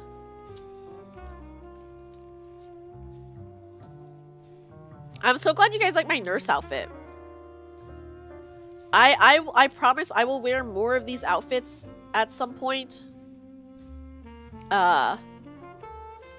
Just finding the occasion to wear them is like hard. The first time you got blood drawn and you fainted. Oh, you know what? It's good that you never looked again. Hey, at least now you know, right, Inu? Now you know to never look again. I'm glad you guys like the outfit. I'm very glad. I tried to listen. I really did not know what outfit I was going to choose for Valentine's Day. I was just going to try to find a cute outfit, but then I was like, wait a second. If I'm giving love advice, I'm going to be the love doctor. So I was like, yes, this nurse outfit is perfect. Yeah, just pretend it's me.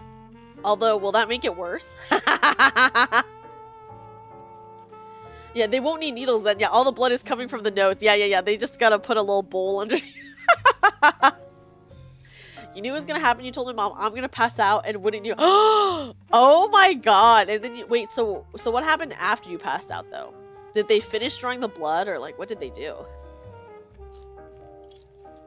Your brain went a really cursed direction for the blood thought. You know what? I probably know the direction that it went, Hades. Let me just say.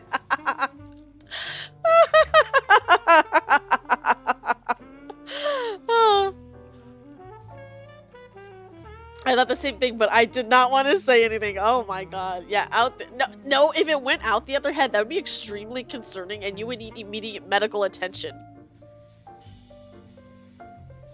Oh my god, oh my god, I missed what Hades said. Damn. Usually I'm really good at catching it, but I totally missed it. They needed some crazy number like 13 vials. You threw up after 7 vials. That is a lot of vials. It's just a lot of blood. Your mom said she was in the waiting room and she heard a bang because you fell back in the chair and hit the divider. Oh my god. Were they concerned? Okay, tell me what they said, Sniper Bear. Yeah, that is a vile amount of vials.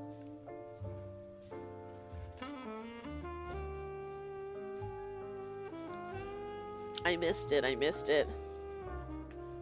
Hades, usually I can catch what you say, but this time you were too fast for me. You have to go get some sleep. Oh my gosh, yes, of course. Grub, thank you so much for being here, by the way. I hope you sleep well and have a great night, and I really appreciate you hanging out in the streams, and also thank you so much for giving advice as well. Everyone's advice is like really valuable. Obviously, I will give advice, but you know, like having just a lot of different experiences and people is really helpful. If you pass out easier to get more blood. I mean, I guess like that's technically true, but would they continue getting blood? Would they like finish taking all the blood and then try to wake you up? The nurse was a little worried, but you were fine shortly after. Okay, how long were you passed out for? Like a few seconds? This is their first time. Oh god, they better not tell me that. I do not want to know that. You said the exact same thing. That is crazy. That you keep catching me when I can't read it fast enough. Oh, there might be another confession. Toadash, this is not you, right? Okay, let me see.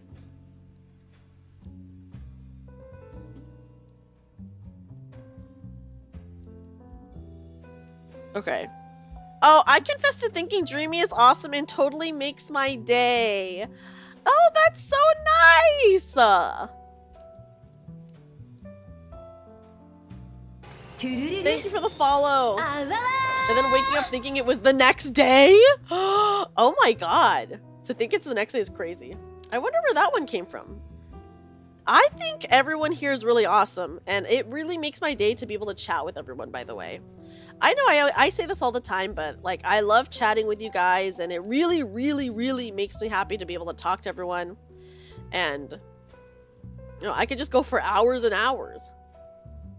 You had one time you got out of a chair too fast and fainted. After giving blood, they do make you, usually they make you sit for like a few minutes, but you were just like, bye, and then ran off. Wow, to think it's the next day is pretty crazy. It's been a long time since you had this much fun in chat. I'm glad that you're having fun here. It was just a morning before school. Oh, so you like literally like got up out of bed, and that happens, you know, that actually happens. That's quite common. That might be normal for passing out. It happened all 3 times you've passed out. You passed out 3 times? I have never passed out. Guys, I have never passed out, thank God. You were worried you were gonna miss your bus. Well, that is a valid concern. No, well, this is love advice. Everyone was like asking for, I would say, pretty normal love advice. 2 blood draws in last year when you rolled your ankle. Oh, that hurts. Rolling your ankle is like awful. Awful.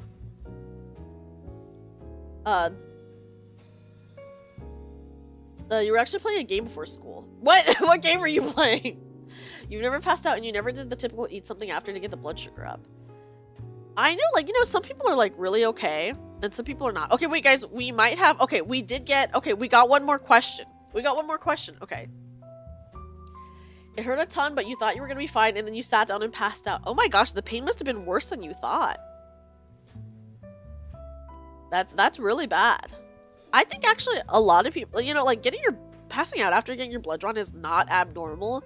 Some people are just very prone to that. Like, some people, when they get a tattoo, they pass out. I knew someone who passed out like every single time she got a tattoo, and like all her tattoos were really tiny. But some people are just really prone to that for some reason. Your blood pressure usually runs high. Does the high blood pressure make you more or less prone to passing out? From a lack of water beforehand. Okay, that's fair, you know, that's fair. That makes sense. I think one of the problems with like getting your blood drawn, by the way, is less. Interesting. I did not know that.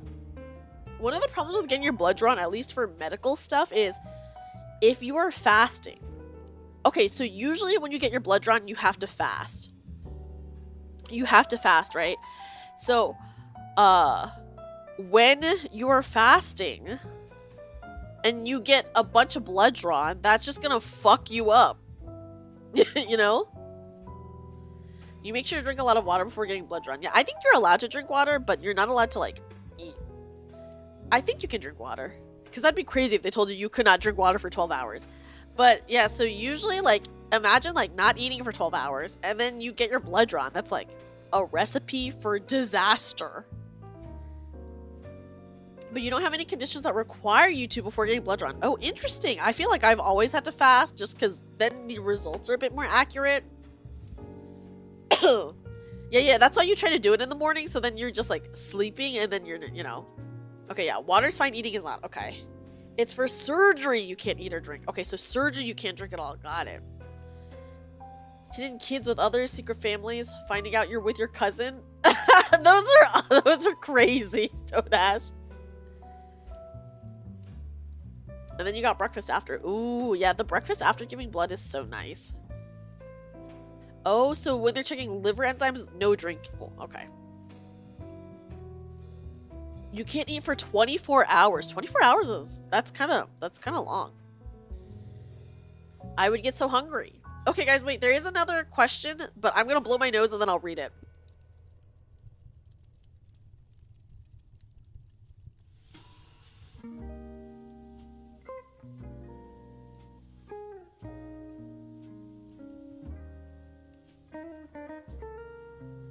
Okay.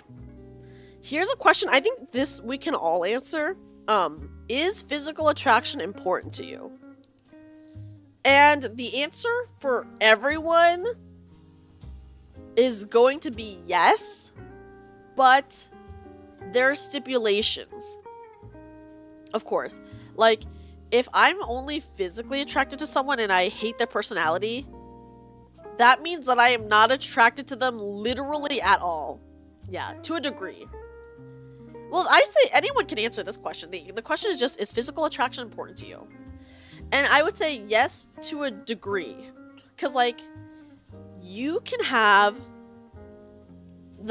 be the hottest person in the world, but if I hate you and I hate your personality because you're an awful person, my attraction to you is literally probably in the negatives.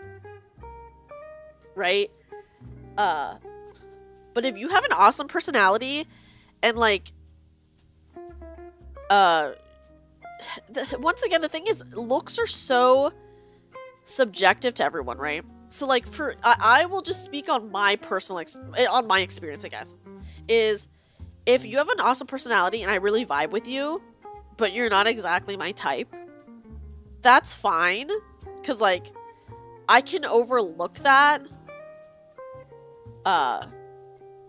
to like you to a degree, you know. Like, obviously there still has to be, like, some quality that I find physically attractive, and I think this is true for everyone, you know, but really, like, for personality, and yeah, good hygiene is so important. Good personality, good hygiene. Thank you, Sniper, for bringing that up. But yeah, like, you will find that a lot of people are, of course, like, way more willing to date people not their type if they have a banging personality. Yeah, good hygiene, please, God, yes. Can't be grumpy or dirty with you. So hard to please. Can't be grumpy or dirty with you.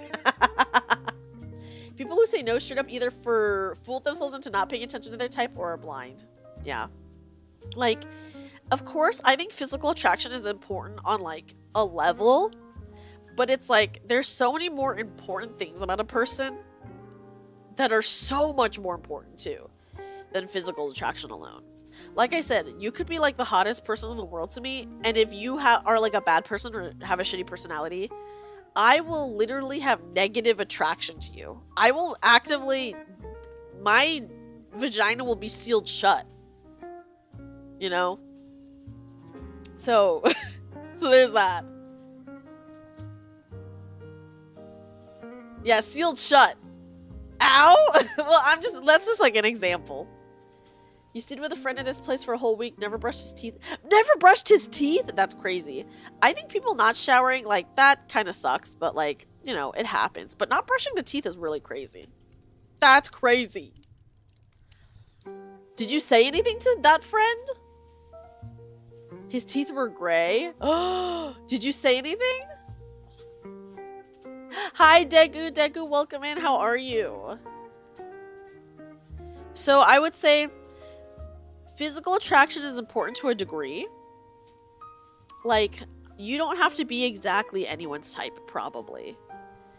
Like, as long as there's like a part of you that is physically attracted to someone, and then like you have a banging personality, I think totally. They will still think you're the hottest person in the world, you know?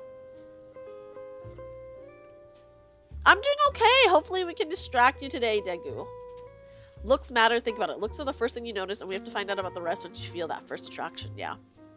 I will say, if you like, you can get past looks, but they have to be somewhat physically attracted to you, you know? Like, I'm not saying it has to be the whole package, but at least one thing. And if you have a banging personality on top of that, I bet you whoever that is, they're gonna think you're the hottest person in the world. Like, for real. But now you wouldn't know anymore, yeah.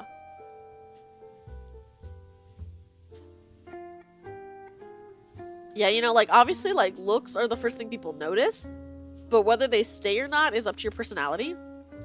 And I really think that, like, you can, like, get past a lot of stuff with a banging personality.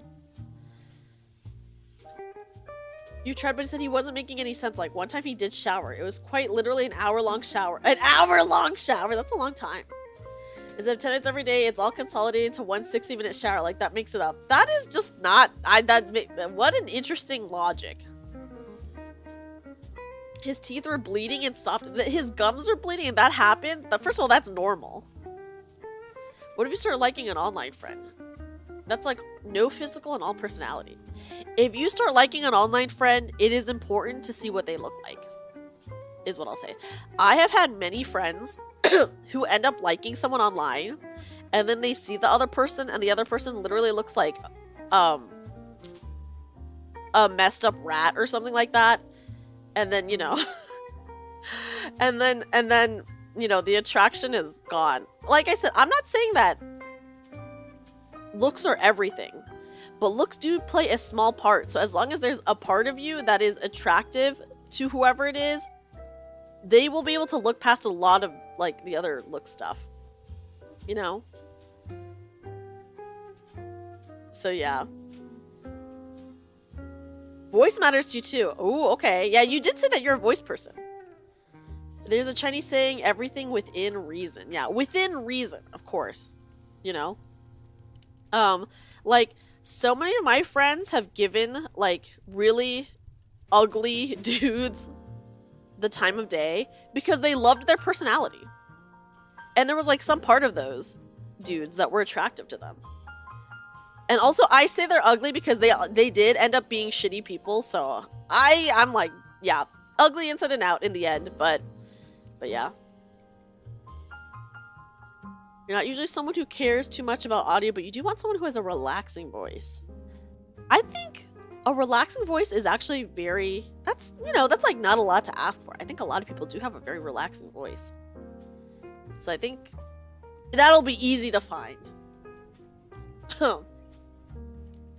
But yeah, so I will say I think physical attraction is of course important to a very degree, but it is more minor than people think.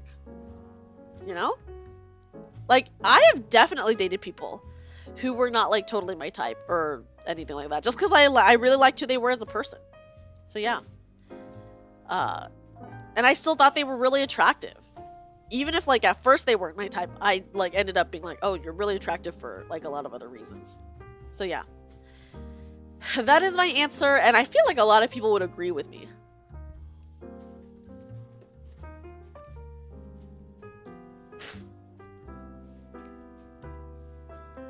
A lot of people would probably agree with me. You have a coworker that would get intensely jealous of seeing ugly dudes having hot anime-loving girlfriends. It was bad. You think that's part of the reason he doesn't go to cons anymore? Oh, as in he was, like, really jealous that these quote-unquote ugly dudes had, like, hot, quote-unquote hot girlfriends? Like, obviously that coworker has to work on their personality. Like, there's something wrong with his personality that people are not attracted to him, obviously, right?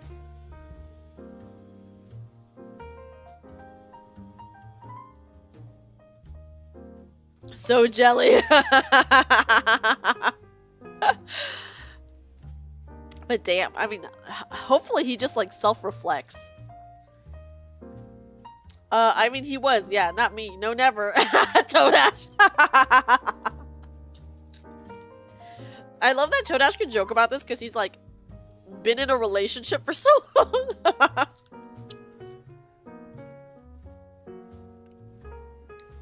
But yeah, I don't know. Be happy for your fellow nerds.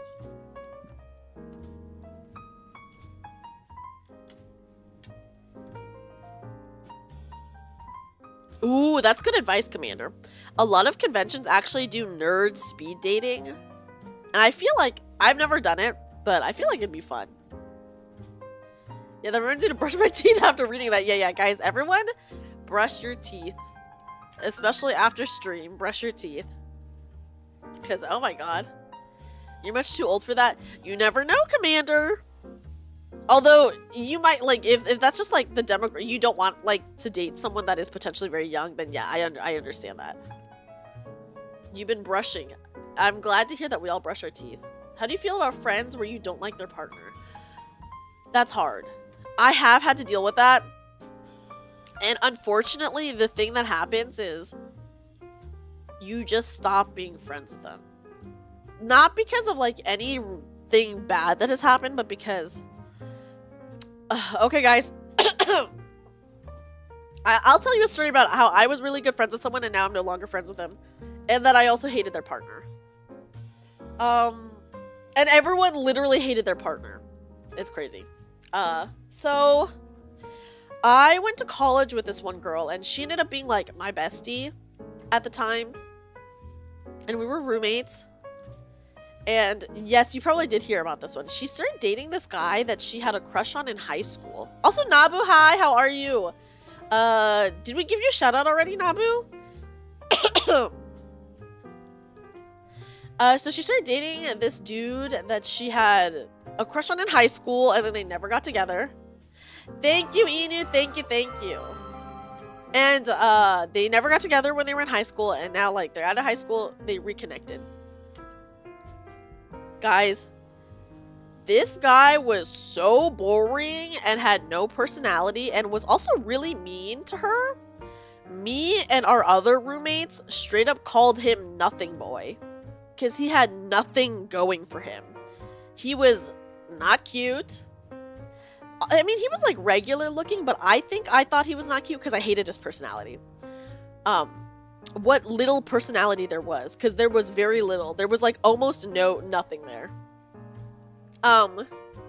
He had literally no personality. I lived with him for a little bit because he ended up moving in, by the way. He moved in, and so I can really attest to this. The last con you were at, you did see a guy that, you thought he's one lucky dude. Ugly as all hell. You mean even a mother would oh my god, that's crazy. But he was with this absolute stunner, just like, wow. But then later in the day, you were at a booth and you heard them and she was his sister.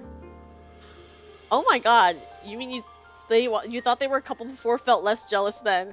Oh my god, did all the genes go to her? That is so unfortunate. Imagine having a sibling and they're super hot and you're just super uggo. I'd be pretty sad. Like, damn. That's really funny though. That is really funny. Okay, anyways. Literally me and all of our roommates called him Nothing Boy. And even our one roommate who was like not close at all to us, she was like, I don't understand why she's with this guy. Like, she's so much better than him. So like literally everyone close to her and not close to her was like, why is she with this guy? He has literally no personality. We literally call him Nothing Boy. Yeah, you remember the story? He was a bad boyfriend too, guys. You would, okay, wait, I saw that you said you would try to become his friend to what? Here are also some bad things about him that I will mention. Number one, he had commitment issues. So not only was this guy like the most blandest person ever, but he had commitment issues. He literally would not be her boyfriend until she did get pregnant, and then he committed to her. Okay? So, first of all, that.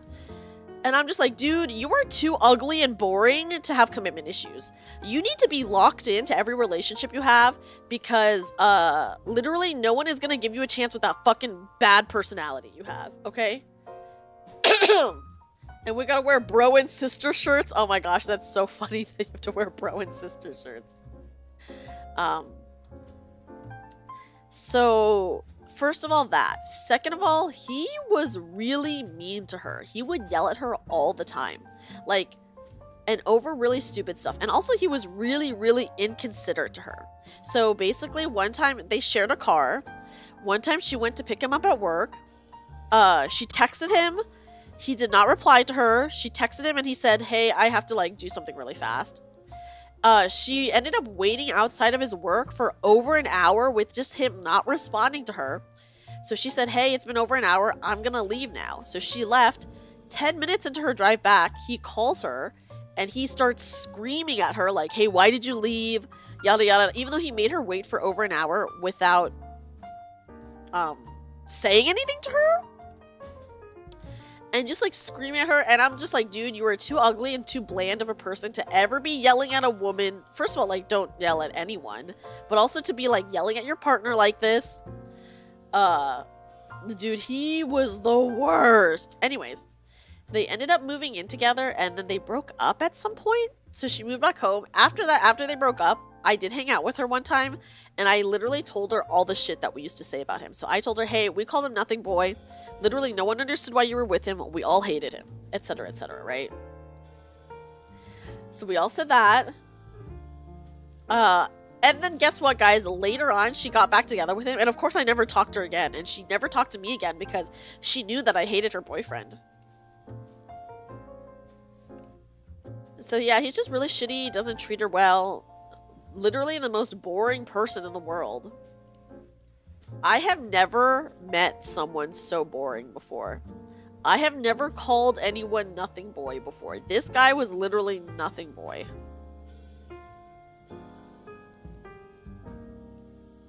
Yeah, I don't know what she saw in him.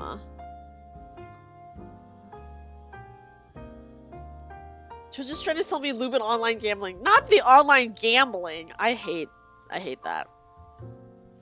Okay. You rented a boat, went on vacation with wife and kids. Later, when you looked at the invoice, you noticed it said 1 adult and 3 kids. No, you're kidding. Hey, but hey, was that at least a little cheaper? Was that a little cheaper at least, Toadash? Not kidding at all. Oh my god. Yeah, child rate at least.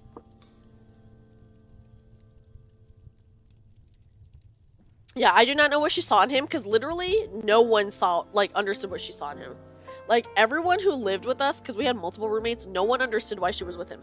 The only people that were her friend that was, like, happy that she was with him was people they were friends with from high school.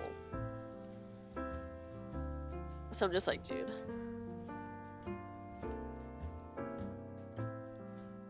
We think it was because she was with the kids at the ice cream cooler asking me to buy them all ice cream. That is so funny. I hope you got a cheaper rate though for that. Oh my god. Yeah, ice cream does sound awesome right now. I agree. But yeah, very sad, guys. Very sad. Okay, we did get another question in. So let me blow my nose and then I'll read it. Hold on.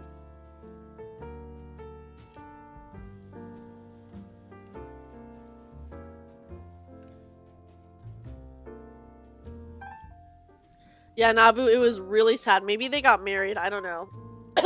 It's very sad, though. It's very sad.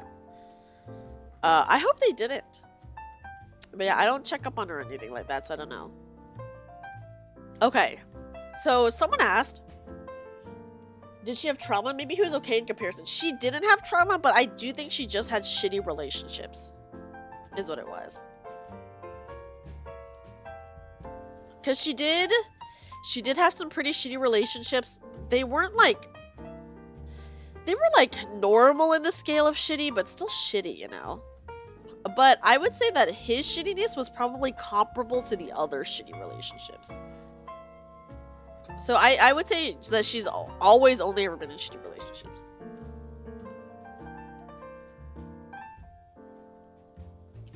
So that's what I'll say.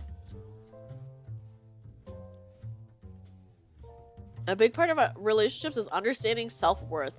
I think that is a good point. That is a really good point. Because if you have low self-worth, you will be willing to accept worse because that's what you think you deserve. Which is obviously really sad.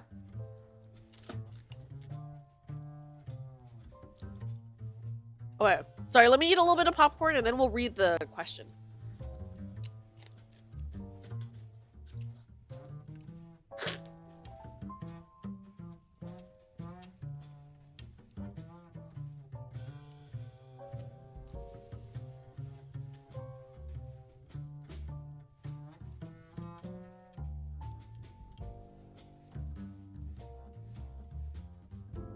These questions are from my anonymous form that people submitted, by the way, Sholale. So if you have no self-worth, do you just not date? Well, yes, you don't date. Because if you do date, you're going to be in a really horrible relationship, which is worse than not dating. That kind of ties, Jamie, by the way, into this question that I got. So I will actually address that in just a minute. You're afraid of burdening any potential partner with your medical burdens. You choose to shoulder it alone. I can understand that, you know? Like, that's very, like, nice and noble of you to do. But, you know, like, if someone really loves you, then they would be willing to put up with that. And, you know, it's not like you're hiding your medical issues. If you're upfront about it, then they're adults. They can make the decision to be with you or not. So, I don't think you should force yourself to be alone just because of the medical things. I totally understand not wanting to burden anyone with it, but, you know, like I said, you're very upfront with it, which is good. And, you know, someone can choose to be with you or not for that. You don't want to be a financial burden? That is fair, too. That is fair, too. It kind of goes the same way where I think, you know, if you're upfront about it, if they choose that, then, you know, that's their choice.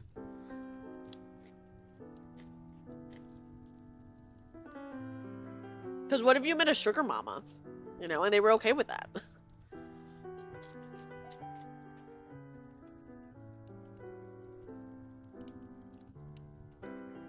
Okay, guys, hold on. I'm going to eat some more popcorn.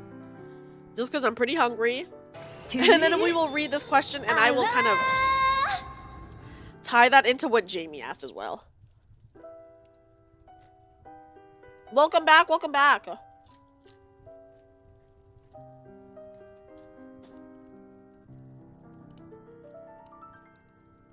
You would feel so worthless? Well, you know, you could do more around the house and, you know, find some value there to like help make things easier for your partner, right? And that's not like worthless.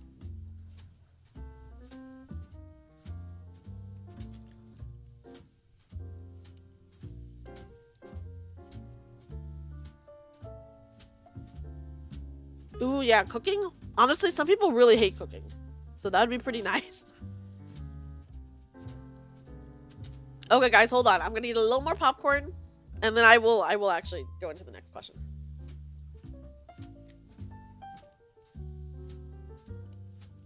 Okay. Okay. So, earlier Jamie asked, what if you have no self-worth? Do you not date? And this kind of ties into this question that we got. Someone asked, what exactly / specifically work on your personality / work on yourself mean? And going back to the self-worth question first. If you have no self-worth, don't date. Mostly to protect yourself, I would say. If you have no self-worth, you are more prone to getting into really, really, really shitty relationships. And you will get hurt. So you shouldn't date because you will get into a real shitty relationship. You will get hurt, and that will just make your self-worth even lower. Which is awful. Like, you don't, like, I don't want that for anyone, you know? And when I say work on your personality / work on yourself, try to be, yeah, it becomes a doom spiral. Try to, I keep saying evaluate a lot because that's just like the best word for it. Yeah, and manipulate. You're more prone to be manipulated and used, you know, because if you have no self-worth, you accept the love that you think you deserve. And if you have no self-worth, you already don't think you deserve love, right? So you are accepting literally crumbs. Like the tiniest of crumbs. And they will be really shitty to you. And it will just make things, including your life, just a lot worse. You can't really see relationships as how much someone is worth. Call you a hopeless romantic if you must, but you can only see people as how much they click with you. Yeah, well, self-worth is not the same thing as like how much someone is worth. Self-worth is how much you value yourself as a person, just as a person, not like what you can do for other people or anything like that, by the way. That's not the same thing. That's not the same thing. This is just like how much you value yourself as a human being, right? Okay, and then going into the what does it mean to work on yourself? / work on your personality. I think you should evaluate. Oh, thank you for the head pats. I think you gotta evaluate what makes you good to your eyes. Like, think about what you would want in a partner.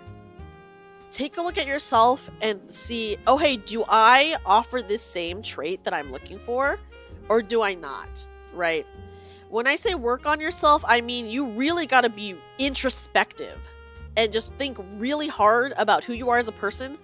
And what traits you have, and honestly, also what trauma you have, and go to therapy if you need to, because honestly, therapy would help a lot of people, especially like when it comes to relationships.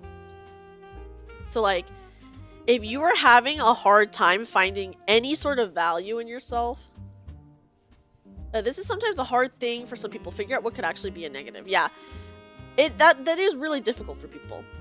Nanamo, have a good rest. Have a good rest. Thank you so much for hanging out. Sleep well, sleep well. But, you know, like, maybe focus on the positives first. I think once you focus on the positives, it might be easier to, like, focus on the negatives afterwards. So, yeah, be like, hey, this is a trait that I want in a partner. Do I have this trait? Here's how I feel about a certain thing. Is this, like... Yeah, it's hard for people to see the negatives in themselves. And that's why therapy is really important.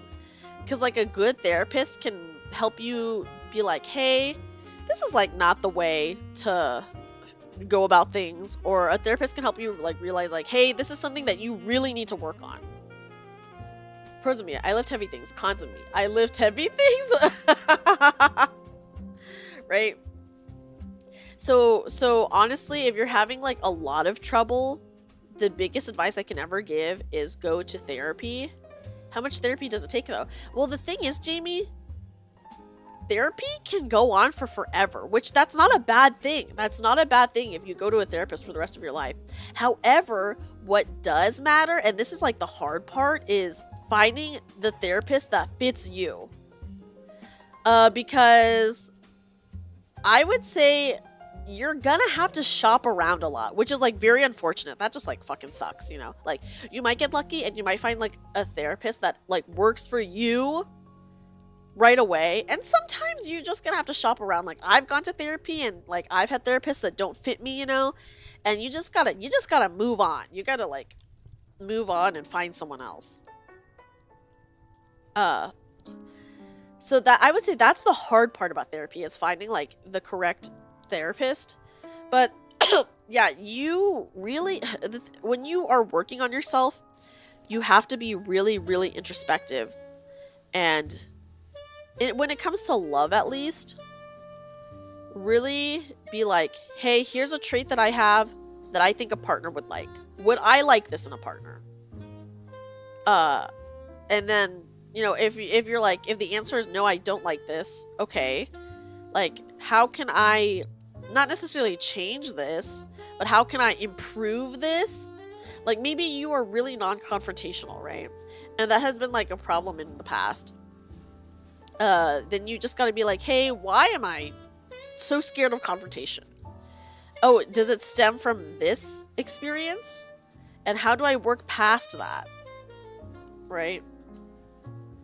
You've been seeing therapists for decades. I feel like it is really hard to find, but on and off. Jamie, how would you say the experience has been for you? Your first therapist told you get a job to try better when you were struggling finding the will/motivation to get a job. See, that's bad. See, Braxtad, that's bad. That's a bad therapist. Yeah, I don't know. Maybe it's just the therapist in your areas, but like a good therapist will really understand you and push you to do more without like just, I don't know, giving you like bad advice like that. The one you have now is better. I'm glad. That is really good. But sometimes you really do have to shop around quite a bit. Guys, my friends who used to live in Korea, they had a really, really bad therapist that would make them cry all the time. Not even like cathartic cry, but just like make them feel like shit and cry. And that's a bad therapist. You've had plenty of good therapists yourself. That's awesome, Sniper Bear. Ooh, your brother had a bad therapist, though. Hopefully he stopped seeing them very soon. Yeah, I mean, finding a good therapist is difficult, I think. And sometimes you really have to shop around, which is so, so unfortunate. He did stop. Okay, that's good, because that'd be so sad if he didn't. But yeah, and when I say work on your personality, you gotta see, like, oh, hey, why did this relationship or whatever not work, right? Maybe that's like the easiest place to start. And see, hey, did it not work because my partner kept telling me to do things? And why do I need someone to tell me to do things before I do them? And then when you're like really evaluating and viewing yourself like that, you can then come up with solutions like, oh, hey, next time, instead of just waiting for people to tell me to do things, I should maybe take charge every once in a while and do the dishes without having someone asking me to do the dishes or something like that. Like, that's just an example, you know? Happy Valentine's Day, Clover! Clover, hello! You remember a friend being put off from therapist because they had one that said, pray the problem away? That is a bad therapist. Thank you, Inu! Guys, everyone please check out Clover. Clover is an awesome Bavaria member, sorry. And they have been playing The Sims and they recreated all the members of Bavaria in The Sims. So please, please, please watch their streams to see if we live or die. V-Day means Bavaria Day. Actually, guys, I will be making us watch something very soon. Just, we'll take like another, not like an actual break, but I'll do a little break to show you guys some things. You know? Okay. So I hope that answers the question. If you need more clarification, please feel free to like send another question, like response to that, and I will be even more specific.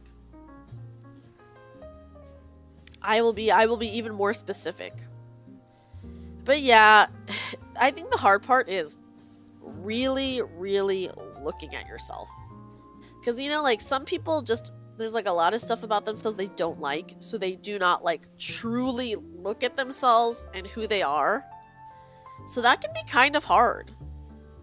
that can be kind of hard, but self-reflection is really, really important. Like, for me, okay, here, let me see how I self-reflected, and I'll give you examples pertaining to me. I used to be in a really, really bad relationship. This was years ago. Years and years ago. I'm a totally different person now. But, like, after that relationship, I really, like, looked inward and was like, hey, why did I do all of these things for this person? Like, and I was basically just a doormat. I was, like, totally a doormat in this, like, really awful relationship I had. And I did, like, everything for this person. And I had to be like, hey, why did I do that? Did I do that just to get them to like me? Which, like, obviously that's bad. And no one should ever have to do that. And it made me realize, like, hey, I don't need to do all these things for someone to care about me and like me. And then that also made me, like, realize, oh, like, I don't like doing things like this for people anymore. And that really changed me as a person to now. Like, of course, I would still want to do stuff for my partner, but just like, not in the same way. You know? You've grown up avoiding mental health stuff since back in the day. Military would be like, it's for the weak or you're gonna lose your clearance, and don't think that holds up anymore. Yeah, I would say it's very different now. Thank goodness, right? You were the bad part of it. See, but the thing is, if you know that you were the bad part, that's like self-reflection right there, because, you know, next time you can change.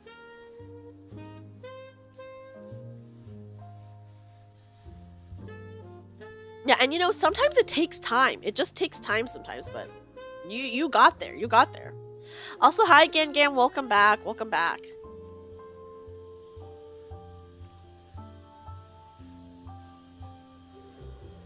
Okay, guys, here's a fun confession that we got. This is really fun and cute. I once met Keisan at a con, and I do think I have a small crush on her. Keisan is so cool, so I totally get it. If she ever lets me princess carry her and I got a picture of it, it would make my day. That is so cute. And maybe if she ever does a meet and greet and is okay with it, that'd be really cool. Oh yeah, my horrible December gift ASMR, yeah. Yeah, Keisan is awesome. You still have trauma for needle to this day for, for the needle, like the shot that I'm holding. Hi, Kitsunate! Welcome in! I always forget to come in and say hi earlier. No worries, no worries. I hope you have a great night. Kitsunate, thank you so much for being here, and sleep well. Yeah, oh, it's okay. I know some people are really scared of needles. I think I can hide it, but I like the outfit more with the needle. Hold on, which button is it to hide it?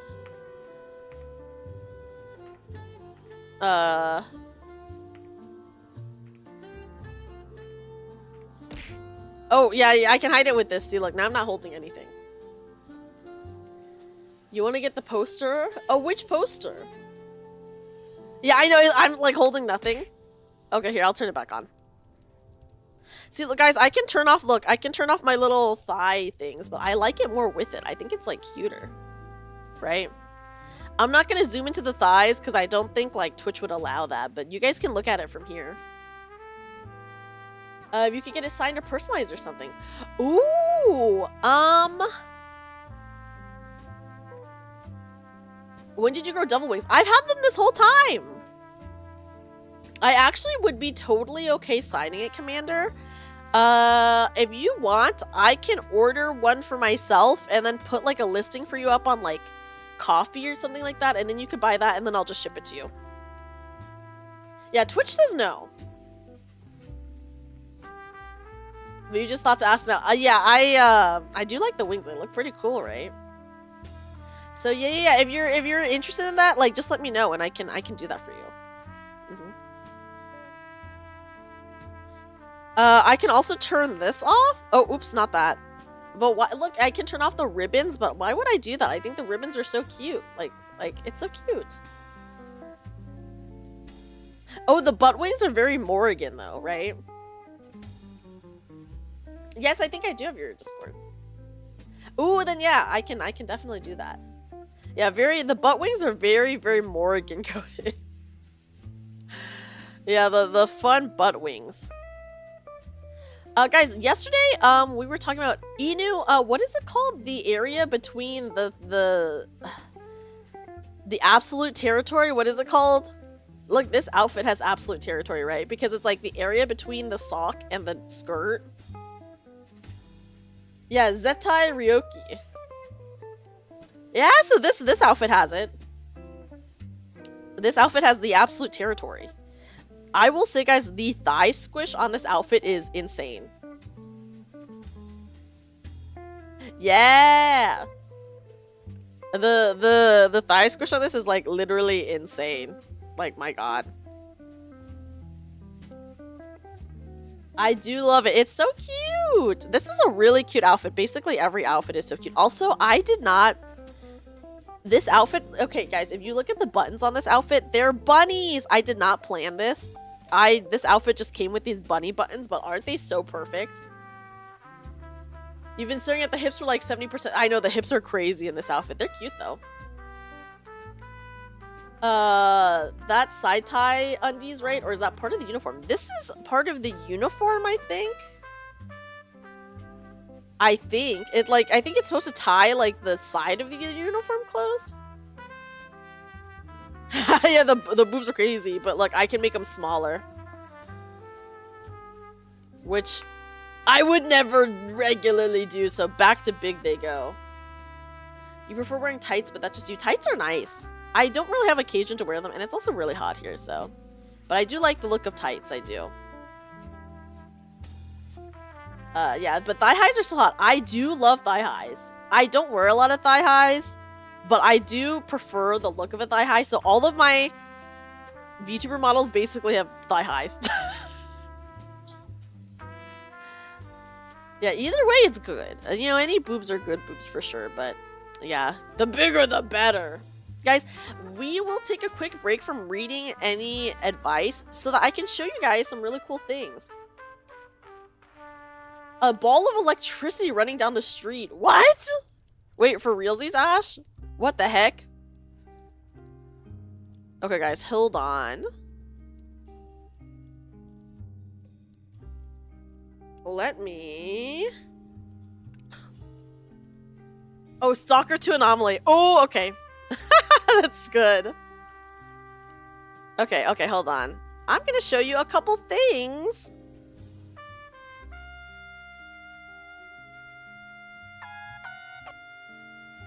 Okay, hold on. Let me pause this playlist. We will pause this playlist very temporarily to watch some things.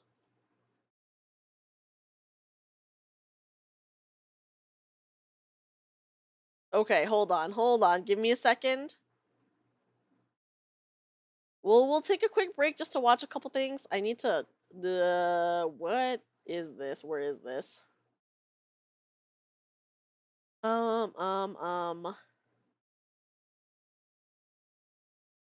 Where is...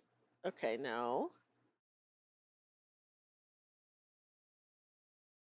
Oh, what the heck? Okay, sorry. I have to like look through all of my Here, I'll turn on the music again while I look through this. Imagine having a soul. Imagine. You should get some sleep because you think your sister's gonna try to get you to the gym in an hour. Oh my gosh. Yeah, have a good night, Commander. Have a good night. I'm gonna show you guys a little cute visual novel, a cute little dreamy date, kind of. So yeah, get those gains. What is it? This one?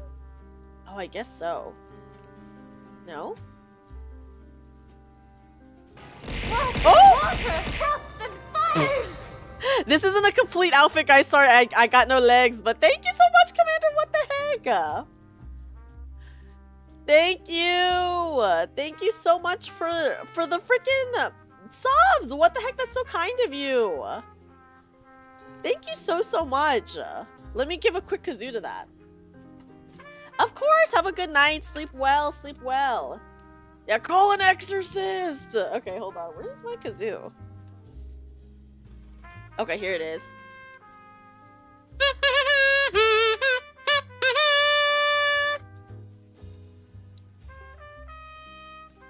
You stay for the kazoo? Yes, yes.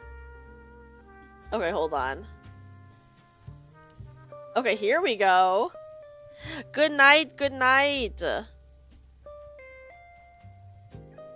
We will temporarily be moving over so I can show you guys some things.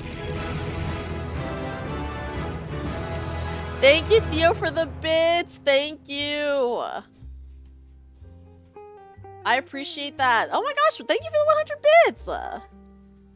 Okay, guys, I have a really cute video to show you guys that I actually edited for the Vivaria YouTube channel.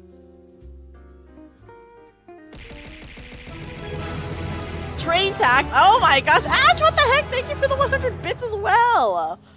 Thank you, thank you. Okay, hold on. Let me turn off the music. We're just gonna watch a couple of things, and then we'll get back to the regularly scheduled stream. Okay. Okay. Let me change this. Okay, here we go. Let's watch. Yes. Okay, so here is a video that I edited. Hold on, let me actually move it over a little bit. For Valentine's Day for the Vivaria channel. This was a cute video. Thank you, Ash. Thank you, thank you. I did post it in the Discord, but just in case anyone hasn't seen, I did work on this. In Japan, there are a few people getting counseling. You want everyone to feel free to get counseling. I hope, you know what? I don't know about Japan, but I know in like Asia, it is still like really stigmatized to get counseling. But I do hope that more people in Japan and in other Asian countries do get counseling. I agree with you that I want people to feel free to get counseling as well. Okay, guys, here's the video. Your school, every student had a therapist. That's actually really cool. Okay, here is this video that I edited for the Vivaria channel, guys. So I hope you guys like it. It's really cute. Okay, yeah, 300 students is not a lot, by the way.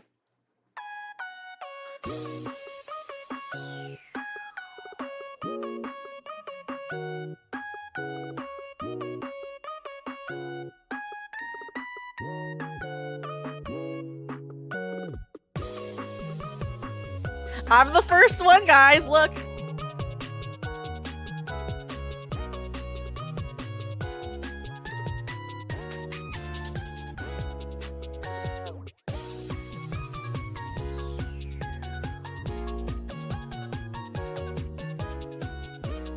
Yeah, first and most cursed route. I have to reply to your comment, by the way, because I saw that just now and it made me laugh.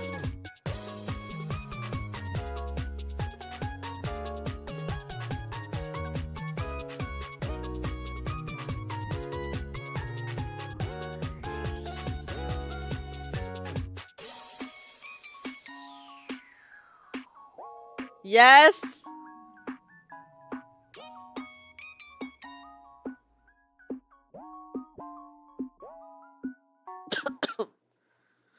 Oh, look, my cover is the autoplay, but I'm gonna cancel. But yeah, isn't that cute? You need to get sleep. Of course. Thank you so much for hanging out. Oh my gosh. Thank you so much for hanging out so long and chatting with us. And I hope you have a great sleep.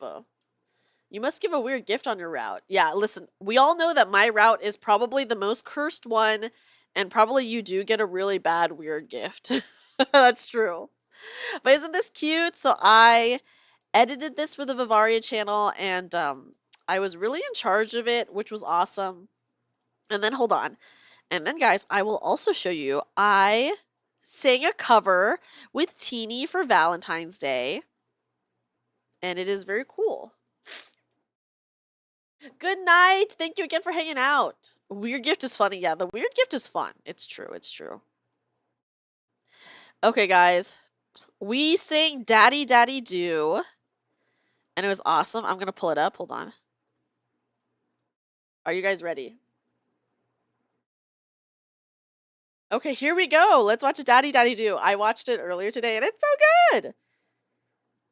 I will say I am just like the accompanist, so I was just doing the harmonies. Because that's how the original song kind of goes. But here we go.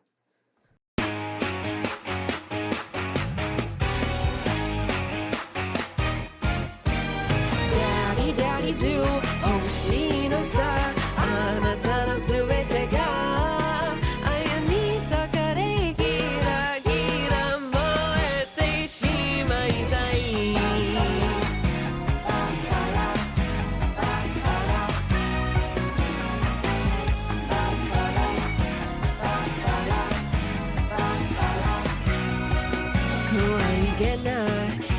とワンツースリー目線そらしてずるいよね当たり出す僕の気持ちもて遊ぶみたいで追いかけちゃダメなのはわかってるでも無理さ一度踏み出せば戻れなくて仮面は脱ぎ捨てていけない言葉で遊びがマジになる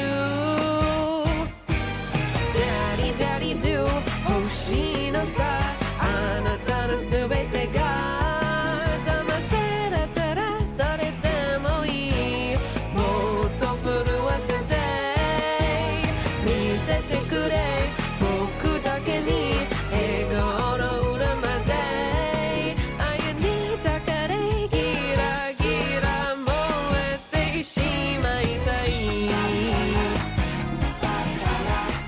Yeah, Daddy and Do?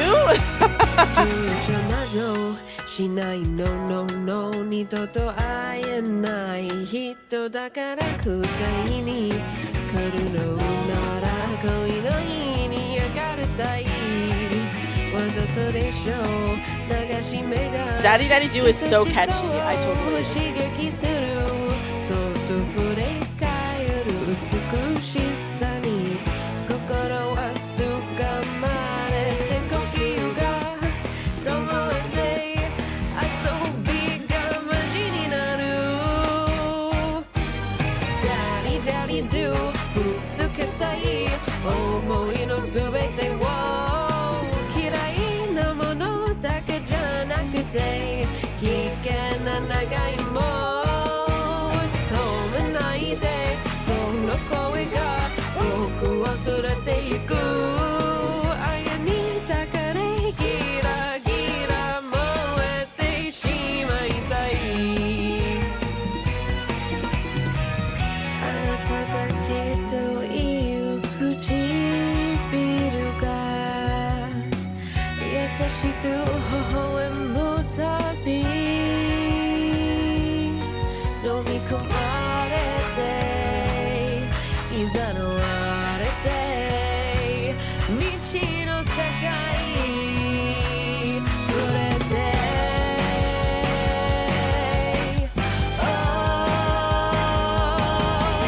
ダリダリドゥ最後まであなたに委ねて変われるならそれでもいいもっと狂わせて見せてくれ僕だけに心の奥まで愛に抱かれギラギラ燃えたい命果てる夜明けまで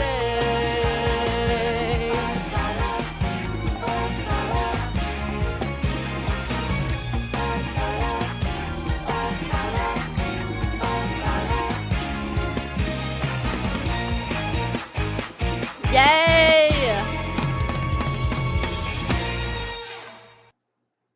But yeah, so that was the cover that I sang in with Teeny. Very, very fun. Very, very cool. Oh, here, let me move myself back, guys. Here we go. We're back. There we go. There we go. Very, very do. Yes, YouTuber good. Thank you, Silver. I'm so glad you think so. I'm glad. Here, let me go ahead and turn on the other music again. Okay. Okay. There we go. So yeah, I should have showed you guys that earlier in the stream, but I just was not thinking about it. I was just like, I'm just reading this love advice and giving love advice, you know? Choo choo! Yes, thank you for the hype train, guys. I appreciate it. I appreciate everyone being so kind and awesome to me. And I'm glad you guys like this outfit. It's a very cute outfit. Every time I get a new outfit for the stream, I'm like, is this my favorite? Because actually, this nurse one is really growing on me. I love the Christmas one. I probably still love the Christmas one the most, but this one, I'm like, this one just is like perfectly suited for my VTuber specifically because it's pink and blue, which are my colors, and it has the pink bunny buttons, which, you know, I don't mean the syringe. If you're not careful, my boob will take you out. Although I don't think they're that crazy. They're not as jiggly as some of the other outfits, I will say. They're just like a little bit. A little bit, you know.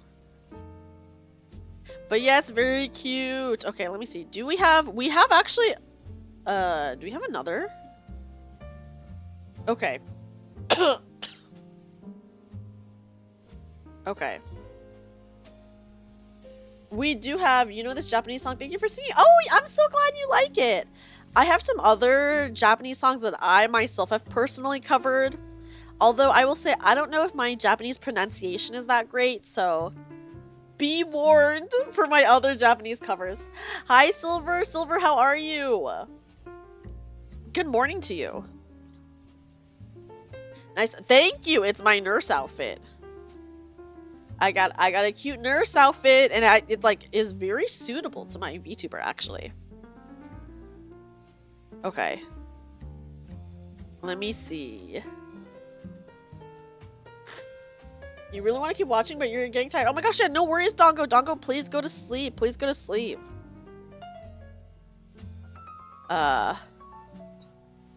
Okay.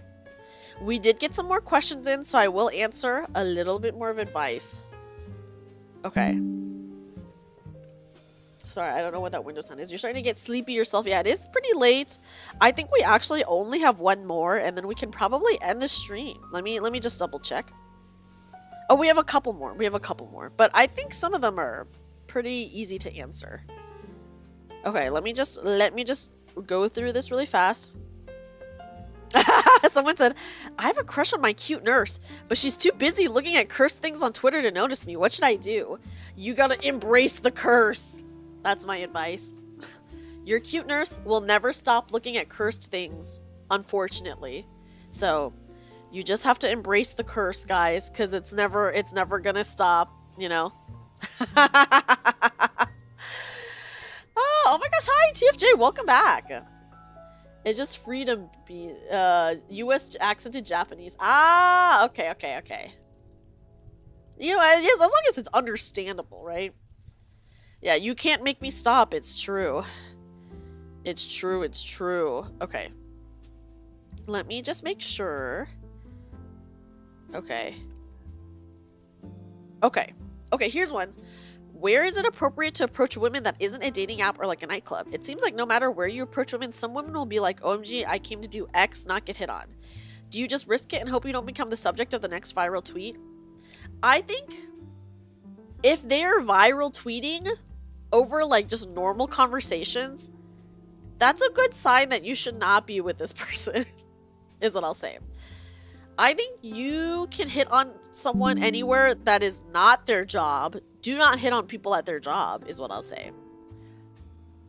As long as it's not at their job and it's like in public, you can approach a woman. Obviously, how you act will play a huge role in how they respond. But, you know, it's not just on you. The other person might just not be like normal as well, so they might react negatively for no reason, in which case I wouldn't take it upon yourself as feeling bad about that, because they just might be like an unhinged person. I would say you gotta go to events though. Like, of course you can hit on anyone anywhere, but I think events might be your best bet to find someone, because you're more likely, first of all, to find someone who has the same hobbies as you, right? So by going to an event for like maybe a hobby or something you're interested in, you might meet someone who's also interested in the same thing.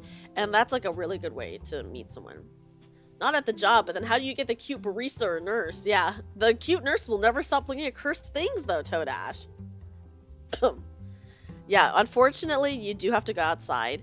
But if you don't want to try an app, there are a lot of, and I'm not saying these are the solution, but you can try a dating Discord for whatever it is you're interested in. Like, for example, Final Fantasy XIV has multiple dating Discords, so that might be something you're interested in. You know? And you never know, you might meet someone in a game when you don't expect it. and that could happen too.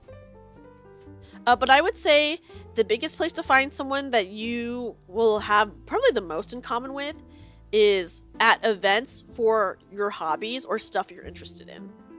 Yeah, you never know what actually might work out. You might just end up playing a game with someone and then they're like the one. Or they're like the right person for you, I should say. But yeah, so my advice is to go to events for things that you're interested in or your hobbies. And like, let's say you go to a con. Cons also have dating events, so that could be something to try as well if you were interested in that. Okay. We have a couple more questions. Everyone has been so awesome with their questions, by the way. Okay. Okay. The bars are usually not the best place to hook up, but you can find someone. I think bars, you used to have to do only like bars or clubs, and now I think they're more like, you don't really, I think at bars, people may be more acceptable to talk to because, you know, they're there drinking. But I think as soon as you get like a gut feeling or a vibe that they're not interested, you just gotta leave. Your parents met at a bar. Did they really? That's kind of awesome. Yeah, bars are social places, so I think you can approach someone. People are more approachable at bars because, you know, they've been drinking and stuff like that. But I would say as soon as you get a bad vibe, as in you can tell that they don't want to talk to you, you just gotta dip. Supermarkets were the place to meet. Whoa, I actually don't know if I've ever known anyone who met at a supermarket. Okay, how do you know the difference between a bad therapist and a therapist who was good but told you the harsh truth and you couldn't accept it? Well, I think you have to see, okay, why can you not accept this harsh truth, right? Are you not accepting it because of things that you're feeling? Or is it because this is like genuinely just not good advice? So I think you have to see what they tell you, right? You got to be like, okay, they're telling me this. I can't accept it because blank. And you have to really see how you feel. Like, why can you not accept it? And if you're like, hey, this is kind of true, but I still don't like this, that's okay. That's a therapist that is just a harsh therapist. But if it's just like, this makes no sense, and you're like, I don't like this, and what they told me doesn't make any sense, that's probably a bad therapist, is the thing. I think like you can always connect how you're feeling and the reason for your feeling for something like this. And if you can't connect to the dots, then it's like, okay, this person is probably not good, and they're like, what they're telling me does not pertain to my situation at all, or like this is like too general of information, or like they obviously weren't listening to me, or etc, etc. You know what I mean?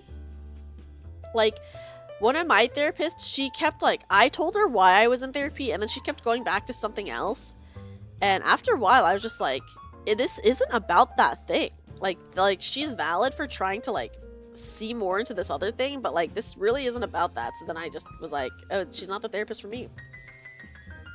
The funny thing is, the way your dad said it, your mom worked at the bar and your dad walked in and sat at the bar, and the bartender said a lady bought him a drink, and he said, oh, let me buy her a drink as thanks, but your mom already left by then. She left? But oh my gosh, wait, so then how did they end up meeting again? Good night, Jamie. Jamie, thank you for hanging out. Sleep well. He went back, I guess? Oh my gosh. Okay, guys, this is actually... I hope that therapist one made sense.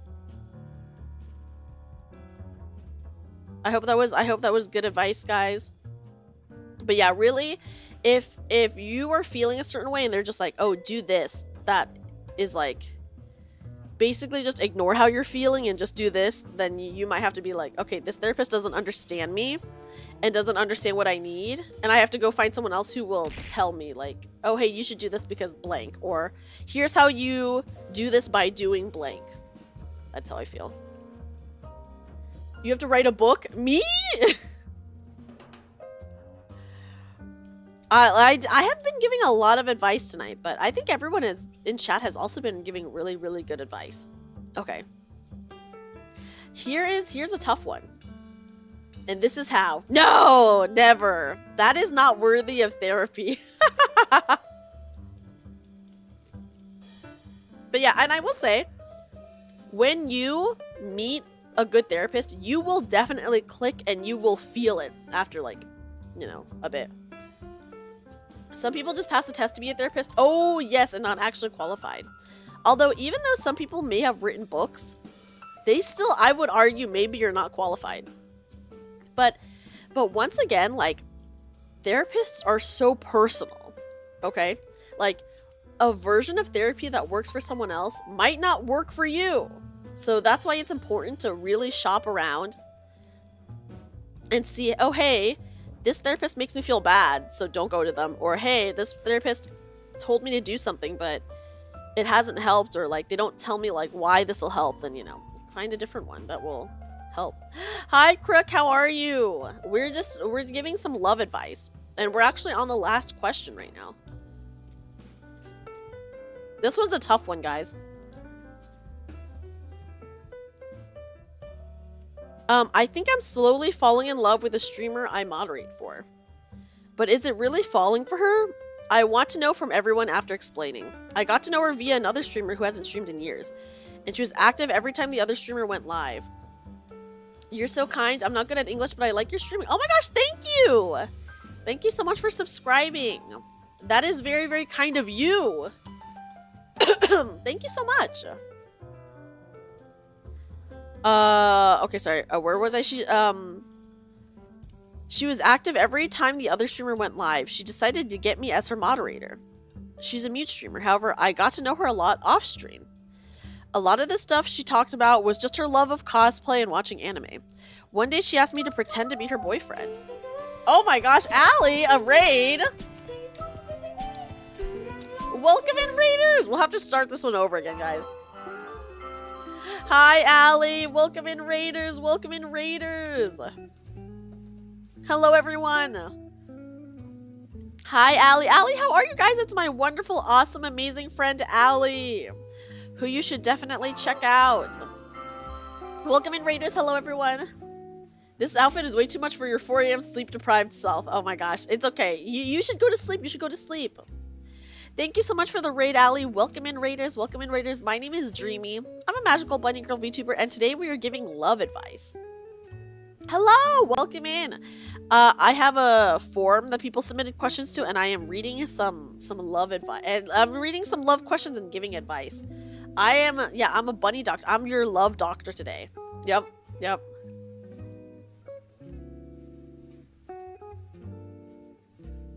But yeah, welcome in! I hope you guys all had an amazing time with Allie. Allie, I hope you enjoyed Avowed. And yeah, once again, welcome in, guys. Welcome in. My name is Dreamy. Let me give you guys a kazoo welcome in, actually.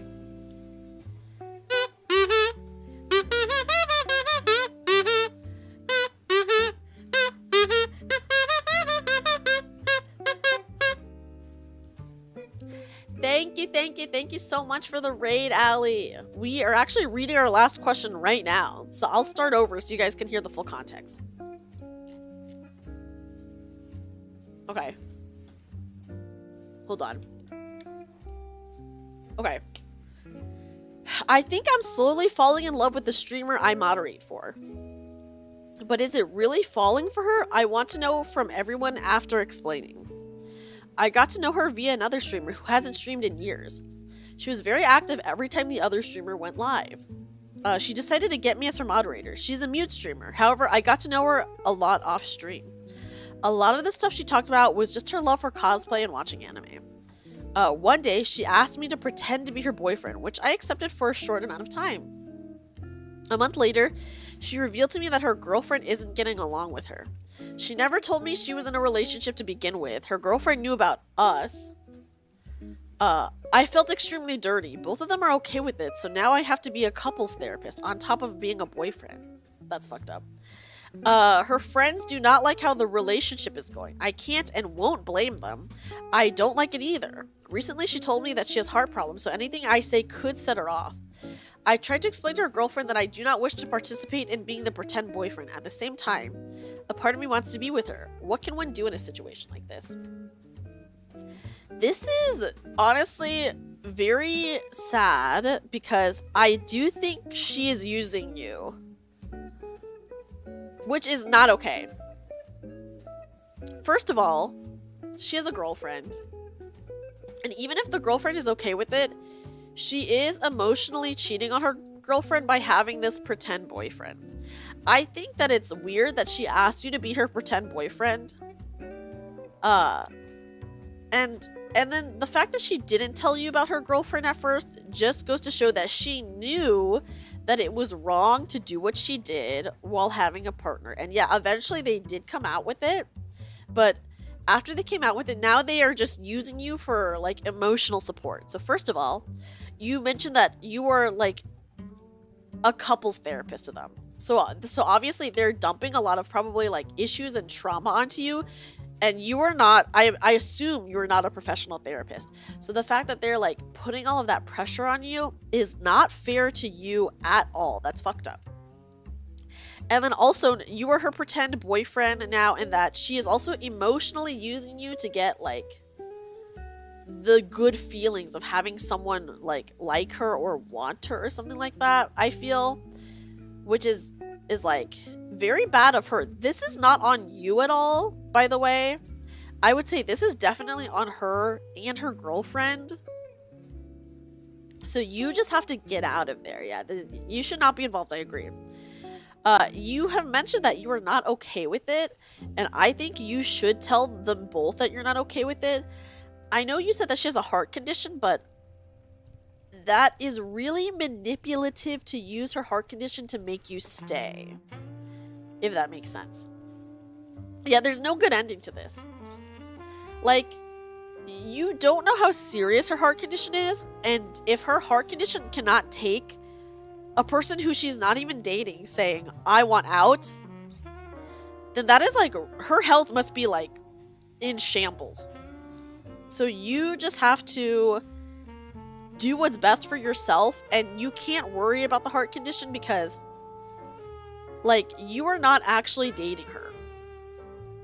Like, if she's upset by it, she's allowed to be upset by it, but if it like worsens her heart condition, that's not on you, and you cannot stay just to avoid like setting off her heart condition, because we also don't know how bad it is. So it could be bad, it might not be that bad, but either way you cannot be forced to stay, because yeah, it's like emotional blackmail. It sounds like she needs to go to the hospital if she has such a bad heart condition. Yeah, so if her heart condition is that bad, she should probably go to the hospital. I mean, she probably does go to the hospital, but she should like be seeing more specialists for that, because the reality is life is going to throw so many things at you, and like, it sucks to have to deal with that with a heart condition. Like, that's not cool, but like, you should never be hurting someone else because of your condition, you know? So obviously she is hurting you, and even if you want to be with her, she's never going to leave her girlfriend. So you might want to be with her, but does she want to be with you? Yeah, you should never be responsible for what you didn't do. Yeah. Right? It seems like she does not want to be with you. She seems to only want to use you to get the emotional support of having a boyfriend, because obviously she's not leaving her girlfriend, and you don't seem to want to be in a throuple, right? So, and so you are being treated really, really unfairly right now. Like, it's not fair to you that they are emotionally using you. Like, even if you're not like giving them stuff monetarily or anything like that, they are taking a lot of emotional energy from you. Because you're not only pretending to be a boyfriend, but now you're also like a couples therapist, which emotionally, that's really draining, because you need to have some emotional energy left for yourself and for people in your life who are important to you, and your friends and people who care about you, you know? And if you ever want to be in a real relationship someday, you gotta have some emotional energy for that. Like, this is a fake relationship, so you can leave at any time. And I would say do not let them guilt you to stay, because you don't like the situation, you don't want to be in a throuple, you don't want to be like the pretend boyfriend to this girl who has a girlfriend. And you don't like it, if you and since you don't like it, you have to leave, and you can't worry about the heart condition. Like, as a person, as a human, you can worry about her, you know? But you can't stay just because she has a heart condition. That is like the fastest way to make everyone unhappy, including yourself, and you deserve more than that. You know? Like, and if they try to use the heart condition against you, that is a really, really, really bad sign that you definitely need to get out of there, because they will use like anything against you to get you to do what they want, basically. Like, the thing is, you just need to be stepped on a little bit, and if people think that they can step on you more to get more from you, they will once they start doing it a little bit, you know? Yeah, they could start using you for other things too. It seems like cheating with no consequences. Yeah, I mean, like, they're okay with it because it's a quote-unquote fake relationship, but to you, it's not really that fake anymore, right? So you have to remove yourself. Yeah, only let me step on you. Exactly. Exactly what Ali said. That's right. That's right. But yeah, on a serious note, this is really not on you. This is like, they're treating you very badly. If they cared about you as a person, they would not be doing this to you, or treating you this way, or using you emotionally like this. So my best advice would be to leave the situation and honestly just stop talking to them. I think once you get some time away, maybe you can try to talk to them again, but you just gotta like totally stop talking to them for at least a while. And they will try to like probably emotionally manipulate you into like supporting them emotionally again, but you gotta not do that. You gotta take that and put it into yourself, you know? Like, hey, I care about myself. I care about my mental health. I'm gonna not talk to them because I need to support myself right now versus supporting someone else emotionally. You step on everybody that's in your way. Red Pearl. Yeah, I step on people with Moogle shoes. That's right. But yeah, so I don't know. I hope that was helpful to you. If you have like more questions about it, I'm glad to answer. But I do hope that you know that there is going to be someone who actually wants to for realsies date you, and they can't do that if you're in a fake relationship with someone else. You know? And also playing therapist. You are just really being emotionally drained right now, whether you realize it or not. They're using you to get emotional support, and that's just not cool. That's not cool. You're good at giving advice? I hope so. I think it's like, when you're a third person outside perspective, it's like easy to look at things objectively and give advice, you know? Versus when you're in the situation, it's really hard to like see clearly what is going on. But yeah, I know it's going to be hard and you might not want to stop talking to them, but I do think you need some time away. Good night, Allie. Good night. Sleep well. Sleep well. Thank you again for the raid.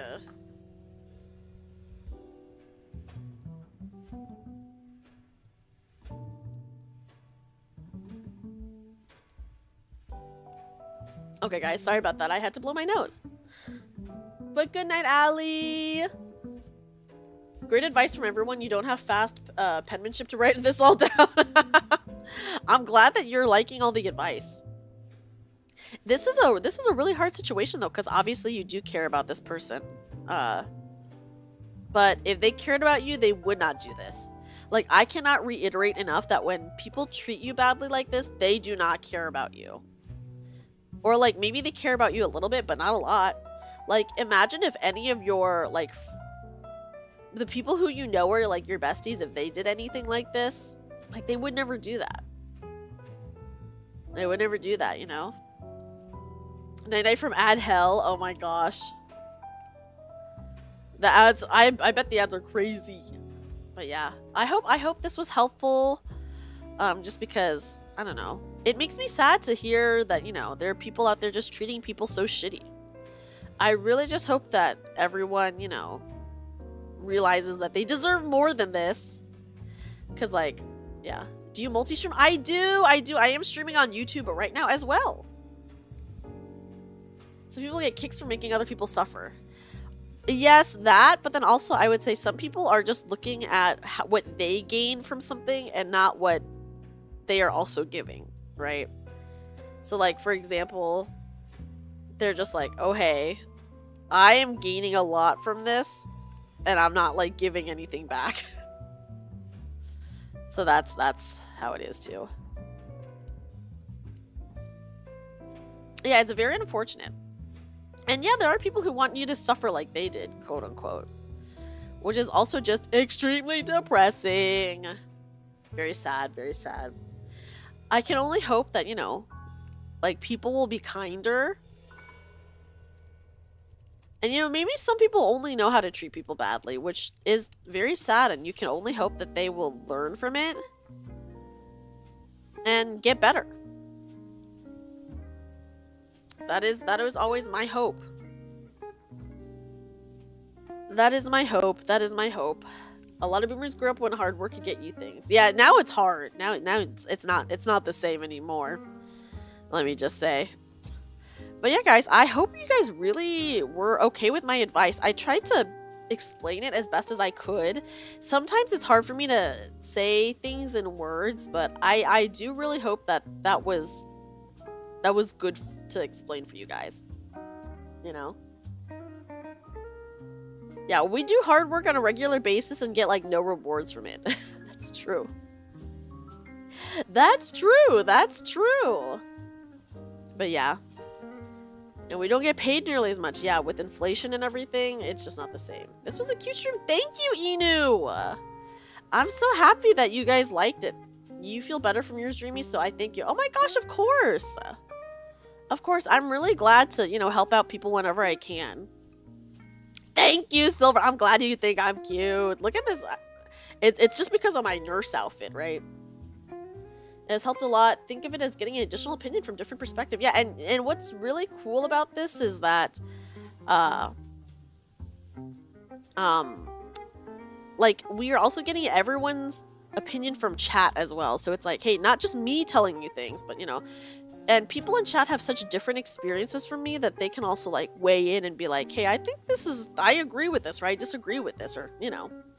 Every Dreamy stream is a cute stream. Oh, thank you, Heidenreich. People fear the butt needle, you know. Yeah, I love yapping streams. I do. I love yapping so much. I hope you guys all had a really awesome Valentine's Day, though, or at least a chill Valentine's Day. I love Valentine's Day. I treated myself to some roast pork, which was actually not as good as the roast pork that I made myself.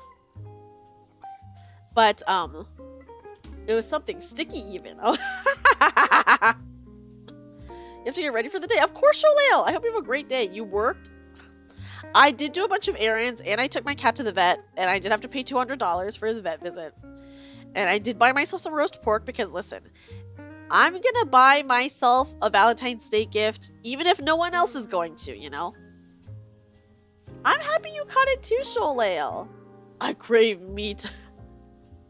So I was like, hey, if no one's gonna get me a gift, I'm gonna get myself a gift. A gift of delicious roast pork. But now that I know that I can make better roast pork, I think I'm just gonna keep making it myself, guys. You buy yourself spicy fried chicken and fries. Ooh, that's delicious. You gave us all the gift of Dreamy. Yeah, well, I just hung out with everyone, you know? You want roast pork? Ash, if you can go to a butcher and get pork belly, I can link you some recipes for some really dope-ass roast pork, Ash, that I think is better than the ones that you can buy. Can you share food pics? Yes, I will. If I make it again, I will share food pics, although I didn't take pictures this time because I kind of fucked up a little bit and the skin was not as crispy as it should have been. It was still really good, but it was not as crispy as it should have been. But now I know, and next time I'll do even better. Yes, I'm glad you guys like Nurse Dreamy. I know, isn't it so cute? I love it. Nurse Dreamy's so cute. I love Nurse Dreamy. She's so cute. We still like all food pictures. I hope so. I'm really bad at taking food pictures of food that I make, though. So I'm just like, is this gonna look good or is this gonna look really freaking bad? Would be my fear. Although I actually do have a couple of food pictures I do need to post on the Discord from like times that I've eaten recently. So I will definitely do that. But yeah, guys, I really hope that my advice was good. Would you ever do cooking videos? I totally would do cooking videos, but I would want to buy you know those like stoves that you just put a gas canister in? Or like a portable stove. I would want to do that. Because I would love to do like a hot pot stream. Where I like make hot pot and we eat it together. Yeah, a camping stove. Yeah, a camping stove. Something like that. Yeah. Something like that would be really cool. And I think that'd be really fun. Yeah, I eat it all and you guys are basically just watching. I mean, that's basically what it is. You have, well, you do go camping quite a bit, Heidenreich. You do go camping quite a bit, so that makes sense that you would have a lot. So yeah, my Valentine's Day gift to everyone was hanging out and giving some maybe questionable advice. It might be questionable, it might be good. You suppose it is that time. Now to decide if I want to nap or stay up and hit Costco when they open. Ooh, Costco. Yes, long weekend. Oh my gosh, Todash, long weekend for you too? Yeah, I nursed everyone back to health. You have 2 camp trips already planned for the summer. That is freaking awesome, Heidenreich. That's a good gift. Thank you, thank you. I'm glad you guys like that. My gift to myself was some delicious roast pork. Nothing more tasty than a good old slab of meat cooked in propane gas. Oh gosh, when you say it like that, maybe it doesn't sound as good. Yeah. And if anyone wants to buy me a Valentine's Day gift, you guys can always fund my bunny soda animation. But no need and no pressure to, by the way. No need to.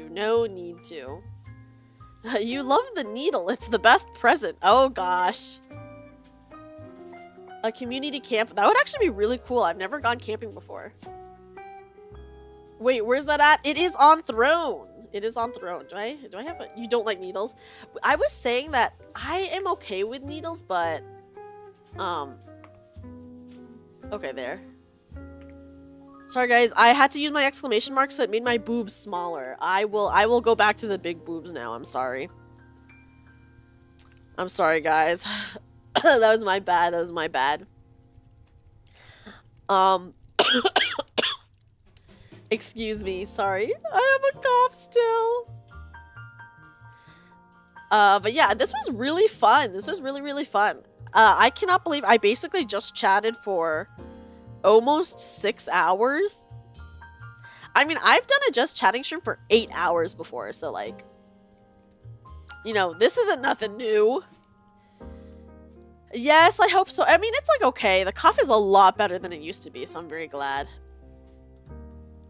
I have been, oh my gosh, Silver, I bought this actually special honey cough medication. And I feel like it's been working really good. Yeah, you know, you guys know me, I can yap for forever. You saw a video of some guys who did a vacation trip to the 4 corners and each of them planned out each state. That's actually so cute. I think my state is a part of the 4 corners, is it not?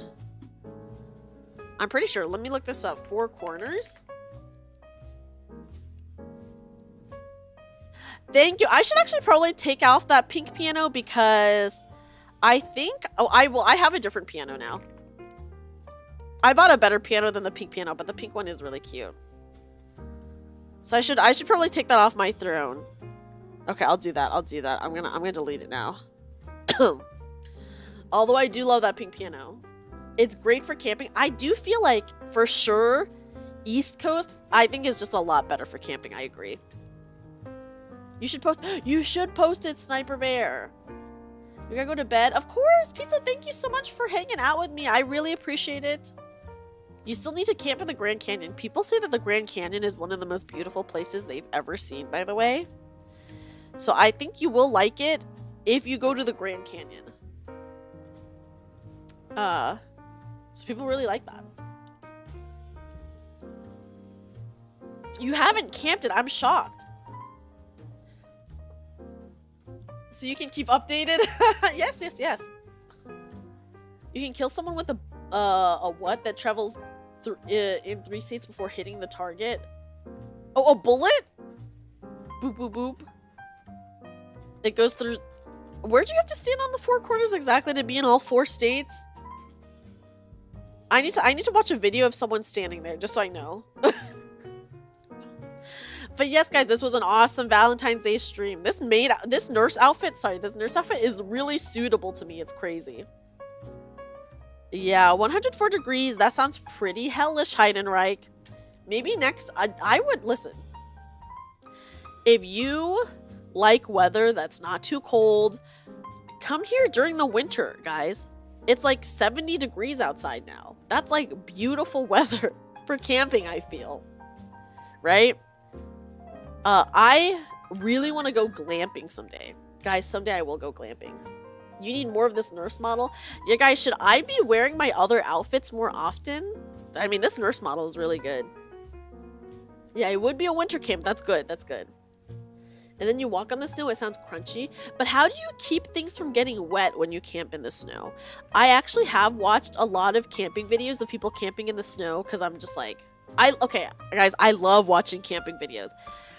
Solo camping videos, I love watching. It's very like relaxing and comforting to me. Since part of their trip was food related, ooh, I am very curious about what food they ate. That'll be cool, Sniper Bear. Some people, you know, went glamping and it was too expensive and the place wasn't clean. Oh, really? That's sad. Damn. I love the idea of glamping though.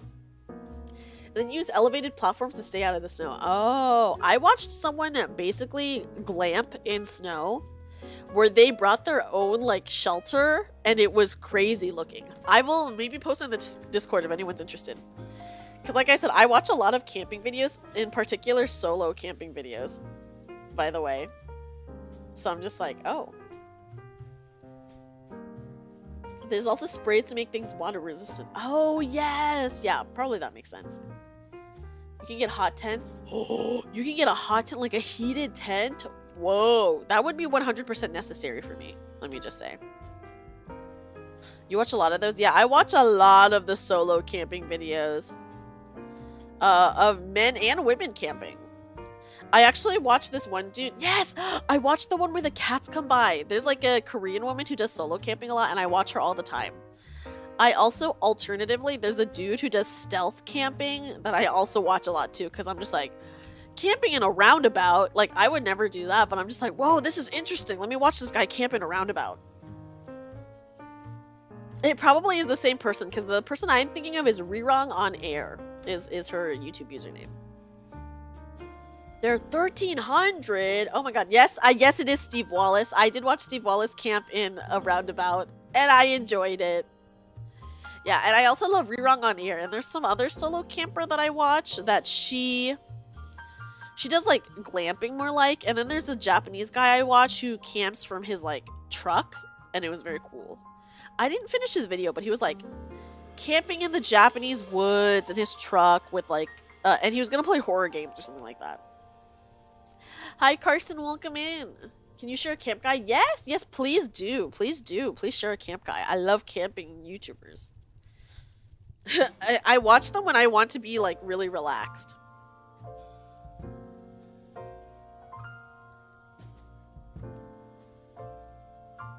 And you know what? Maybe a part of it is me living through them because I've never camped, right? So I'm just like, I've never camped before. I wanna watch people camp. That sounds fun. Cause I really like the camping anime. It's really good. It's really, really good. Okay. And I do recommend it, by the way. You camped once, did you enjoy it? It is Yuru Camp. Yuru Camp.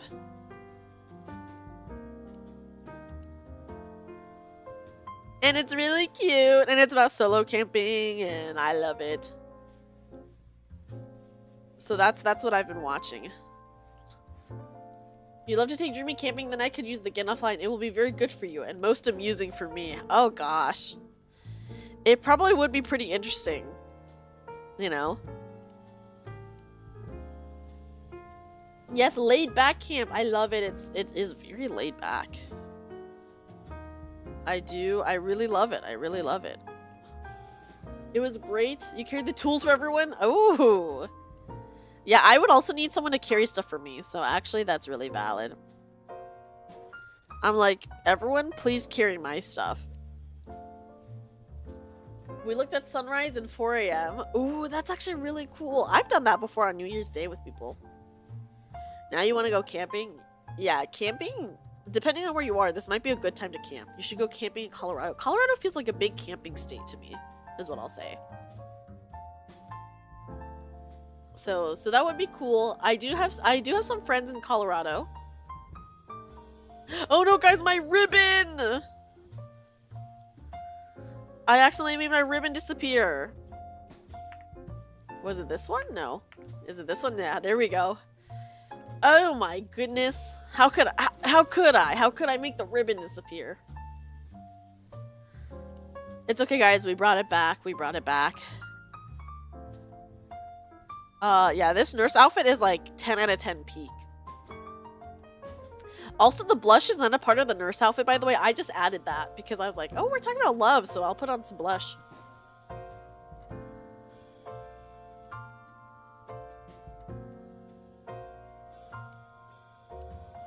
"24 hours before watching the sunrise." Whoa! That's fun. That sounds fun. Had to go back down the mountain due to altitude sickness? I have never considered altitude sickness, but that makes a lot of sense. You have 2 camps planned. All this talk of camping is really making you... It's okay, but you are gonna go camping, right? So you're good, you're good.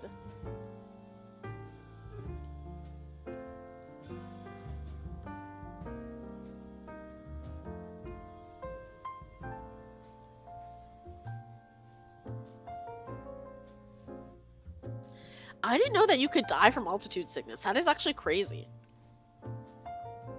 I don't know too much about it because obviously I've never experienced it, you know?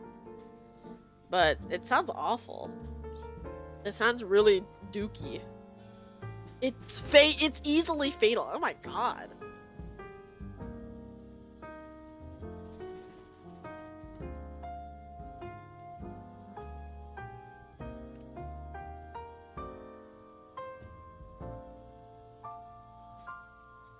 Oh my gosh, sorry guys, I'm so snotty again. You run out of oxygen. You lose consciousness and then you're done. That is scary. That is freaky. Yeah, I guess like if you get altitude sickness, you just gotta like get out of there. You're like, okay, bye. You stop and rest. Oh my gosh. Yeah, because if you push yourself, that's bad news bears, I imagine.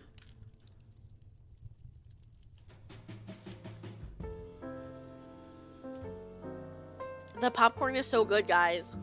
If you didn't get better, then you make your way down. Yeah, yeah.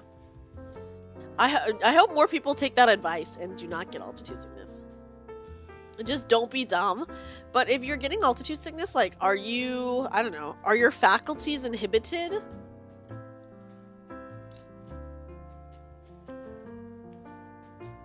Or like, do you think you're still of sound mind? You know? Okay, yes, but you notice. Okay, okay. We had stopped at camp and were making dinner. You weren't feeling well. Went to lay down and passed out for 14 hours. What? Did they try waking you up? I hope they did.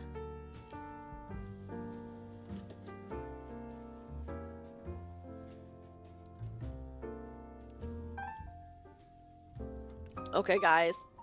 They tried but couldn't wake you. Oh my god, I would drag your body down the mountain. I would roll your body down the mountain. I'd be like, I gotta take him down, guys. And then just roll you down. That's really scary, though.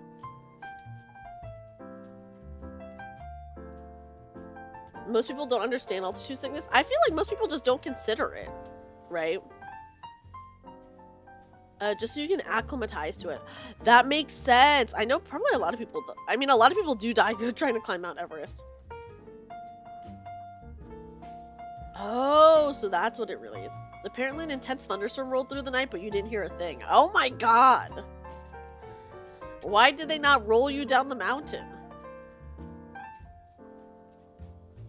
Yeah, I just really feel like most people don't even like think that that's like, that could happen to them. But then it does. Rolling would be fatal to... Well, we don't know that. What if I slowly rolled him down the mountain, you know?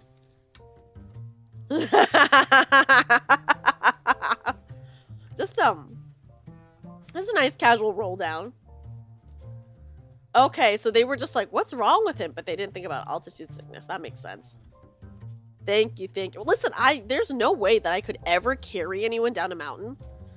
I could maybe drag them, but probably I would get tired, right? So realistically, the best course would just be to roll them down. I'll put them in a sleeping bag first and then I'll roll them down so there's some protection, you know? Which they probably should have since we... Oh yeah, I wonder why they didn't think about it. That's so weird. That's really crazy.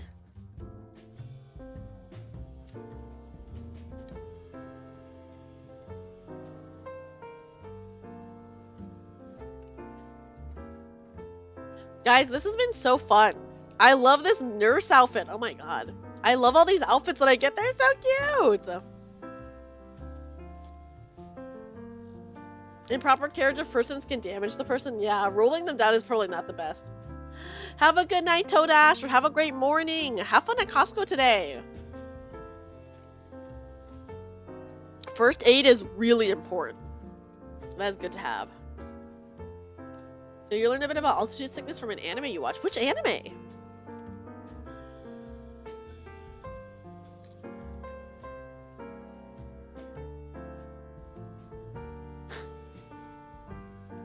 That's so interesting. That's kind of crazy that you learned it from an anime.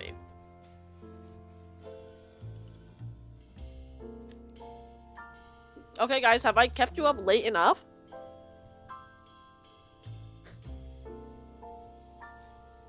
They're marching an army up a mountain. Oh, okay, so then that's when they had to deal with it. And one person said, we stop and rest here. Okay. Oh, yes, please do hide and rank. Please do. I'd love to see it. Would love to see it. Would love to see it. Yes. Oh, gosh, poor Inu. Inu's getting sleepy. Your night shift still goes on. Yeah, how much more of your shift is left, by the way?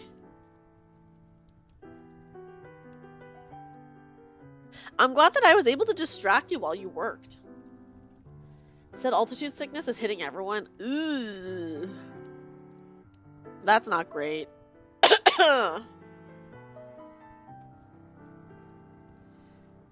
Should probably be going to bed yourself. Yeah, guys, it is 5:30 for me.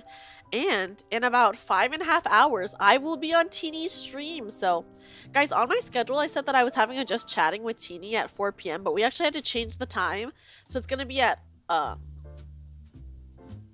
11 my time, I think. 3 more hours? Oh, that's not too bad. That's not too bad. Yeah, I probably do need sleep if I'm going to be on a stream and like... Let me just double check the time. Hold on. Okay, yeah. So it is 11 my time, so that'll be 10 a.m. PST, 1 p.m. EST? I believe.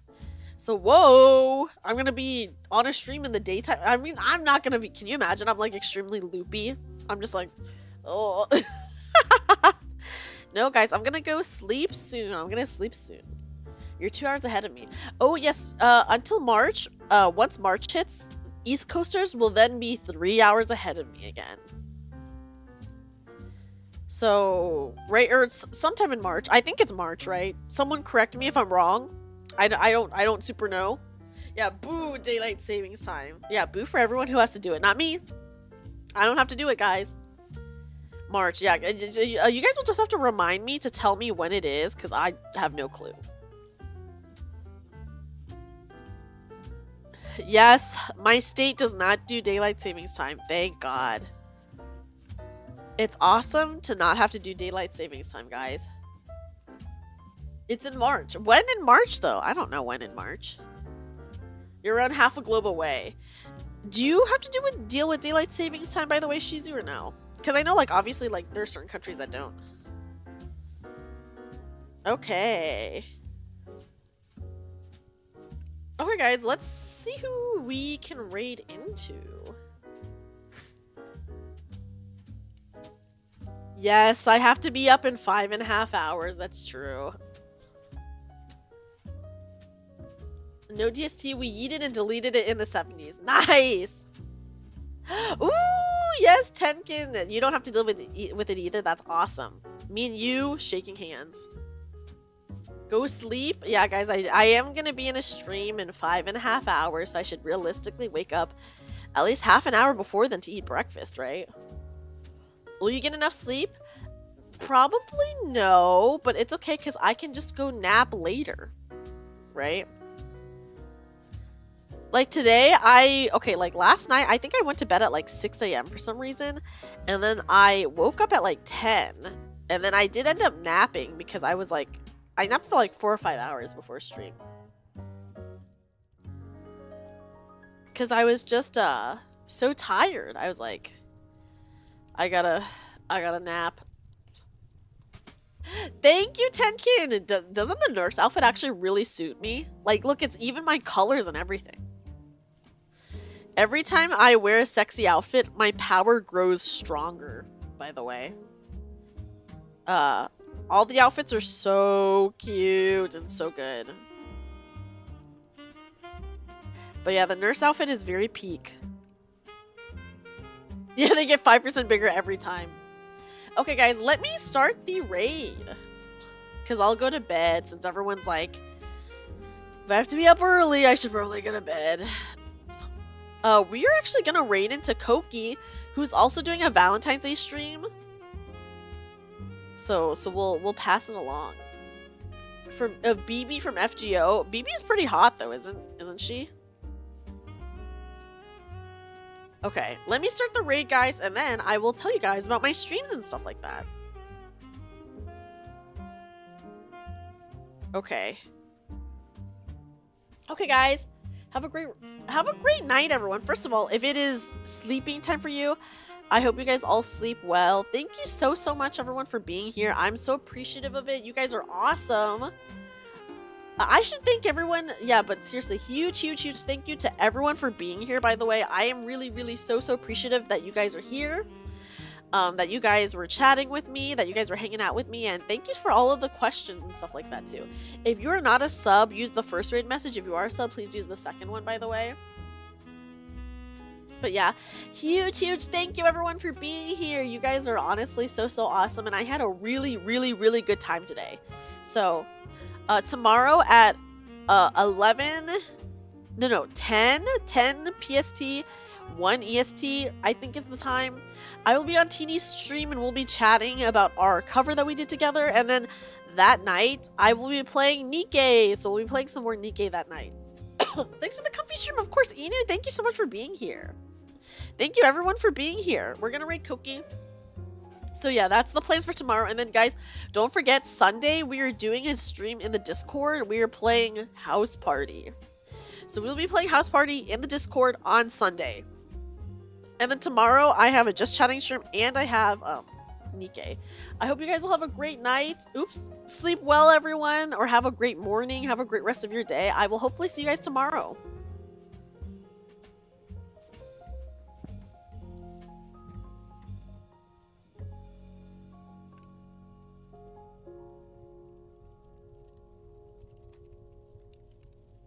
Hi, Dreamy. How you doing tonight? Welcome. How you